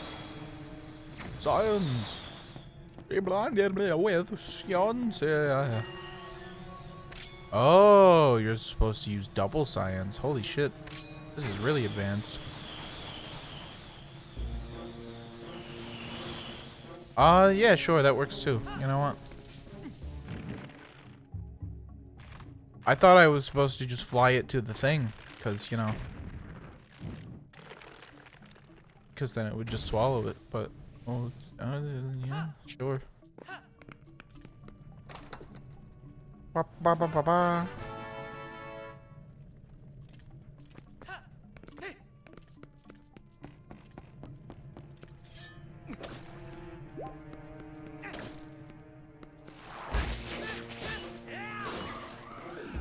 You know what I should start calling those? Bekudabas. They're like Dekubabas, but they're not. Alright. So I make it go here so that it doesn't run into the wall for absolutely no fucking reason. I was trying to time it, but then I did not succeed. You know what I can do, maybe, is just fly it up to here. That is what you're supposed to do. Okay, that's fucking sick. There is definitely merit to a manual lock system that I'm only beginning to see.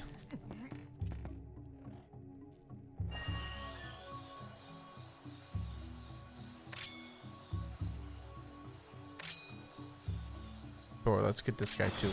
Why not?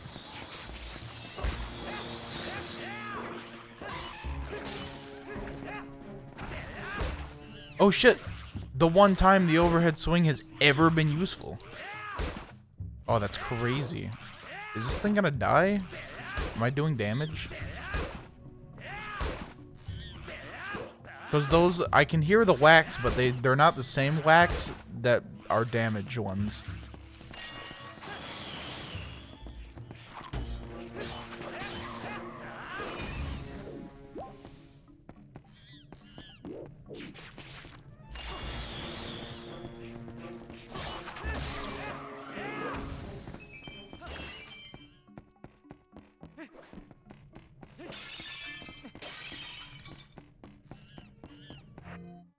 Oh shit, I gotta do it again. I also like that there seems to be... Like, the range on this fucking thing seems to be massive.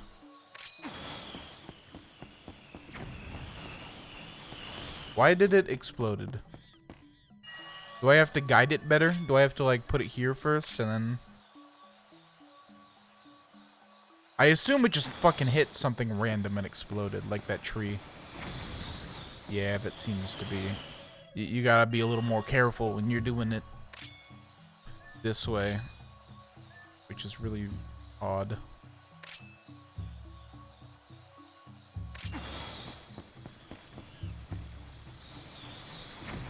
Not quite.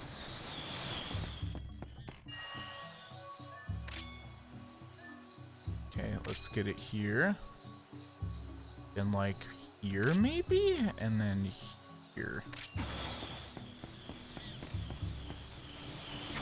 No, because then it just hits that fucking wall. So what is a MF to do?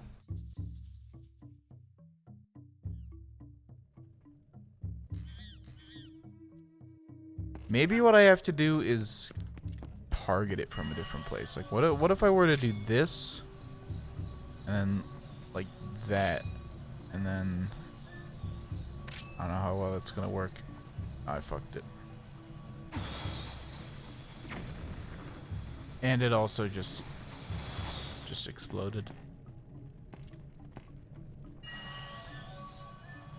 Yeah, that's the problem.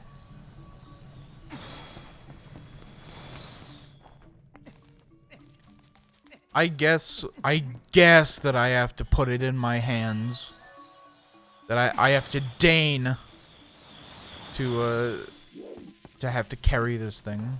But it's a sacrifice that must be made.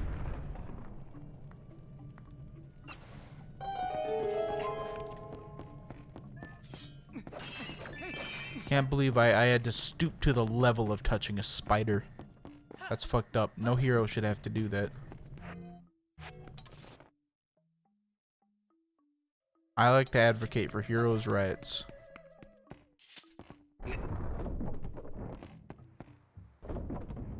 I have no strong opinion one way or the other regarding Underlime Slopper.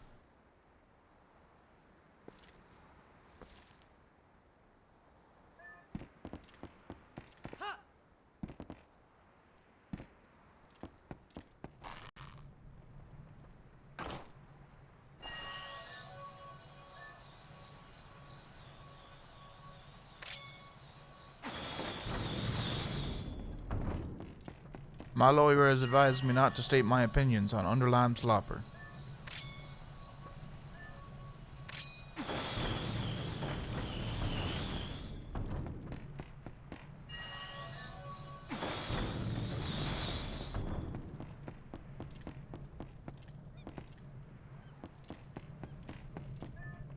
Why is this happening?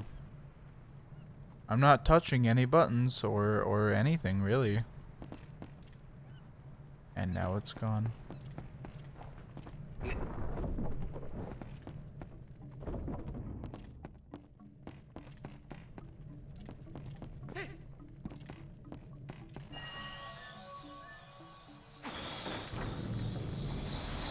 I prefer not to broach the subject of Underlime Slopper.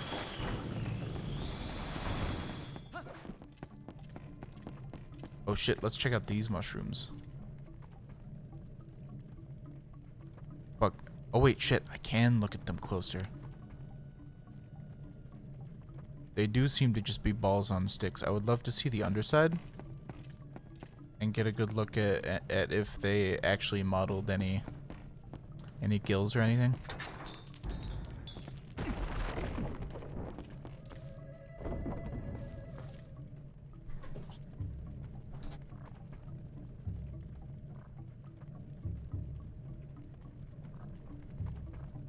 I don't personally like Underlime Slopper, but my mom's a big fan.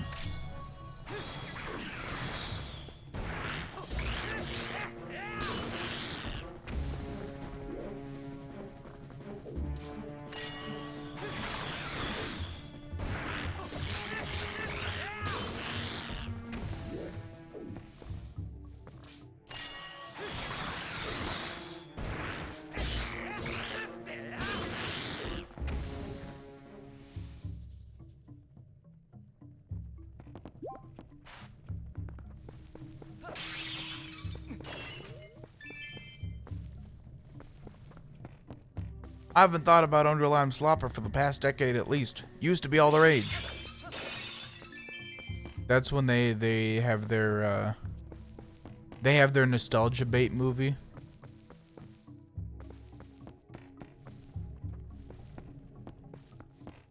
They have the cheap reboot.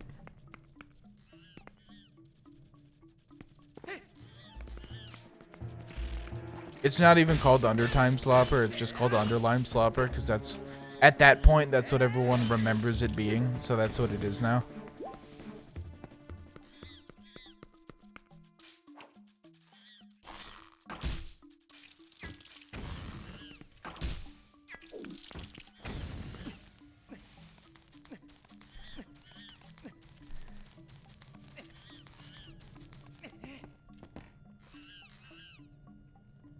I can't come unless it's the Underlime Slopper.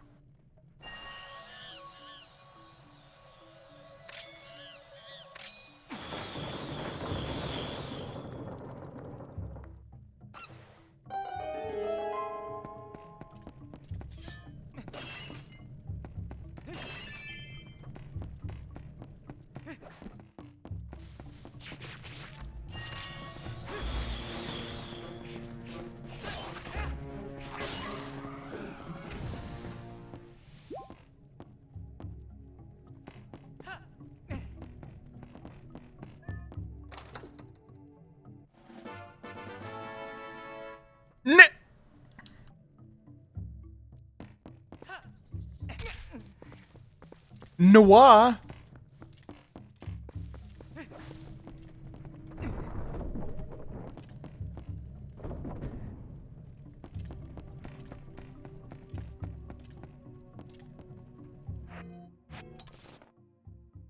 Yeah, that is the direction which I am supposed to go.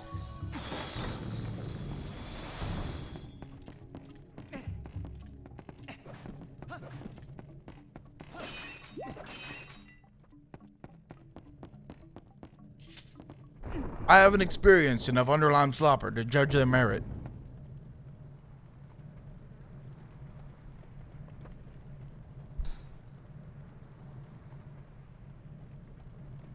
Really, that's where I am. I haven't seen that much of it, but I've seen, I don't know, everything I felt like I needed to know from some fucking YouTube video explaining it.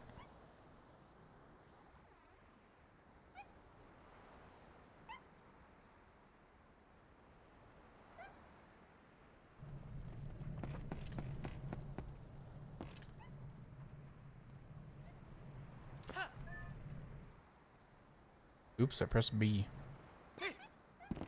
Can't be doing that now, can we? Okay, again, why is the climbable vines here? That seems kind of fucked up. There gonna be a fairy in any of these? I would appreciate a fairy. There is! I do appreciate a fairy.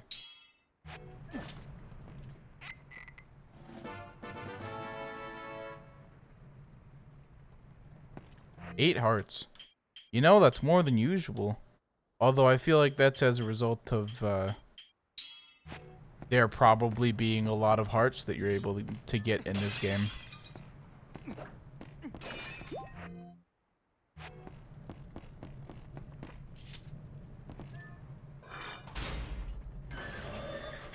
The maximum hearts is probably like 20, right? I feel like that's pretty standard. Also quite a lot. Not that many people ever actually see the full hearts, but that's just a given for Zelda.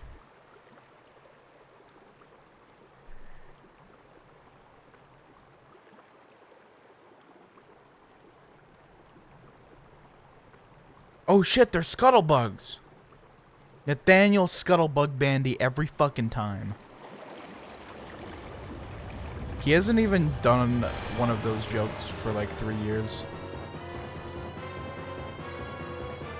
They were just that stupid that I remember it. Daya Baba! This post was fact-checked by True Baba Patriots. Oops. Oh, I see. I was pressing the wrong button to lock on. And get that one. Fuck you! I was setting up a combo over here, you fucking ass. Alright, maybe I wait until this one launches itself at me. Okay.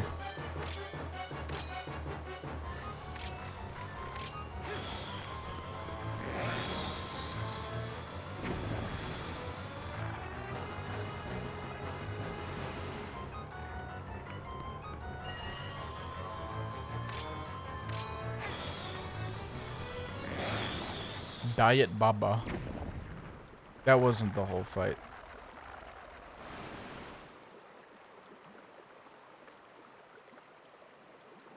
Yeah, okay, it wasn't. Good. It should not have been. Oh shit, Big Bubba.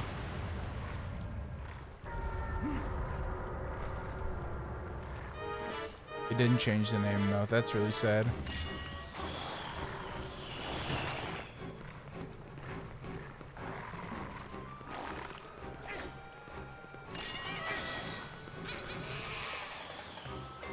Oh shit, monkey.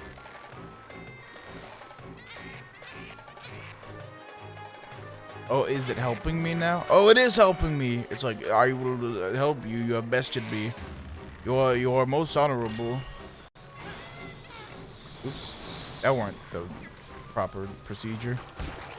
Well, I fucked it.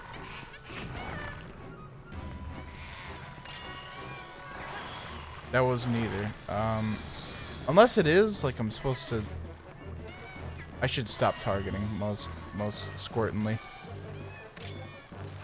Yeah, let's do that. See how that goes for you.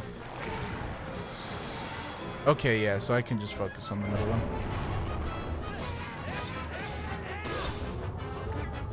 Oh, it's got little pieces of a theme.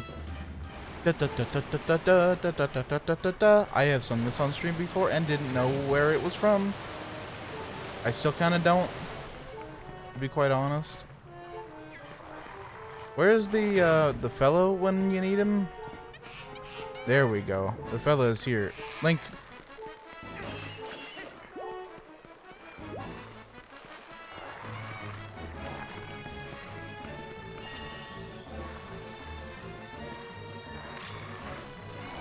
God fucking. Let me just do this, okay? There we go.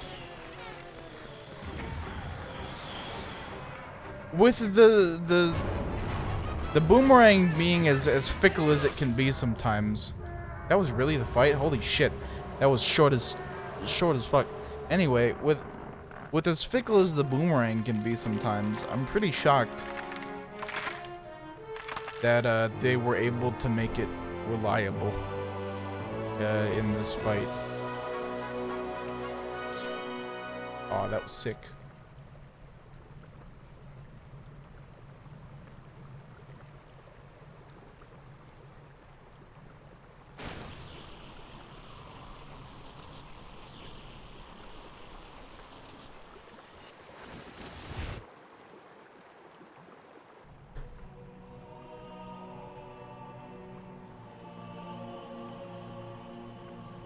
Oh shit, the mask of Sask.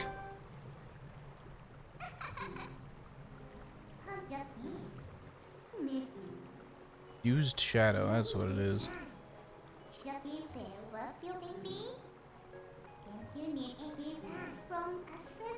There's 3 fused shadows.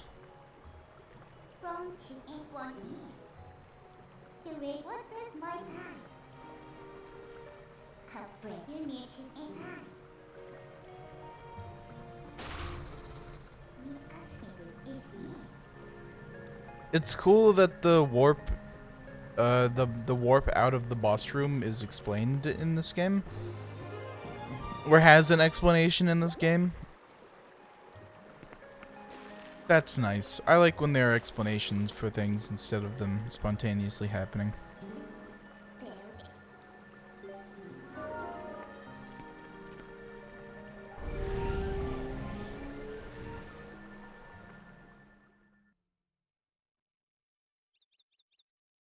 Yes. I'm actually really glad that it asked me to save because I forgot that that was the thing I'm supposed to do. And I really had not saved for a long time.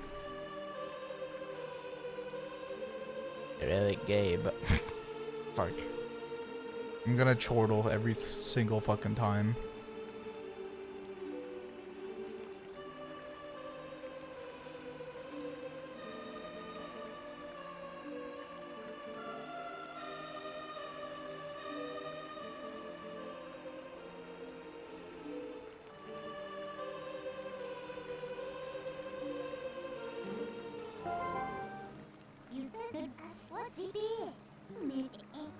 Something like my do my like my.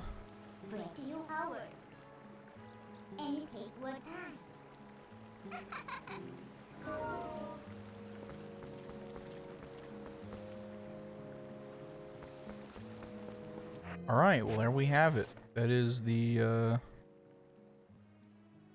that temple is done. Very nice. Oh wait, I could zoom in again and look closer. Yeah, there we go. This is a decent amount of zoom. I would prefer even more. I would prefer to be able to zoom with the right stick, as happened in games that Nintendo made that came before this.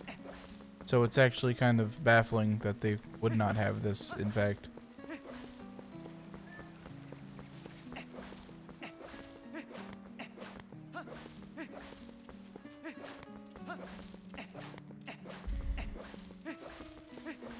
When this game looks good, it looks pretty great. But that is not all the time.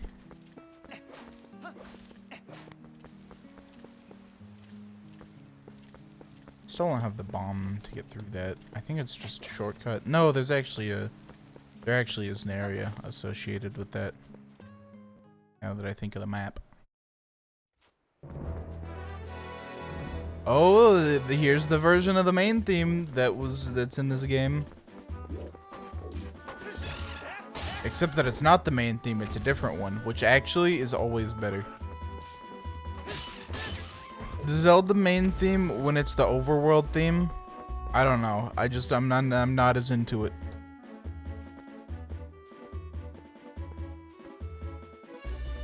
Wow, Hyrule Field, just as I remember.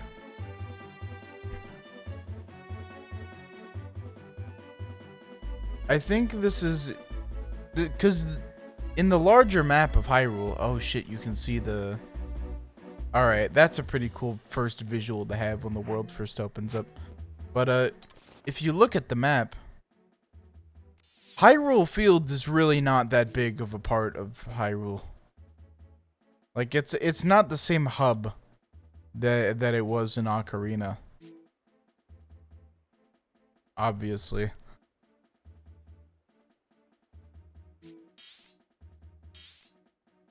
So, oops. So I think that it's made like this is like literally just to evoke nostalgia for Ocarina, because it was specifically made to look so similar, I feel. Fuck is this thing? You know what? Die.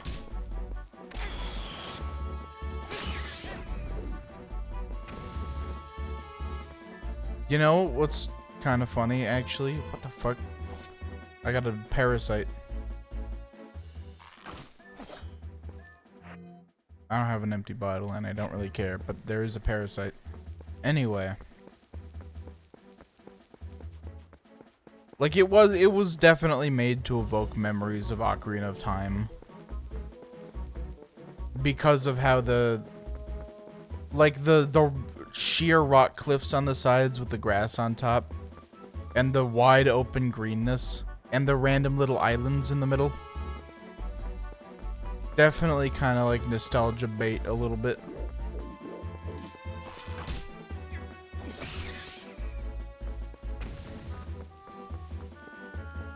Anyway, oh yeah, what I was gonna say is, when that thing died, I replaced what I thought I was gonna say with another thing that I thought I was gonna say. Whatever. Anyway, when that thing died, I instinctively like went towards its corpse lying there because I was like, oh shit, I gotta get my Pikmin to pick this up. We gotta take this to the Onion. We gotta replenish our forces after that battle. Again, I really hate how slow Link moves when he is, Also, I should be able to finish them once I knock them on the ground. This feels silly. But I hate how slow Link moves when targeted in this game. It's kind of ridiculously slow. And it doesn't help for closing distance while still trying to stay targeted. Oh my god, that's so fucking funny. So for the HD version of this game, they updated the textures to look very, very high definition, like actual tree textures. But they sure didn't update the tree. That tree still has just as many polygons as the day it was modeled. And boy, does it ever show. But you know what's funny? Is that these trees still have more polygons than the fucking the Pokemon Sword and Shield trees. These are better because also you'll notice that the textures are also higher definition than they were in fucking Sword and Shield.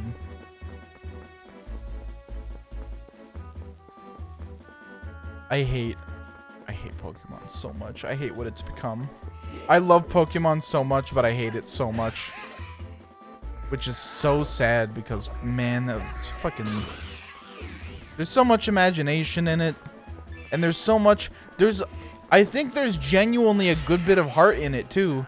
In the new designs and the games and the... Like, the things that the developers are coming up with, but they never get enough time to flesh it out. So it always ends up being mediocre instead of the really good shit it could end up being. And it's just always gonna be like that. Oh, you know what those worms are is fucking bait. I don't need bait. Oh, there's a finisher. Ah, so you can. I was mistaken. That's sick. You fucking kidding me? You can miss that?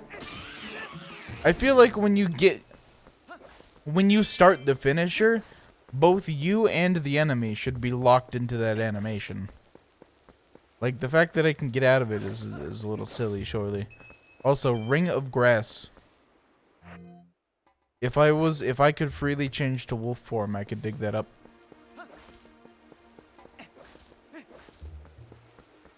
Oh, it's nighttime, which means you fight skeleton wolves because wolves are the thing in this game. Speaking of Pokemon, why does this thing getting hit sound like a fucking Pokemon cry?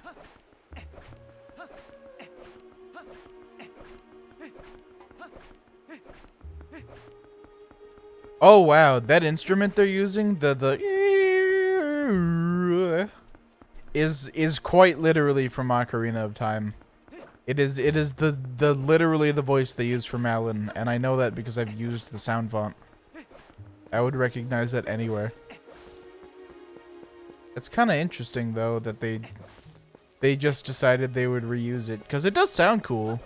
Like, I don't blame them.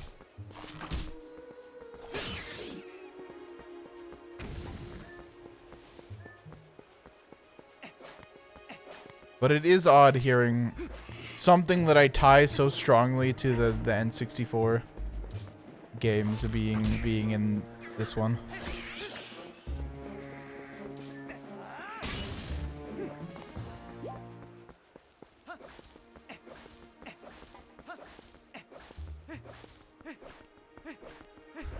You're supposed to be riding Epona around, I think, but man, if I don't care at all. I would rather waste a whole lot of time running around than ever be forced to use a horse in Zelda again. I like this field of different colored grass. It's nice. I don't know why it's there, but it's nice. Just for flavor, I guess. Man, speaking of, the grass in Breath of the Wild looks so fucking good. Like, god damn, that grass is fucking beautiful. I'm not even joking. Like, because slashing grass is so central to Zelda. Also, slashing grass sounds like a euphemism. But because it's so central to Zelda, I feel like the grass in Zelda has a lot more importance than most video game grass, and as a result, it always has to look good.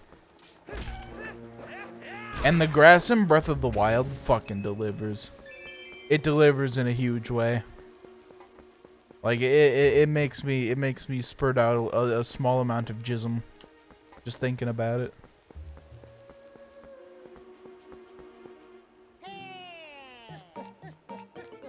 Oh shit. Mailman in HD, and he looks terrifying. Oh hey, I've heard this song.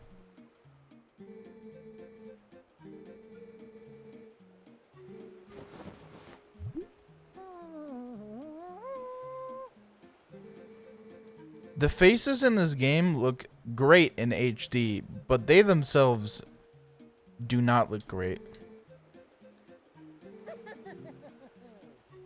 I think that I would rather not see any Twilight Princess character in high definition. Ah, cool, amoeba.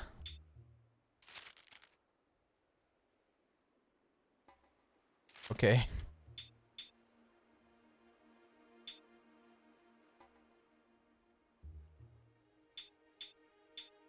There's a lot of shit to get in this game.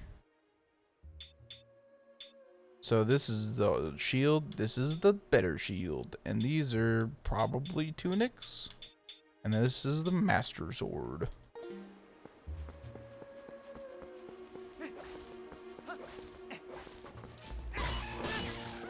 Also, this is the direction I'm supposed to be going, which is a problem. Also, I don't like this enemy because I don't know its name, like I do most other Zelda enemies, and that it feels weird.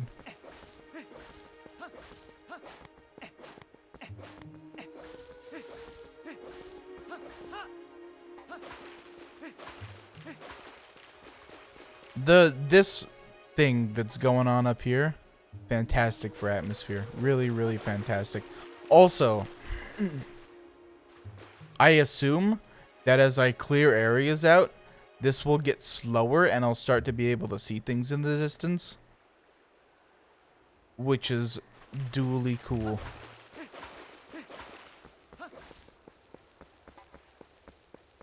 I would say that ever since the, also, this is, I'm now way past, as far as I ever got, as a kid playing this game. I think that I stopped maybe just after seeing Zelda when I played this initially.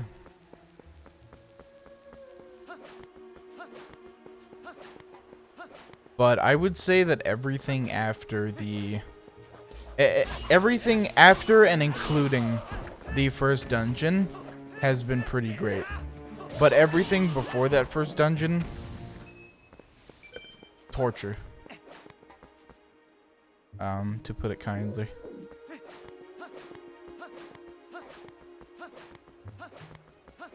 Like, I think the main barrier...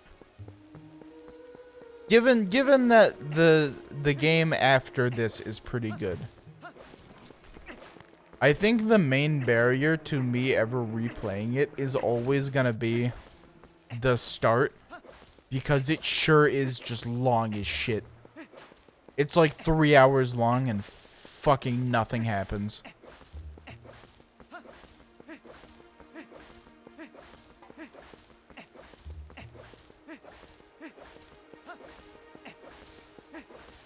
I think even the introductory part with Midna and Hyrule Castle still sucks. I didn't like that part.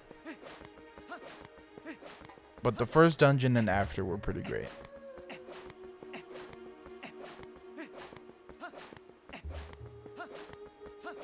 my guess tentatively right now as to what I would want to change in this game. Also, I didn't even realize that you were gonna be able to go directly up to the walls. That's fucking cool.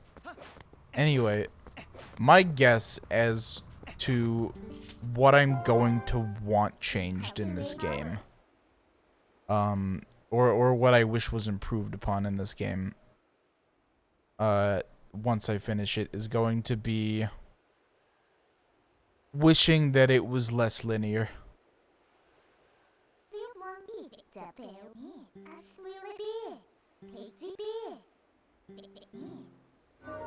Because at least, like, because it would be really cool to be able to branch off from Hyrule Field and go and cleanse the Twilight from a bunch of different places, and then afterwards, do all of the dungeons. But to be able to watch it slowly be, like, saved. But I do understand that the difficulty might suffer from it. But they managed it in Breath of the Wild. Also, is that like a little metal topper at the end of Link's hat? To be that much more, like, serious and edgy? Like, oh, he's got the tip of his hat is metal. He needs it for defense. Because it was serious. People die in this game. They're not just defeated, bro. Or maybe it's just a weird little patchwork thing that's stitched on. I'll never know now, though, since I'm a wolf.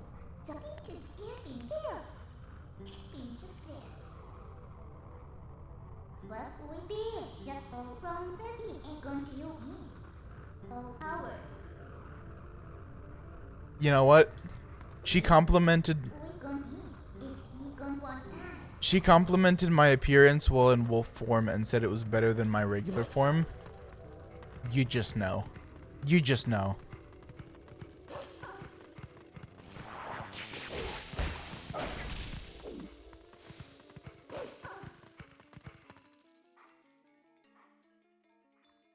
Oh, it's the toy sword that was maybe the toy sword? Yeah. Or no, it was the wooden sword that I had that I gave to the child. The child. Yeah, just pan over all of them and make it really awkward and slow. Wait. Ah, fuck. I wish I could have gone back. Because you learned the youth's scent would be such a fucking fantastic screenshot. Shit. That seems like you could like use that in a meme or something. Fucking I don't know, like a Discord mod meme. You learned the youth's scent. Fuck. I guess I could, if I really cared, I could screenshot it in the VOD afterwards.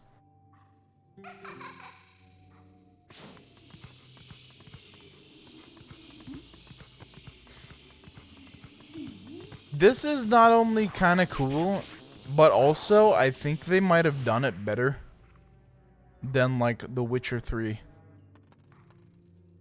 Which is not to say that The Witcher 3 does much well in terms of gameplay. Playing that game is like just slapping your cock against a wall. It's just nothing. It's just a nothing activity. It's not fun. It's not compelling even. Because I don't think games have to be fun, but I do think they should be compelling. And The Witcher 3 is neither. I want to say I played like 25 hours of that game, and every single one of them was tedium. I don't care if the story is good. I'm not sitting through it if it's gonna be that fucking boring. Anyway, this is like, this visually is way cooler than the Witcher scent or whatever the fuck it is.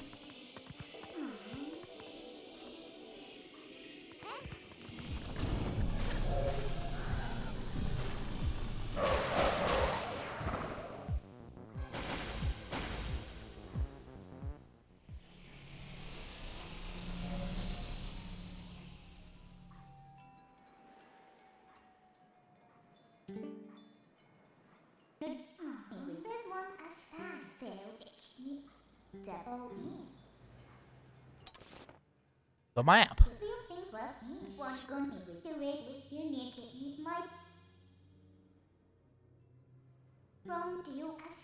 Portal. Oh. Well, that's nice. There's a fast travel.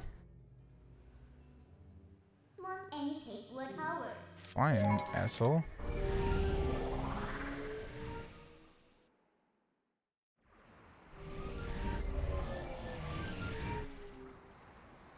Well, it's good to have a fast travel in a game that seems to be as big as this.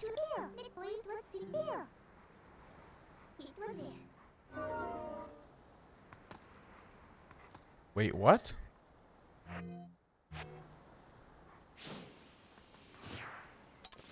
So I'm back in Farron. Oh shit, you know what? I did notice that bridge. Earlier. I commented on it, actually. I need to go here.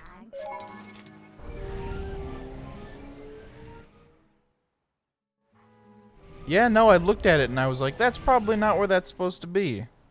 And lo and behold, there it is.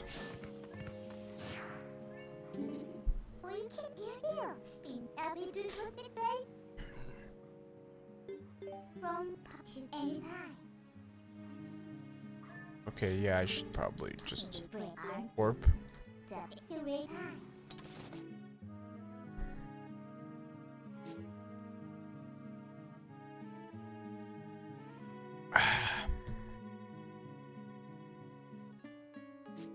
Oh, you have to click on the region. I see. Kakariko Gorge. Also, look at that massive fucking area that I'm gonna come up on. That's way bigger than Hyrule Field. That's crazy.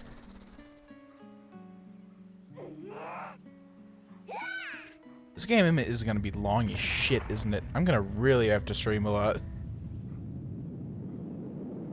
Which I should be doing, by the way. Like, I don't have any excuse not to be.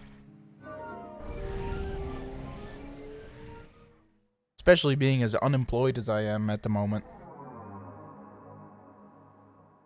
I think that also kind of killed my drive for streaming, because as a result of not being confined to a schedule anymore, I also am not good at streaming on a schedule anymore.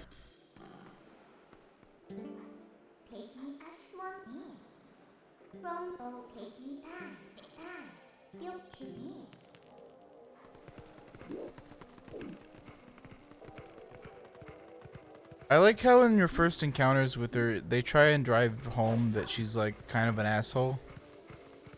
But then immediately, she's like kind of less of an asshole. Like during that whole encounter, sure she bragged a little bit, sure she was a little smug, but like I would say that was mostly a pleasant experience. She wasn't calling me like a fat ass stupid idiot dog. Also, I think these are just like the citizens of Twilight dumb. Like these are literally just people. Like if this was the light world, or if we were a Twilight being going to the light world, those would be humans. And that's I think that's their way of having you kill sentient like beings, but having it not be humans. Because that's a Nintendo no-no.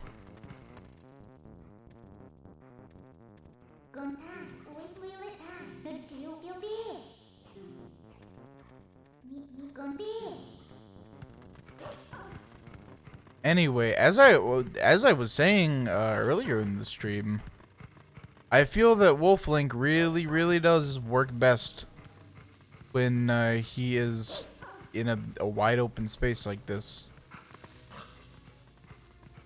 Oh shit, it's the one of the statues that the feller was talking about, I think.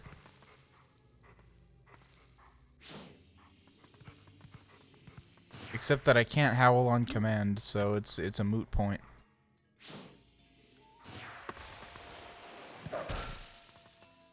Maybe it's not. Maybe it's a different kind of statue that is hidden around the world.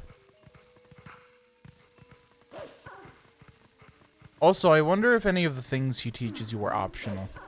I would guess that like 2 of them probably are. And then all the other 4 are probably compulsory to completing the game. Also, I absolutely fucking hate that I can't just hold down to make Link keep running. Like you have to spam the dash button. But it's not like a San Andreas sprint where you have to spam that button like all the time. It's just you press it and then he goes for a while and then he doesn't anymore, and so you have to keep pressing it. But not at a frequent enough interval as to be called spamming, but just enough to be annoying.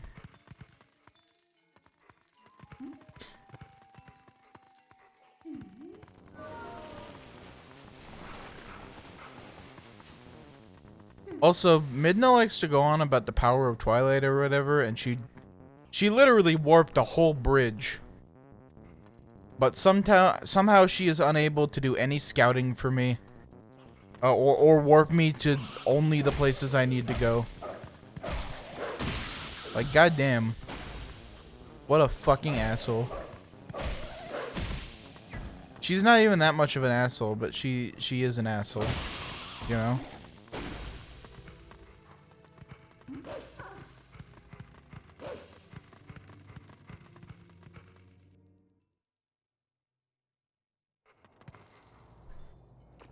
Oh shit, this is the deserty part of the game. Maybe there are even more than one. Oh, Kakariko. This isn't even the deserty part of the game. I think this is just the desolate and dry part of the game. Also, the way these enemies look kind of reminds me of Okami, weirdly. Which is kind of a good thing. Speaking of, I really need to finish that game. That should almost be tacked on to the Zelda Marathon, because apparently that game is basically a Zelda game. I have it. I have Okami HD on Steam, and I just completely have never ever finished it. Can I get you all together, please? Fucking hell. Because it's not like I can knock them closer either.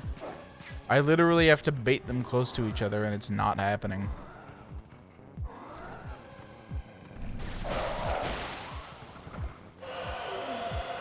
Yeah, because this fight is liable to get very fucking stupid. Because they never actually get closer to me when they are aggroed. They just kind of whack idly. Am I supposed to just kill one of them and then the other two I like do the multi thing? Oh, but now they're close. Now they've decided to move. Shit's so fucking dumb.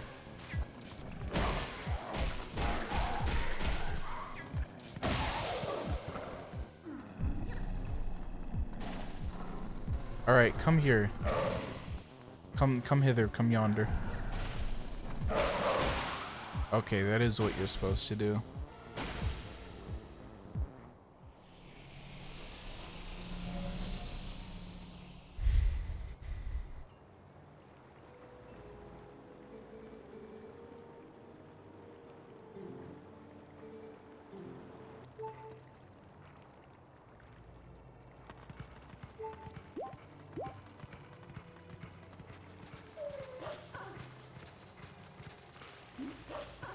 So this is like the wasteland desert part of this game. And then there will probably be a sand desert part of this game. And that'll be the Gerudo if indeed that they exist in this. Just like in Breath of the Wild.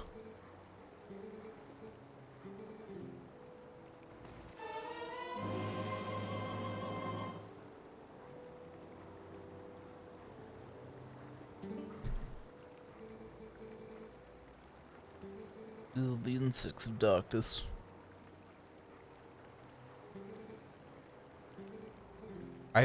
Brother, I fucking know. I did the tutorial. I don't need more tutorial. Actually, I would like anything besides more tutorial, actually. That's probably the worst thing I could possibly imagine.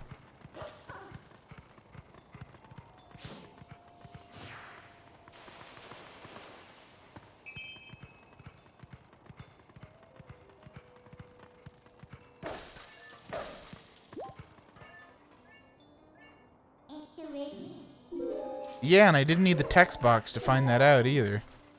Why do you think I'm here?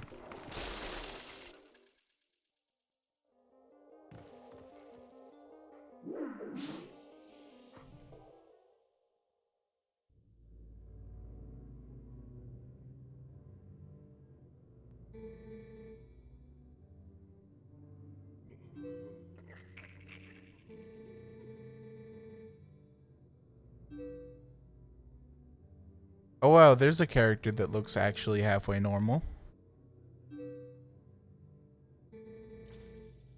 Then there's the other one.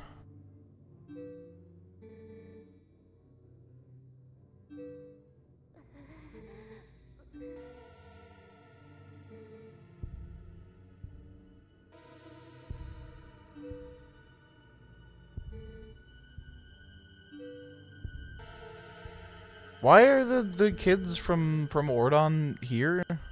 I think I missed that. Like, why are they not in Baron?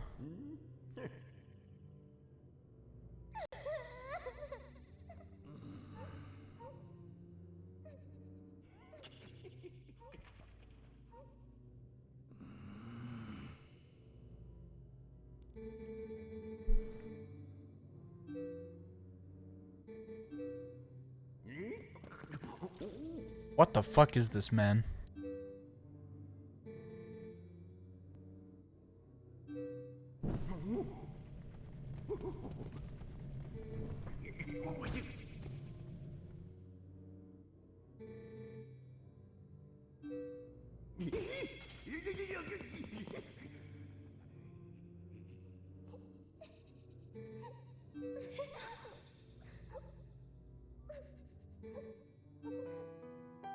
No, he isn't. No, he's not. He won't. He's not going to. Give up hope. He doesn't care.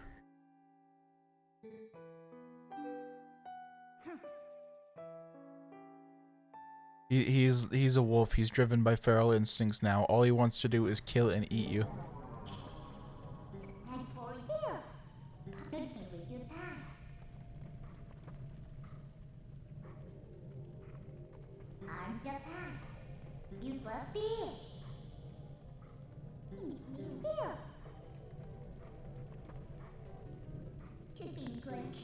Oh my god, stop talking. Like, seriously stop talking. Holy shit.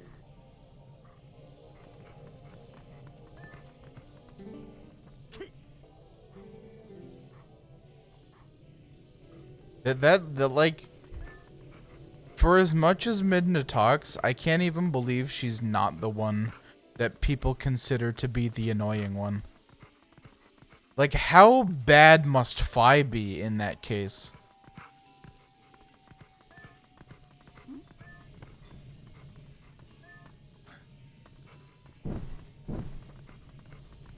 Like, that's gotta be just vile, doesn't it?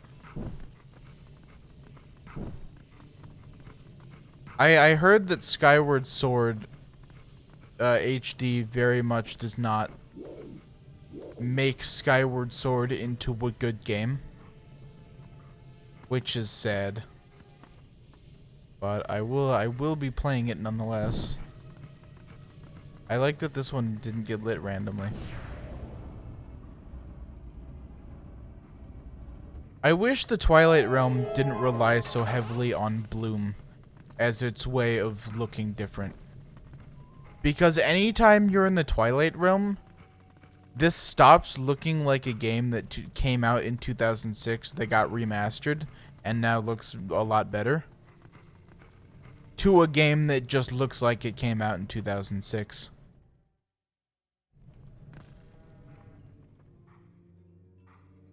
Like, I know that people now consider the bloom to be probably an iconic part of this game in the Twilight realm, but I'm not gonna say that it looks good or that they shouldn't have looked into other alternatives to make it still feel the same without looking like absolute dog shit or wolf shit in this case. Oh hey, a lantern. I could have gotten one literally anywhere because they're not hard to find generally.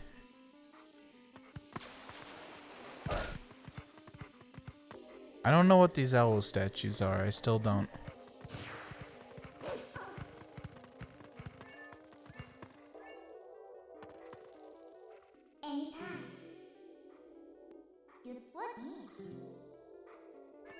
I'm the scaffolding. What the f— Also, notice that she didn't need to fucking say a single thing there, and that the prompt could have just come up, and I could have just pressed L and gotten out of there.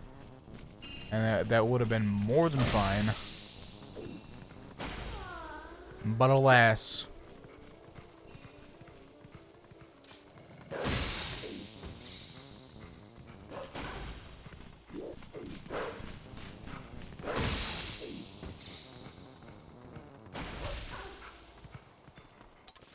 Where in the map am I? There, apparently. I don't know that there's anything here. At least it don't seem too terribly like it. So we'll do a little looking. Oh hey, it's that symbol that I have seen in other Zelda games. That's crazy.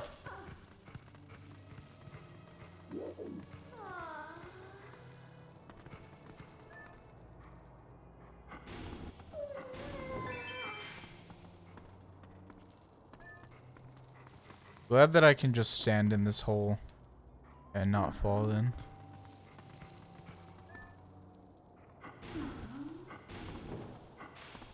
Also glad that the Zelda games always have pushable graves that look exactly like they're designed to be pushed.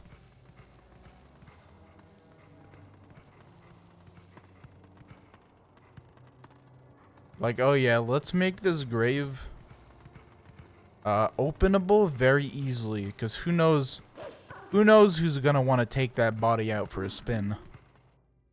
Or rob this grave of any valuables it might hold.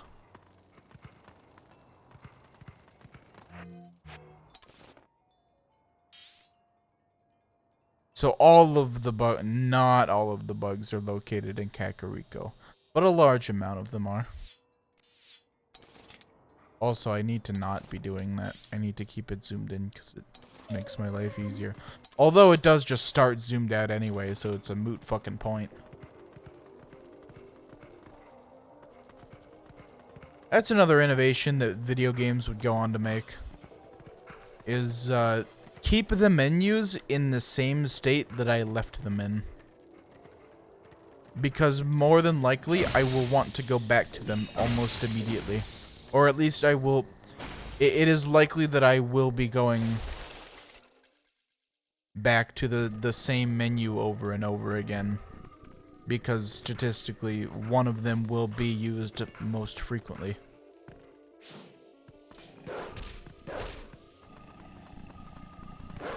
Oh, I have to push.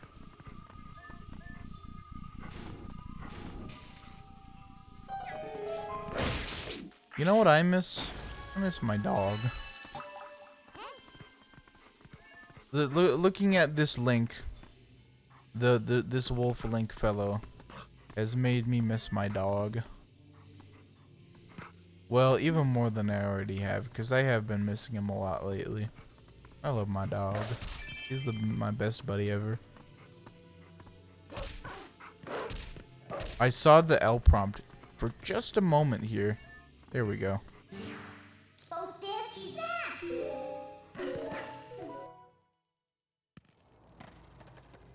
I don't know if I've shown my dog on stream, but he's a good guy. He's a border collie corgi mix. But he basically just looks like a cardigan Welsh corgi. Which is to say a corgi with a long tail who's black and white. Except that he's genetically superior to any purebred dog. Because that's just how dogs work. The purebred ones are just fucking awful and should not exist. Or at the very least, if they do exist, they should be... They need to cut a couple other breeds in there to widen the genetic pool. Because it sure does get spotty. Also, breed standards are fucking vile creations that only serve to make breeds worse. And, fuck their genetics even further.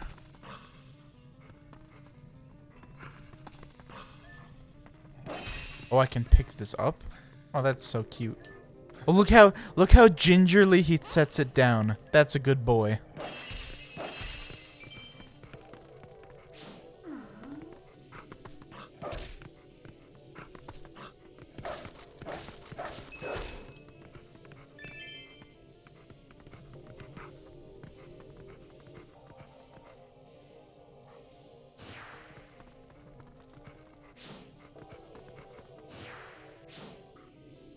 So the other good thing about this here, the wolf vision, is that it removes all of the bloom and makes the graphics good again. So is there anything in here for me right now?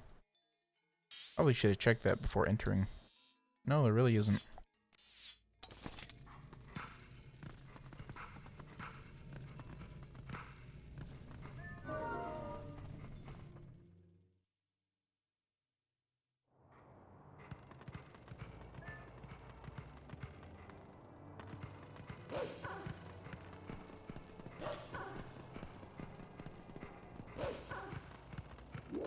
It's nice that there seems to be a defined gameplay loop in this game. I'm guessing it will shake it up with time.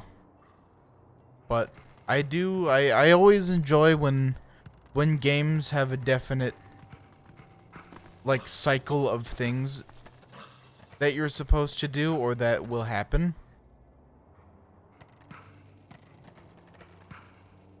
Because then it makes me feel like I can plan accordingly and that I know what to expect.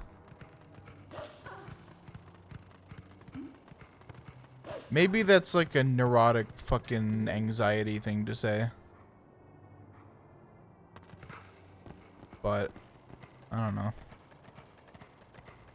I like the idea that I know that it's always going to be a cycle of purify the land and then maybe something in between and then temple or dungeon of some variety.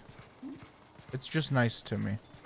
What do you want to bet that this is an area where you blow this rock up and then it fills with water? In fact, it might say. Yep. Wow, how did I know? Surely there wasn't any very obvious sort of hinting.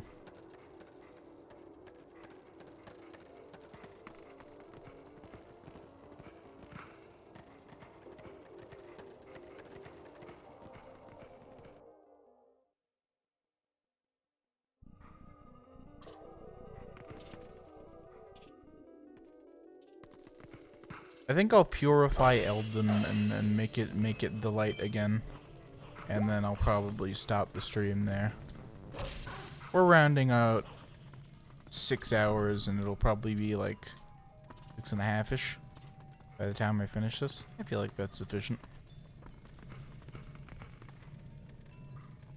I know I've not been streaming as much, so it does feel nice to, at the very least, stream longer when I do. because the hard part of getting me to stream is getting me to start streaming. It's not getting me to keep streaming. So once I'm here, I can be here for a while. And that's just fine. But it's getting me there, that's the other problem.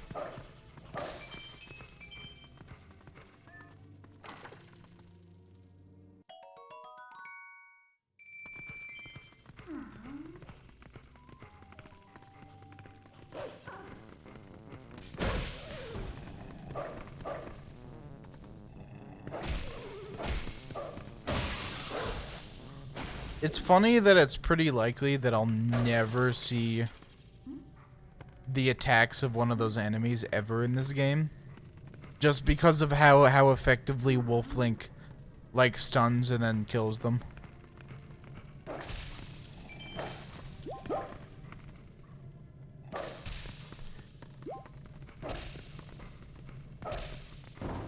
Oh shit.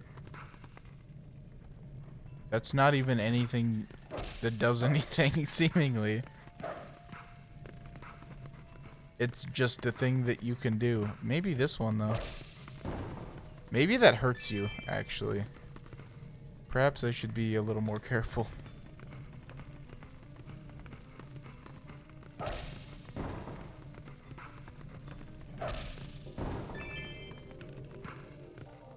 Oh wow, I'm almost at the rupee limit.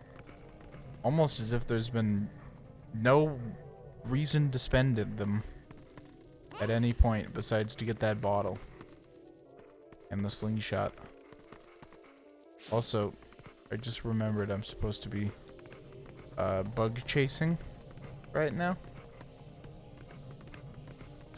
I don't think there's any double meaning for that, right?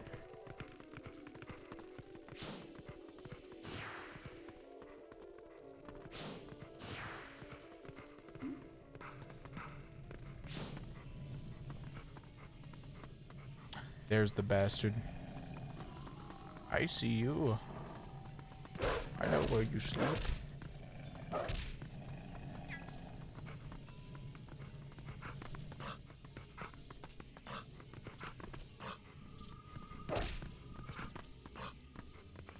How do I get him out of there is the question.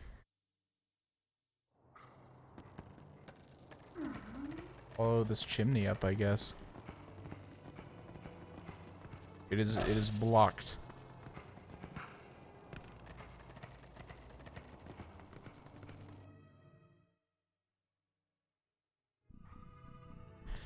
So, remember the fucking rant I had about those Fritos flavor twists, honey barbecue flavor?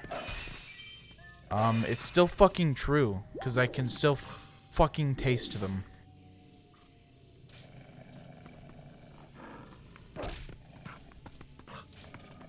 They're so terrible. Again, they really don't taste like either honey. They taste like neither honey nor barbecue.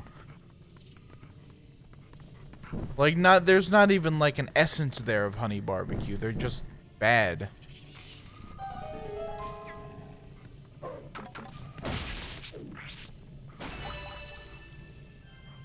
And then they leave a terrible fucking taste in your mouth. And it's bad. Like, that's easily the worst part. Eating them isn't terrible. They're just, I mean, they don't taste good, but you can shove them in your face well enough. But man, you will be tasting them for fucking days, and it's not worth it.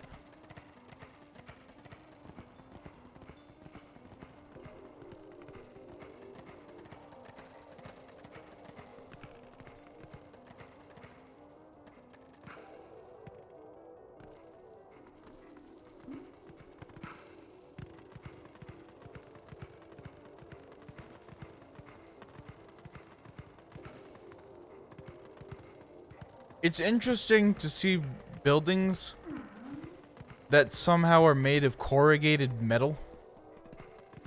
Like fucking sheet metal.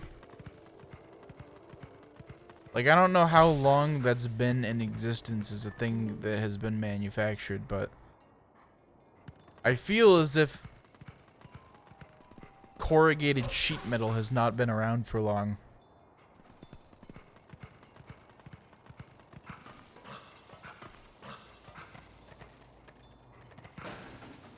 And certainly would not have existed, or would never be made in Zelda world. Okay, excuse me, sir? What the flup? I am just trying to break into this window. Oh, you have to dash. You can't attack, you have to dash. It's a very important distinction. You ever tried to attack a window? You're never gonna break it. But if you try to dash at a window, then you've got a fair chance.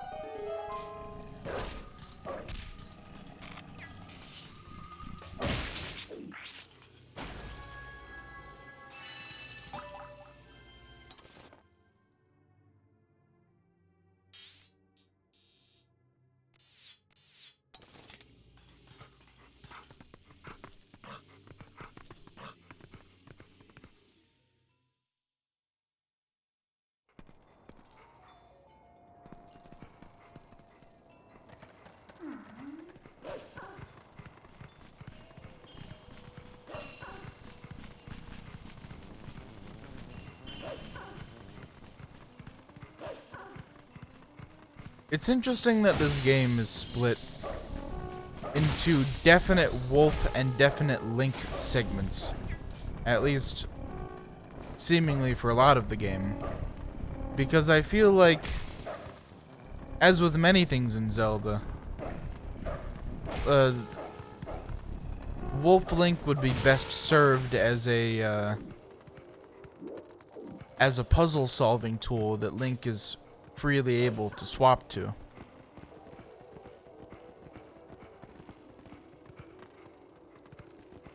Of course, introducing the concept and then using it before introducing the ability to freely switch is one thing, but which they're doing right now, and it's still in the early game. So it could change to being able to swap at will, and I think I would like that a lot, because that just opens the door to so much more shit than just Wolf Link or just regular Link. And they're very much better together than they are apart, I think. As with many things in Zelda, though. Like in Oracle of Ages, getting the ability to switch at will between ages gradually opens up the game pretty significantly. And it's a good thing.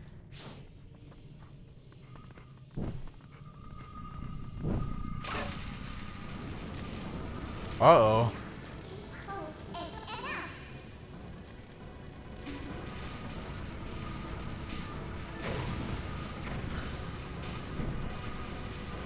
I'm out of here. Is that just gonna kill them once it explodes? I hope so. Is this gonna fuck me over in the future? Because it's gonna be like, oh, well, Link, we have no more bomb supplies because it blew up somehow. And then it's like, yeah, go and get us more of those bomb supplies. And it's a quest.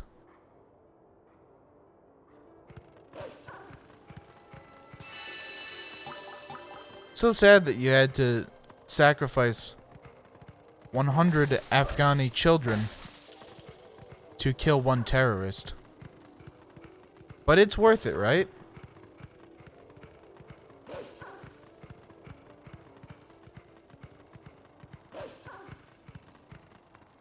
Okay, I think, yeah, okay. So the last of them,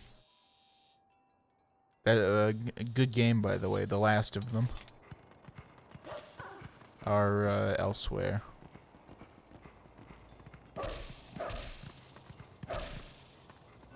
I was pressing the wrong button.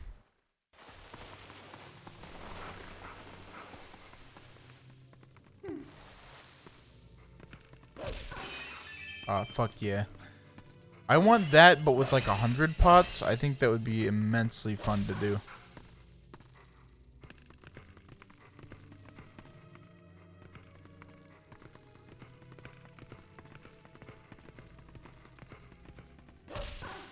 I like that they give you the ability to go in here, but you get like 2 rupees and then it's like, come back later, bitch. I might as well not have spent the time being in there. Also, I just noticed, or well, I had noticed subconsciously, but I first just registered it. Why the fuck does the Wolf Link have ear piercings? That's kind of weird. Like, I know regular Link does, but it doesn't mean the Wolf should. 104-1 the Wolf. Drinking gum every day of the week. 104-1 the Wolf.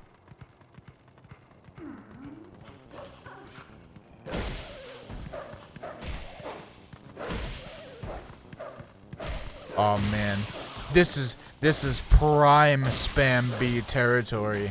Now there's peak Zelda combat.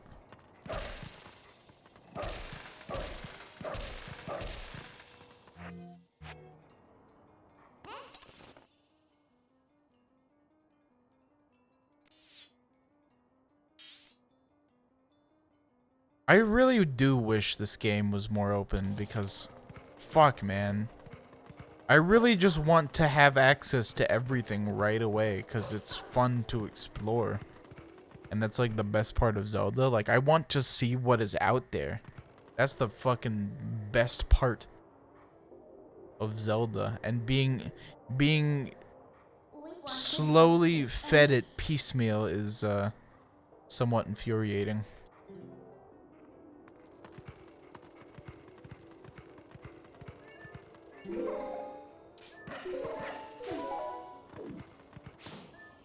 Oh shit, a Goron, and they look fucking terrifying.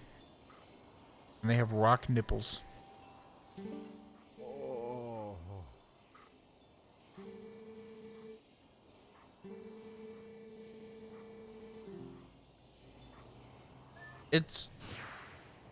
This game did a lot of things with the designs of all of the main races and of the characters and stuff.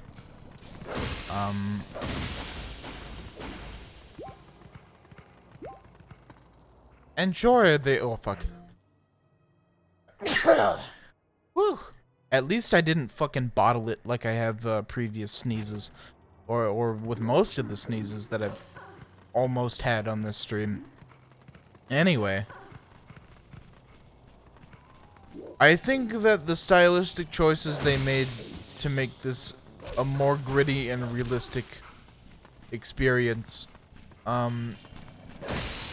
made it mostly just look weird and like ugly.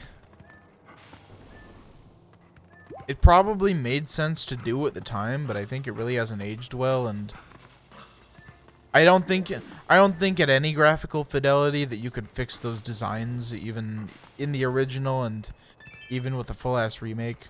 Maybe with a full-ass remake, but they'd have to change the style a lot. But I just don't think it's a thing that looks very good.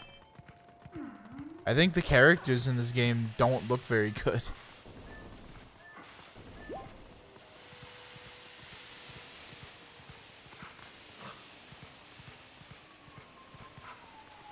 Oh shit, a Sheikah stone.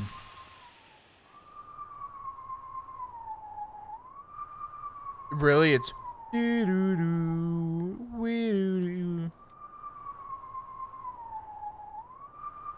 oh yeah, I have to press A to actually do it.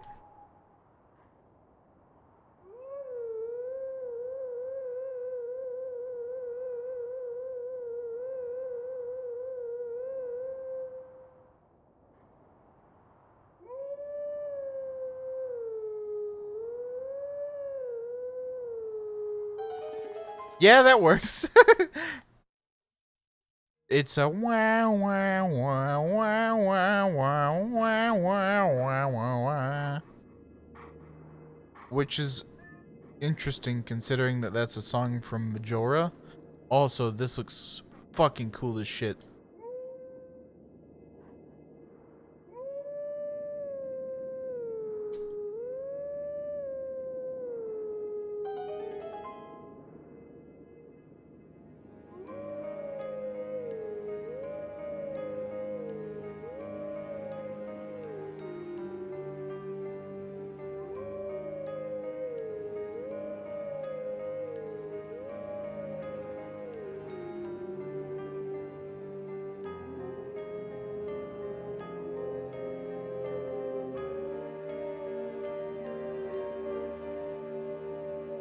Oh wow, he was really looking weird in the distance there.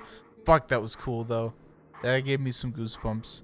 I got fully suckered into the nostalgia on that one. Yeah, that was really good.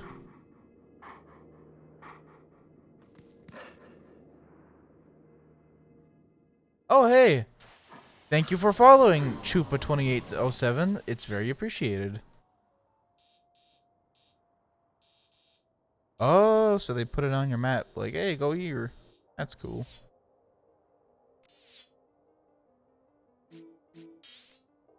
Oh, that's all the way in, like, Ordon. Funky. So not only do you have to interact with the statue, but you also have to then find the place where he's now located in the world. Oh, hey, a bug. Very nice.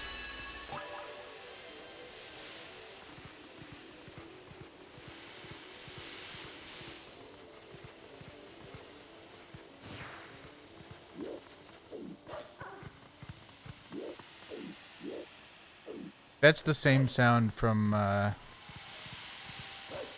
least Majora Ocarina 3D. I can't speak for the originals, but I definitely recognize that. It could be in the originals, but it also would make sense if they just took the sound from Twilight Princess and put it in those remakes.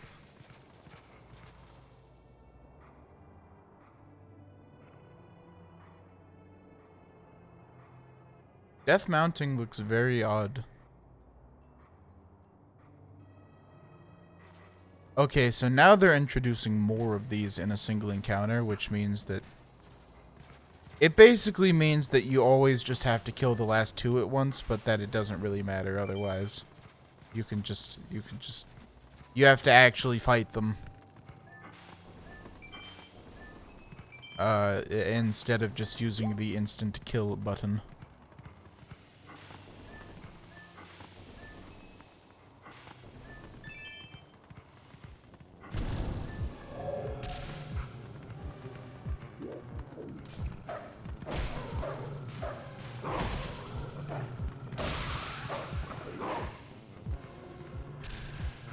What? Fuck. Oh. So he's just separated for no reason. I guess the reason is so that you actually like have to fight them and you can't draw them towards each other, even though you can't really in the first place.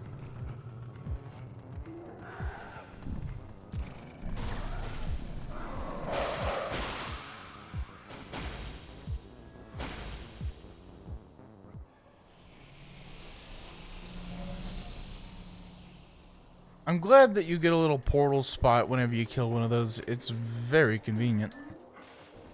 It seems that this game put copious amounts of fast travel in. And I fully support it.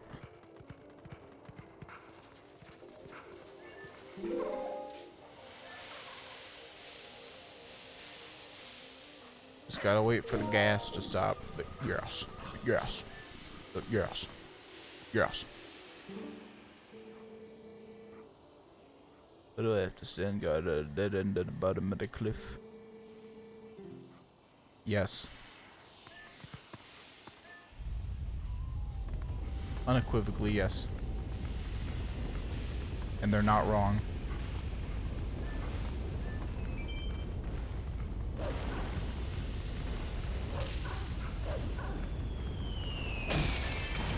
Ouch.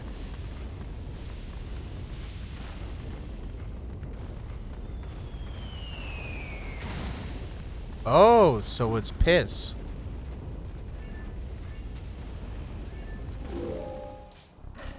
Nope, no thank you. Nope, I will be... Fuck you! Suck my fucking dick. That's so lame. They set it up for you to just fall. That is asshole game design right there. That is how you design games if you're a motherfucker.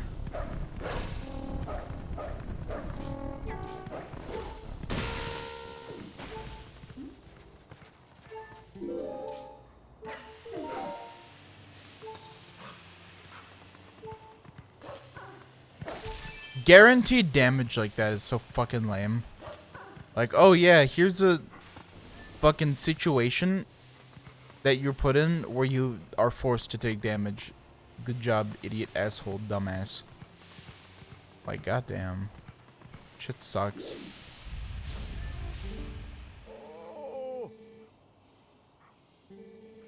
Another fumarole.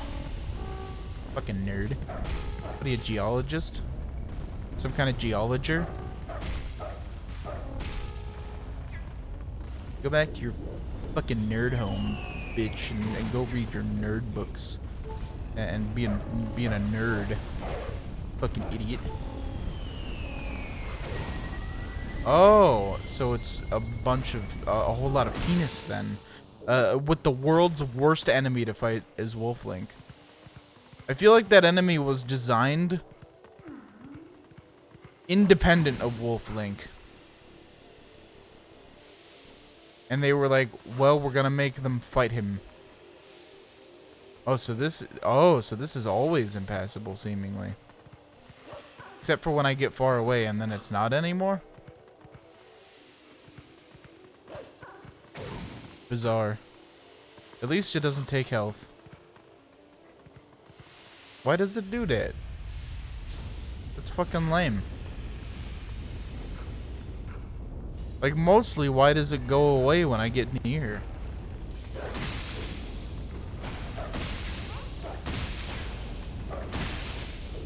It's cool that he swings them. I'm glad that he does that.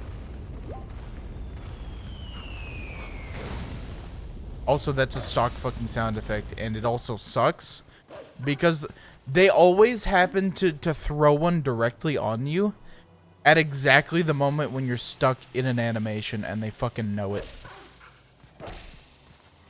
What is here? I would like to go there.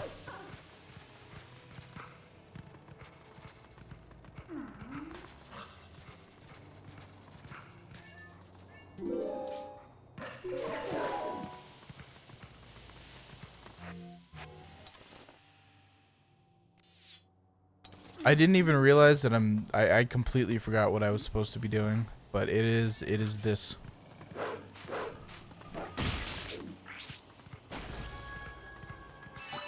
It's weird that you have to collect them after you kill the thing. It's somewhat inconvenient, and I can see myself easily forgetting that I'm supposed to do that and having to backtrack as a result.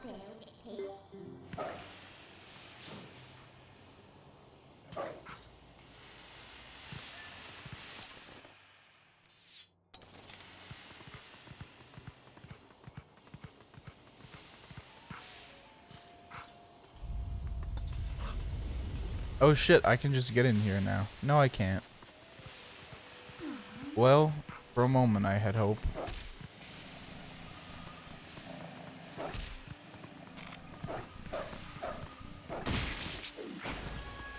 I bet at some point those are gonna fight back and it's going to get somewhat annoying.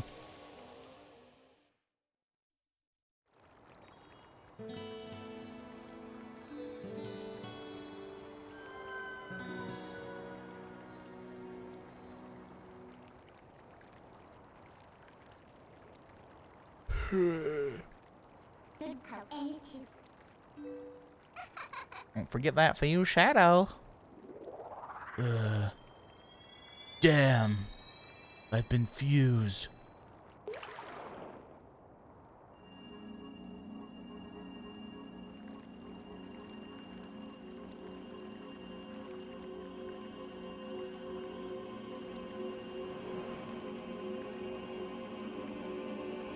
Tama llama, Duma llama, you assuming I'm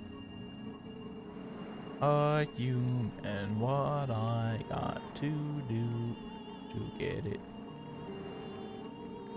He's a weird owl that I don't like his face. I think this game has some of the worst faces in Zelda.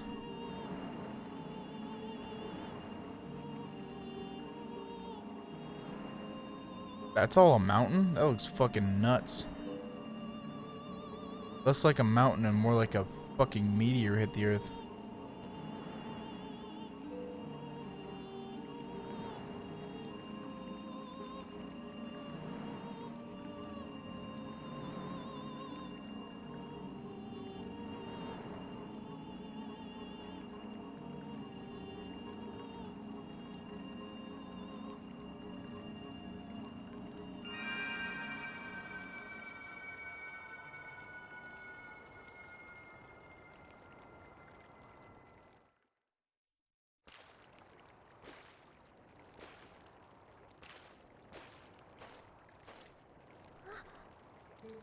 Gabe?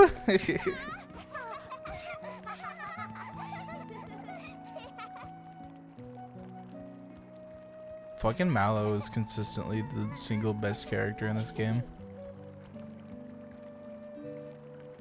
So spiteful looking, always constantly looking just fucking full of hate.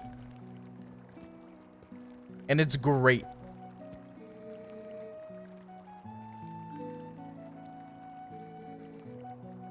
Ooh, yeah, well met. I am Renato. An unfortunate stereotype.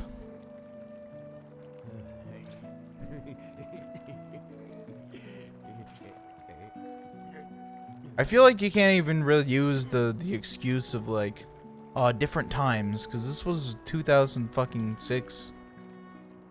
Like, yeah, sure. Like some people say that about the 2000s. Like, oh, it was different times. You could say the gay people slur then, and all sorts of other things. You could be very insensitive, and no one would bat an eye. I don't think that was as true as people think it is, to be quite honest. Especially with something like this.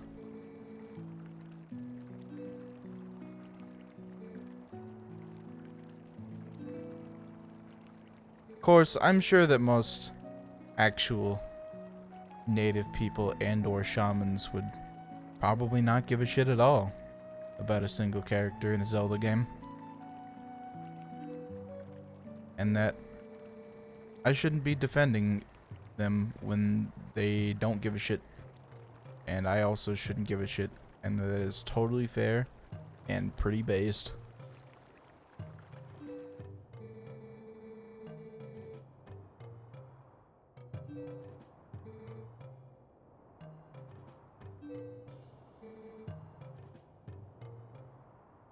Oh dang, they didn't let us in their mines anymore. We were no longer able to extract their natural resources for our own gain. That's so unfortunate. It must be some evil blanketing the land. Link, you should probably go beat them into submission.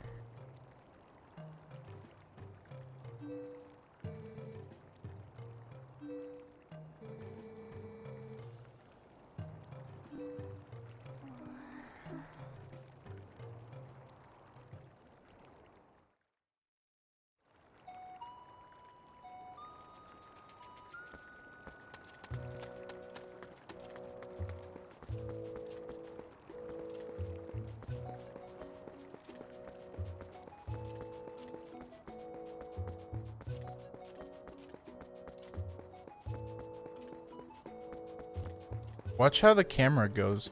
The camera turns faster based on whether it's traveling towards Link's back to make him look towards the front or not. It's kind of odd.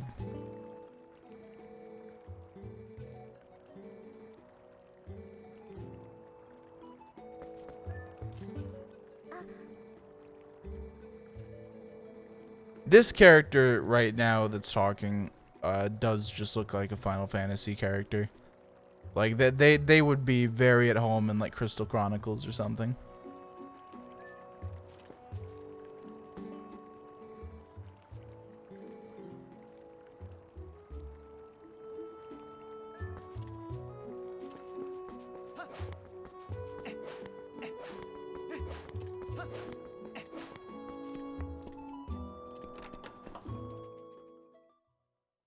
Are the people back yet, or are all these, yeah, all these homes are just gonna be empty? Also, I like that previously you were able to explore the, these buildings freely, but now they've been just reduced to a fixed camera, like average Zelda home. It's weird. It's weird knowing that there's more. Unlike with your normal Zelda game where you get that, and then oftentimes it's not even rendered on the other side.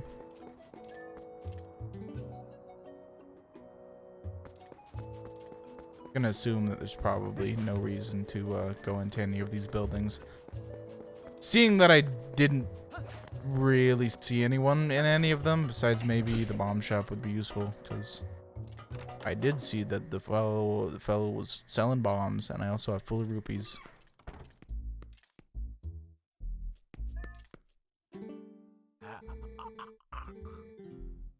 Yep, there it is. The consequences of my actions. Who could have guessed?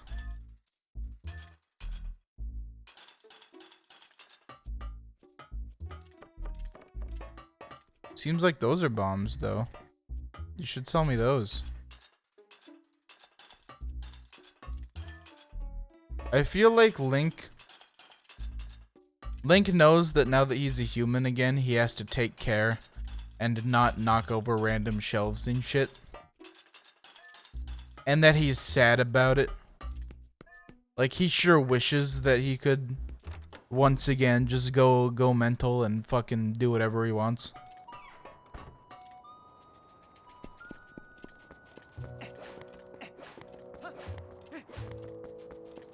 Oh, I hadn't even noticed that it was like an entrance type of deal. And it had an emblem on it. Oh yeah, I should probably stop streaming, since I have been going quite a while at this point. There's not really much way to actually get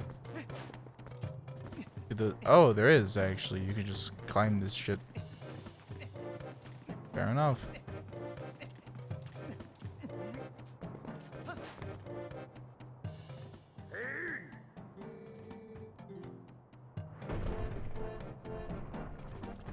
Oh shit, you gotta hold A. Except you don't? I thought I had finally learned this mechanic. But alas, you can never actually fucking learn it, apparently. I will say that maybe I wasn't paying attention to the soundtrack when I listened to it on my own. Because this does have a lot of tracks that are interesting and have melodies that are good. I think that it's also possible, though, that having a place and characters associated with the music does just strengthen its effect on me, even regardless of whether I thought it was good in a vacuum.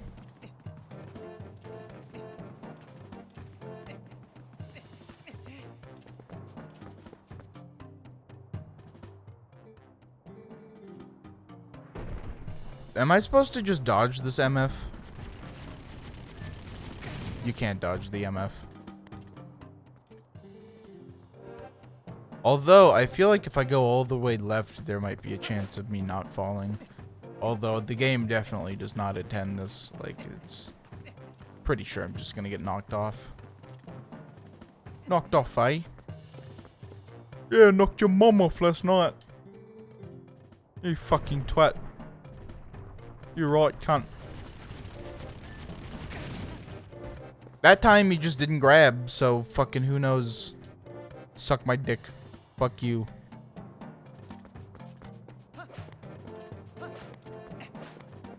Oh man.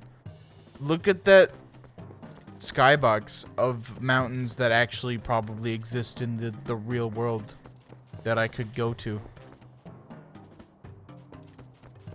They do look pretty good though. Although notice that it's a lot of the same picture, just like tiled, which is really funny. Like at different sizes, they're just placed in front of each other.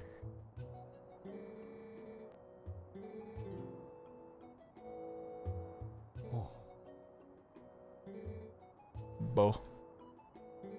Oh shit, bow.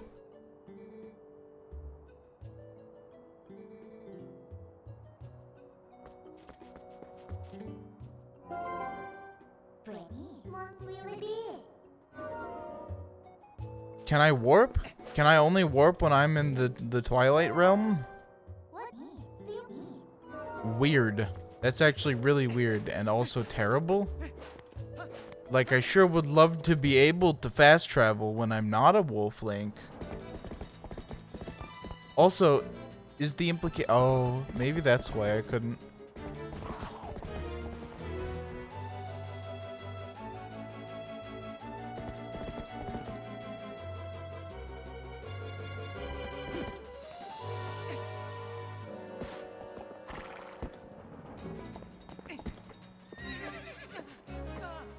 Anyway, what I was saying was, well, shit, what was I fucking saying?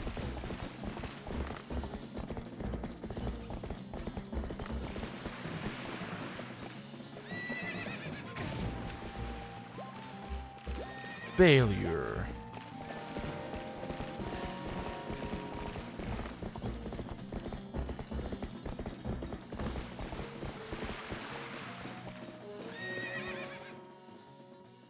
Wow, I sure do love QuickTime events in a fucking Zelda game. Again, this was just the era for that, where people were putting QuickTime events and things that didn't need to have them.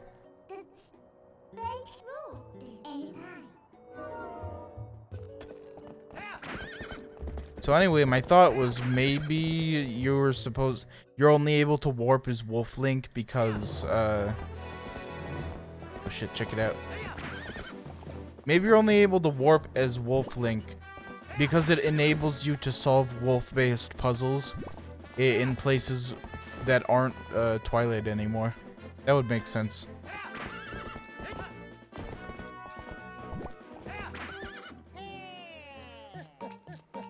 Oh, here he comes again.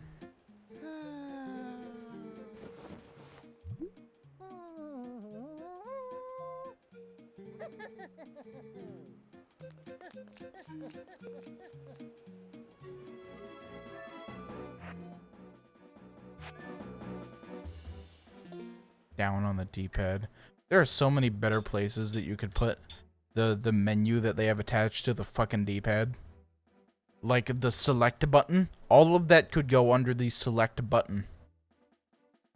And in fact, in the later Zelda game, Breath of the Wild, that is what would happen.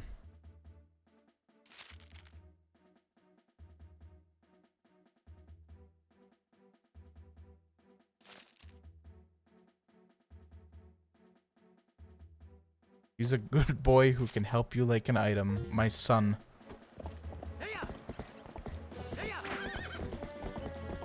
Oh yeah, wait. Let me see this no longer infected by Twilight. That's dope. Wish I could see it a little better, but you know. Yeah, and then you can see shit in the background just like I hoped. That's pretty cool.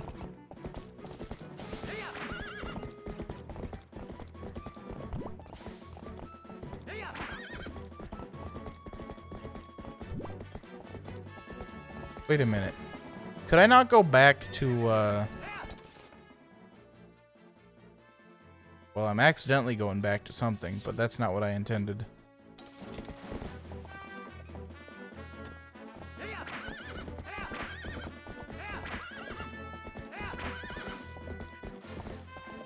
God fucking damn. Controlling horse is terrible. No one should ever have to control horse. That's my solemn promise. The American people.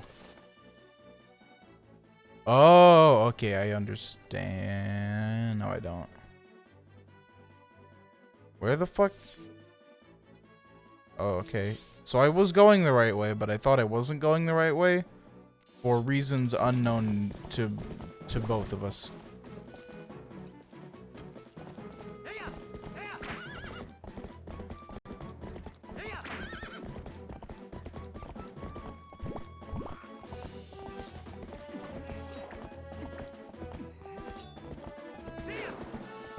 Wait, how the fuck does that work?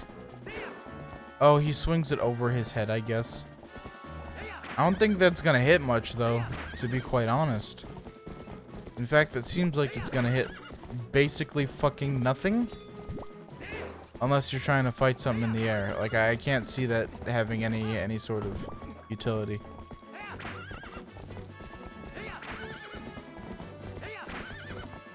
Which is not to say that you won't be fighting flying enemies, but... Oh, okay. I wanted to check over here because I was like, maybe I'll have that area open to me, and there will be one single tiny bit of non-linearity in this game. Nope. Sorry. You cannot jump over that, even if you wanted to.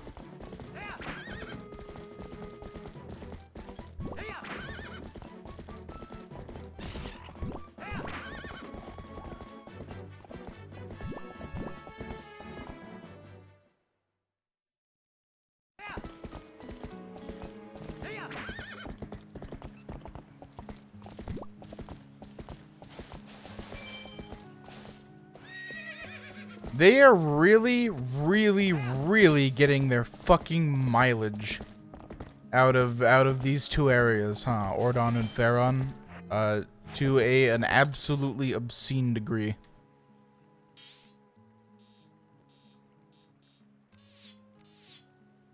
Nearly to a degree of absurdity.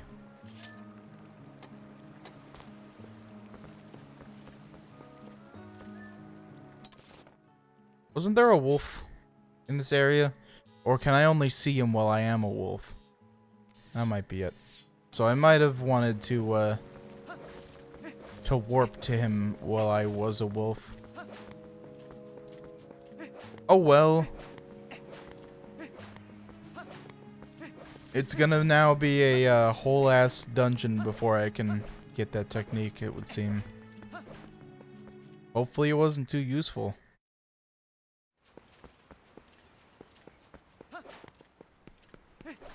Can I slash these? Damn it. I just want to collapse every single bridge in Hyrule is all. I think that's a noble goal. Oh no, he's here. No, he's here. We're good. Probably just didn't see him.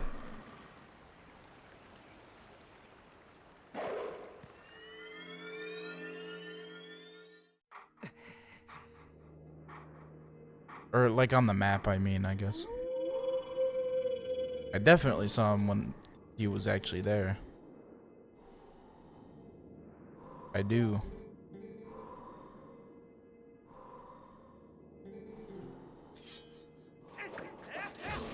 The ending blow. The climax, as it's called. And he said, boy, climax on me.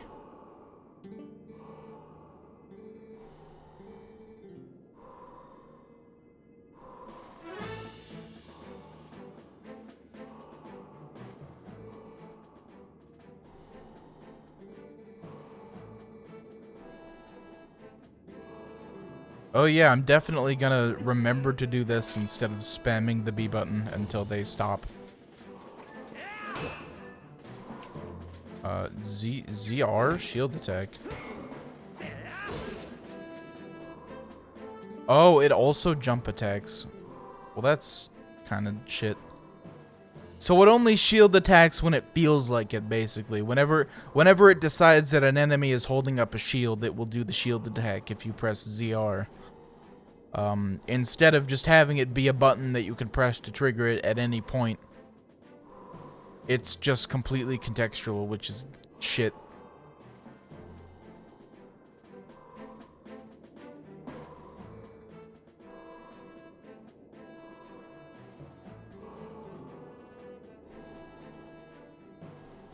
parry? Is this a parry mechanic I'm seeing? This is a parry mechanic I'm now seeing. Alright, game is bad. Game is bad. Game has a parry mechanic. It's not a good game anymore.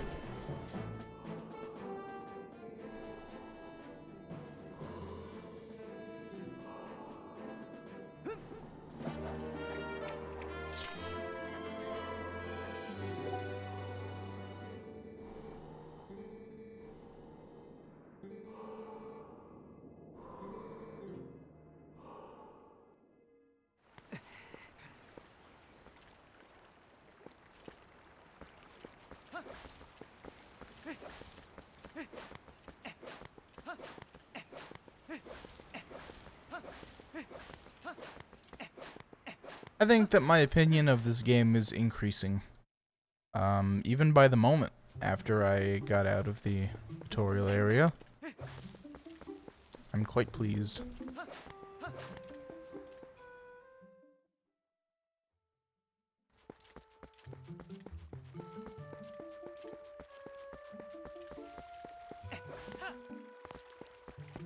Alright, here is bow, and I can save. And I will save. I do like the menus. They in this game, they look quite stylish.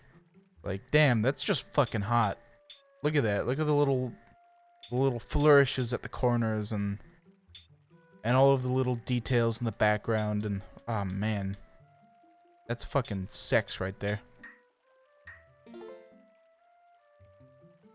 Lock on type hold. I will never put it on toggle again after the nightmare. The nightmares that I have experienced. Invert vertical axis. I'm gonna keep it as is because that's probably what my muscle memory is. But it's cool that I have control over all of this, especially the brightness. That's actually shocking. It looks good like this, so I'll just keep it like that.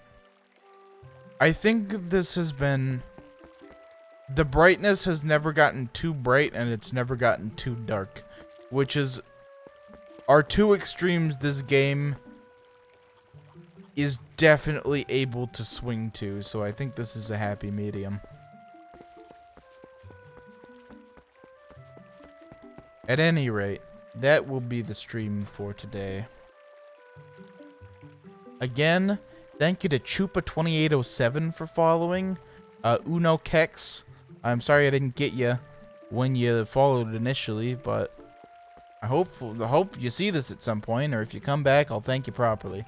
And Princess Jassy, thank you for following at the start of the stream, and for coming by and chatting. You too, Uno Kex. As for the next stream, again, who the absolute fuck knows? I wish I did. It will be sometime between now and the rest of existence. And that's a promise. So with that, have a nice day, night, evening, afternoon, morning. I'll see you later.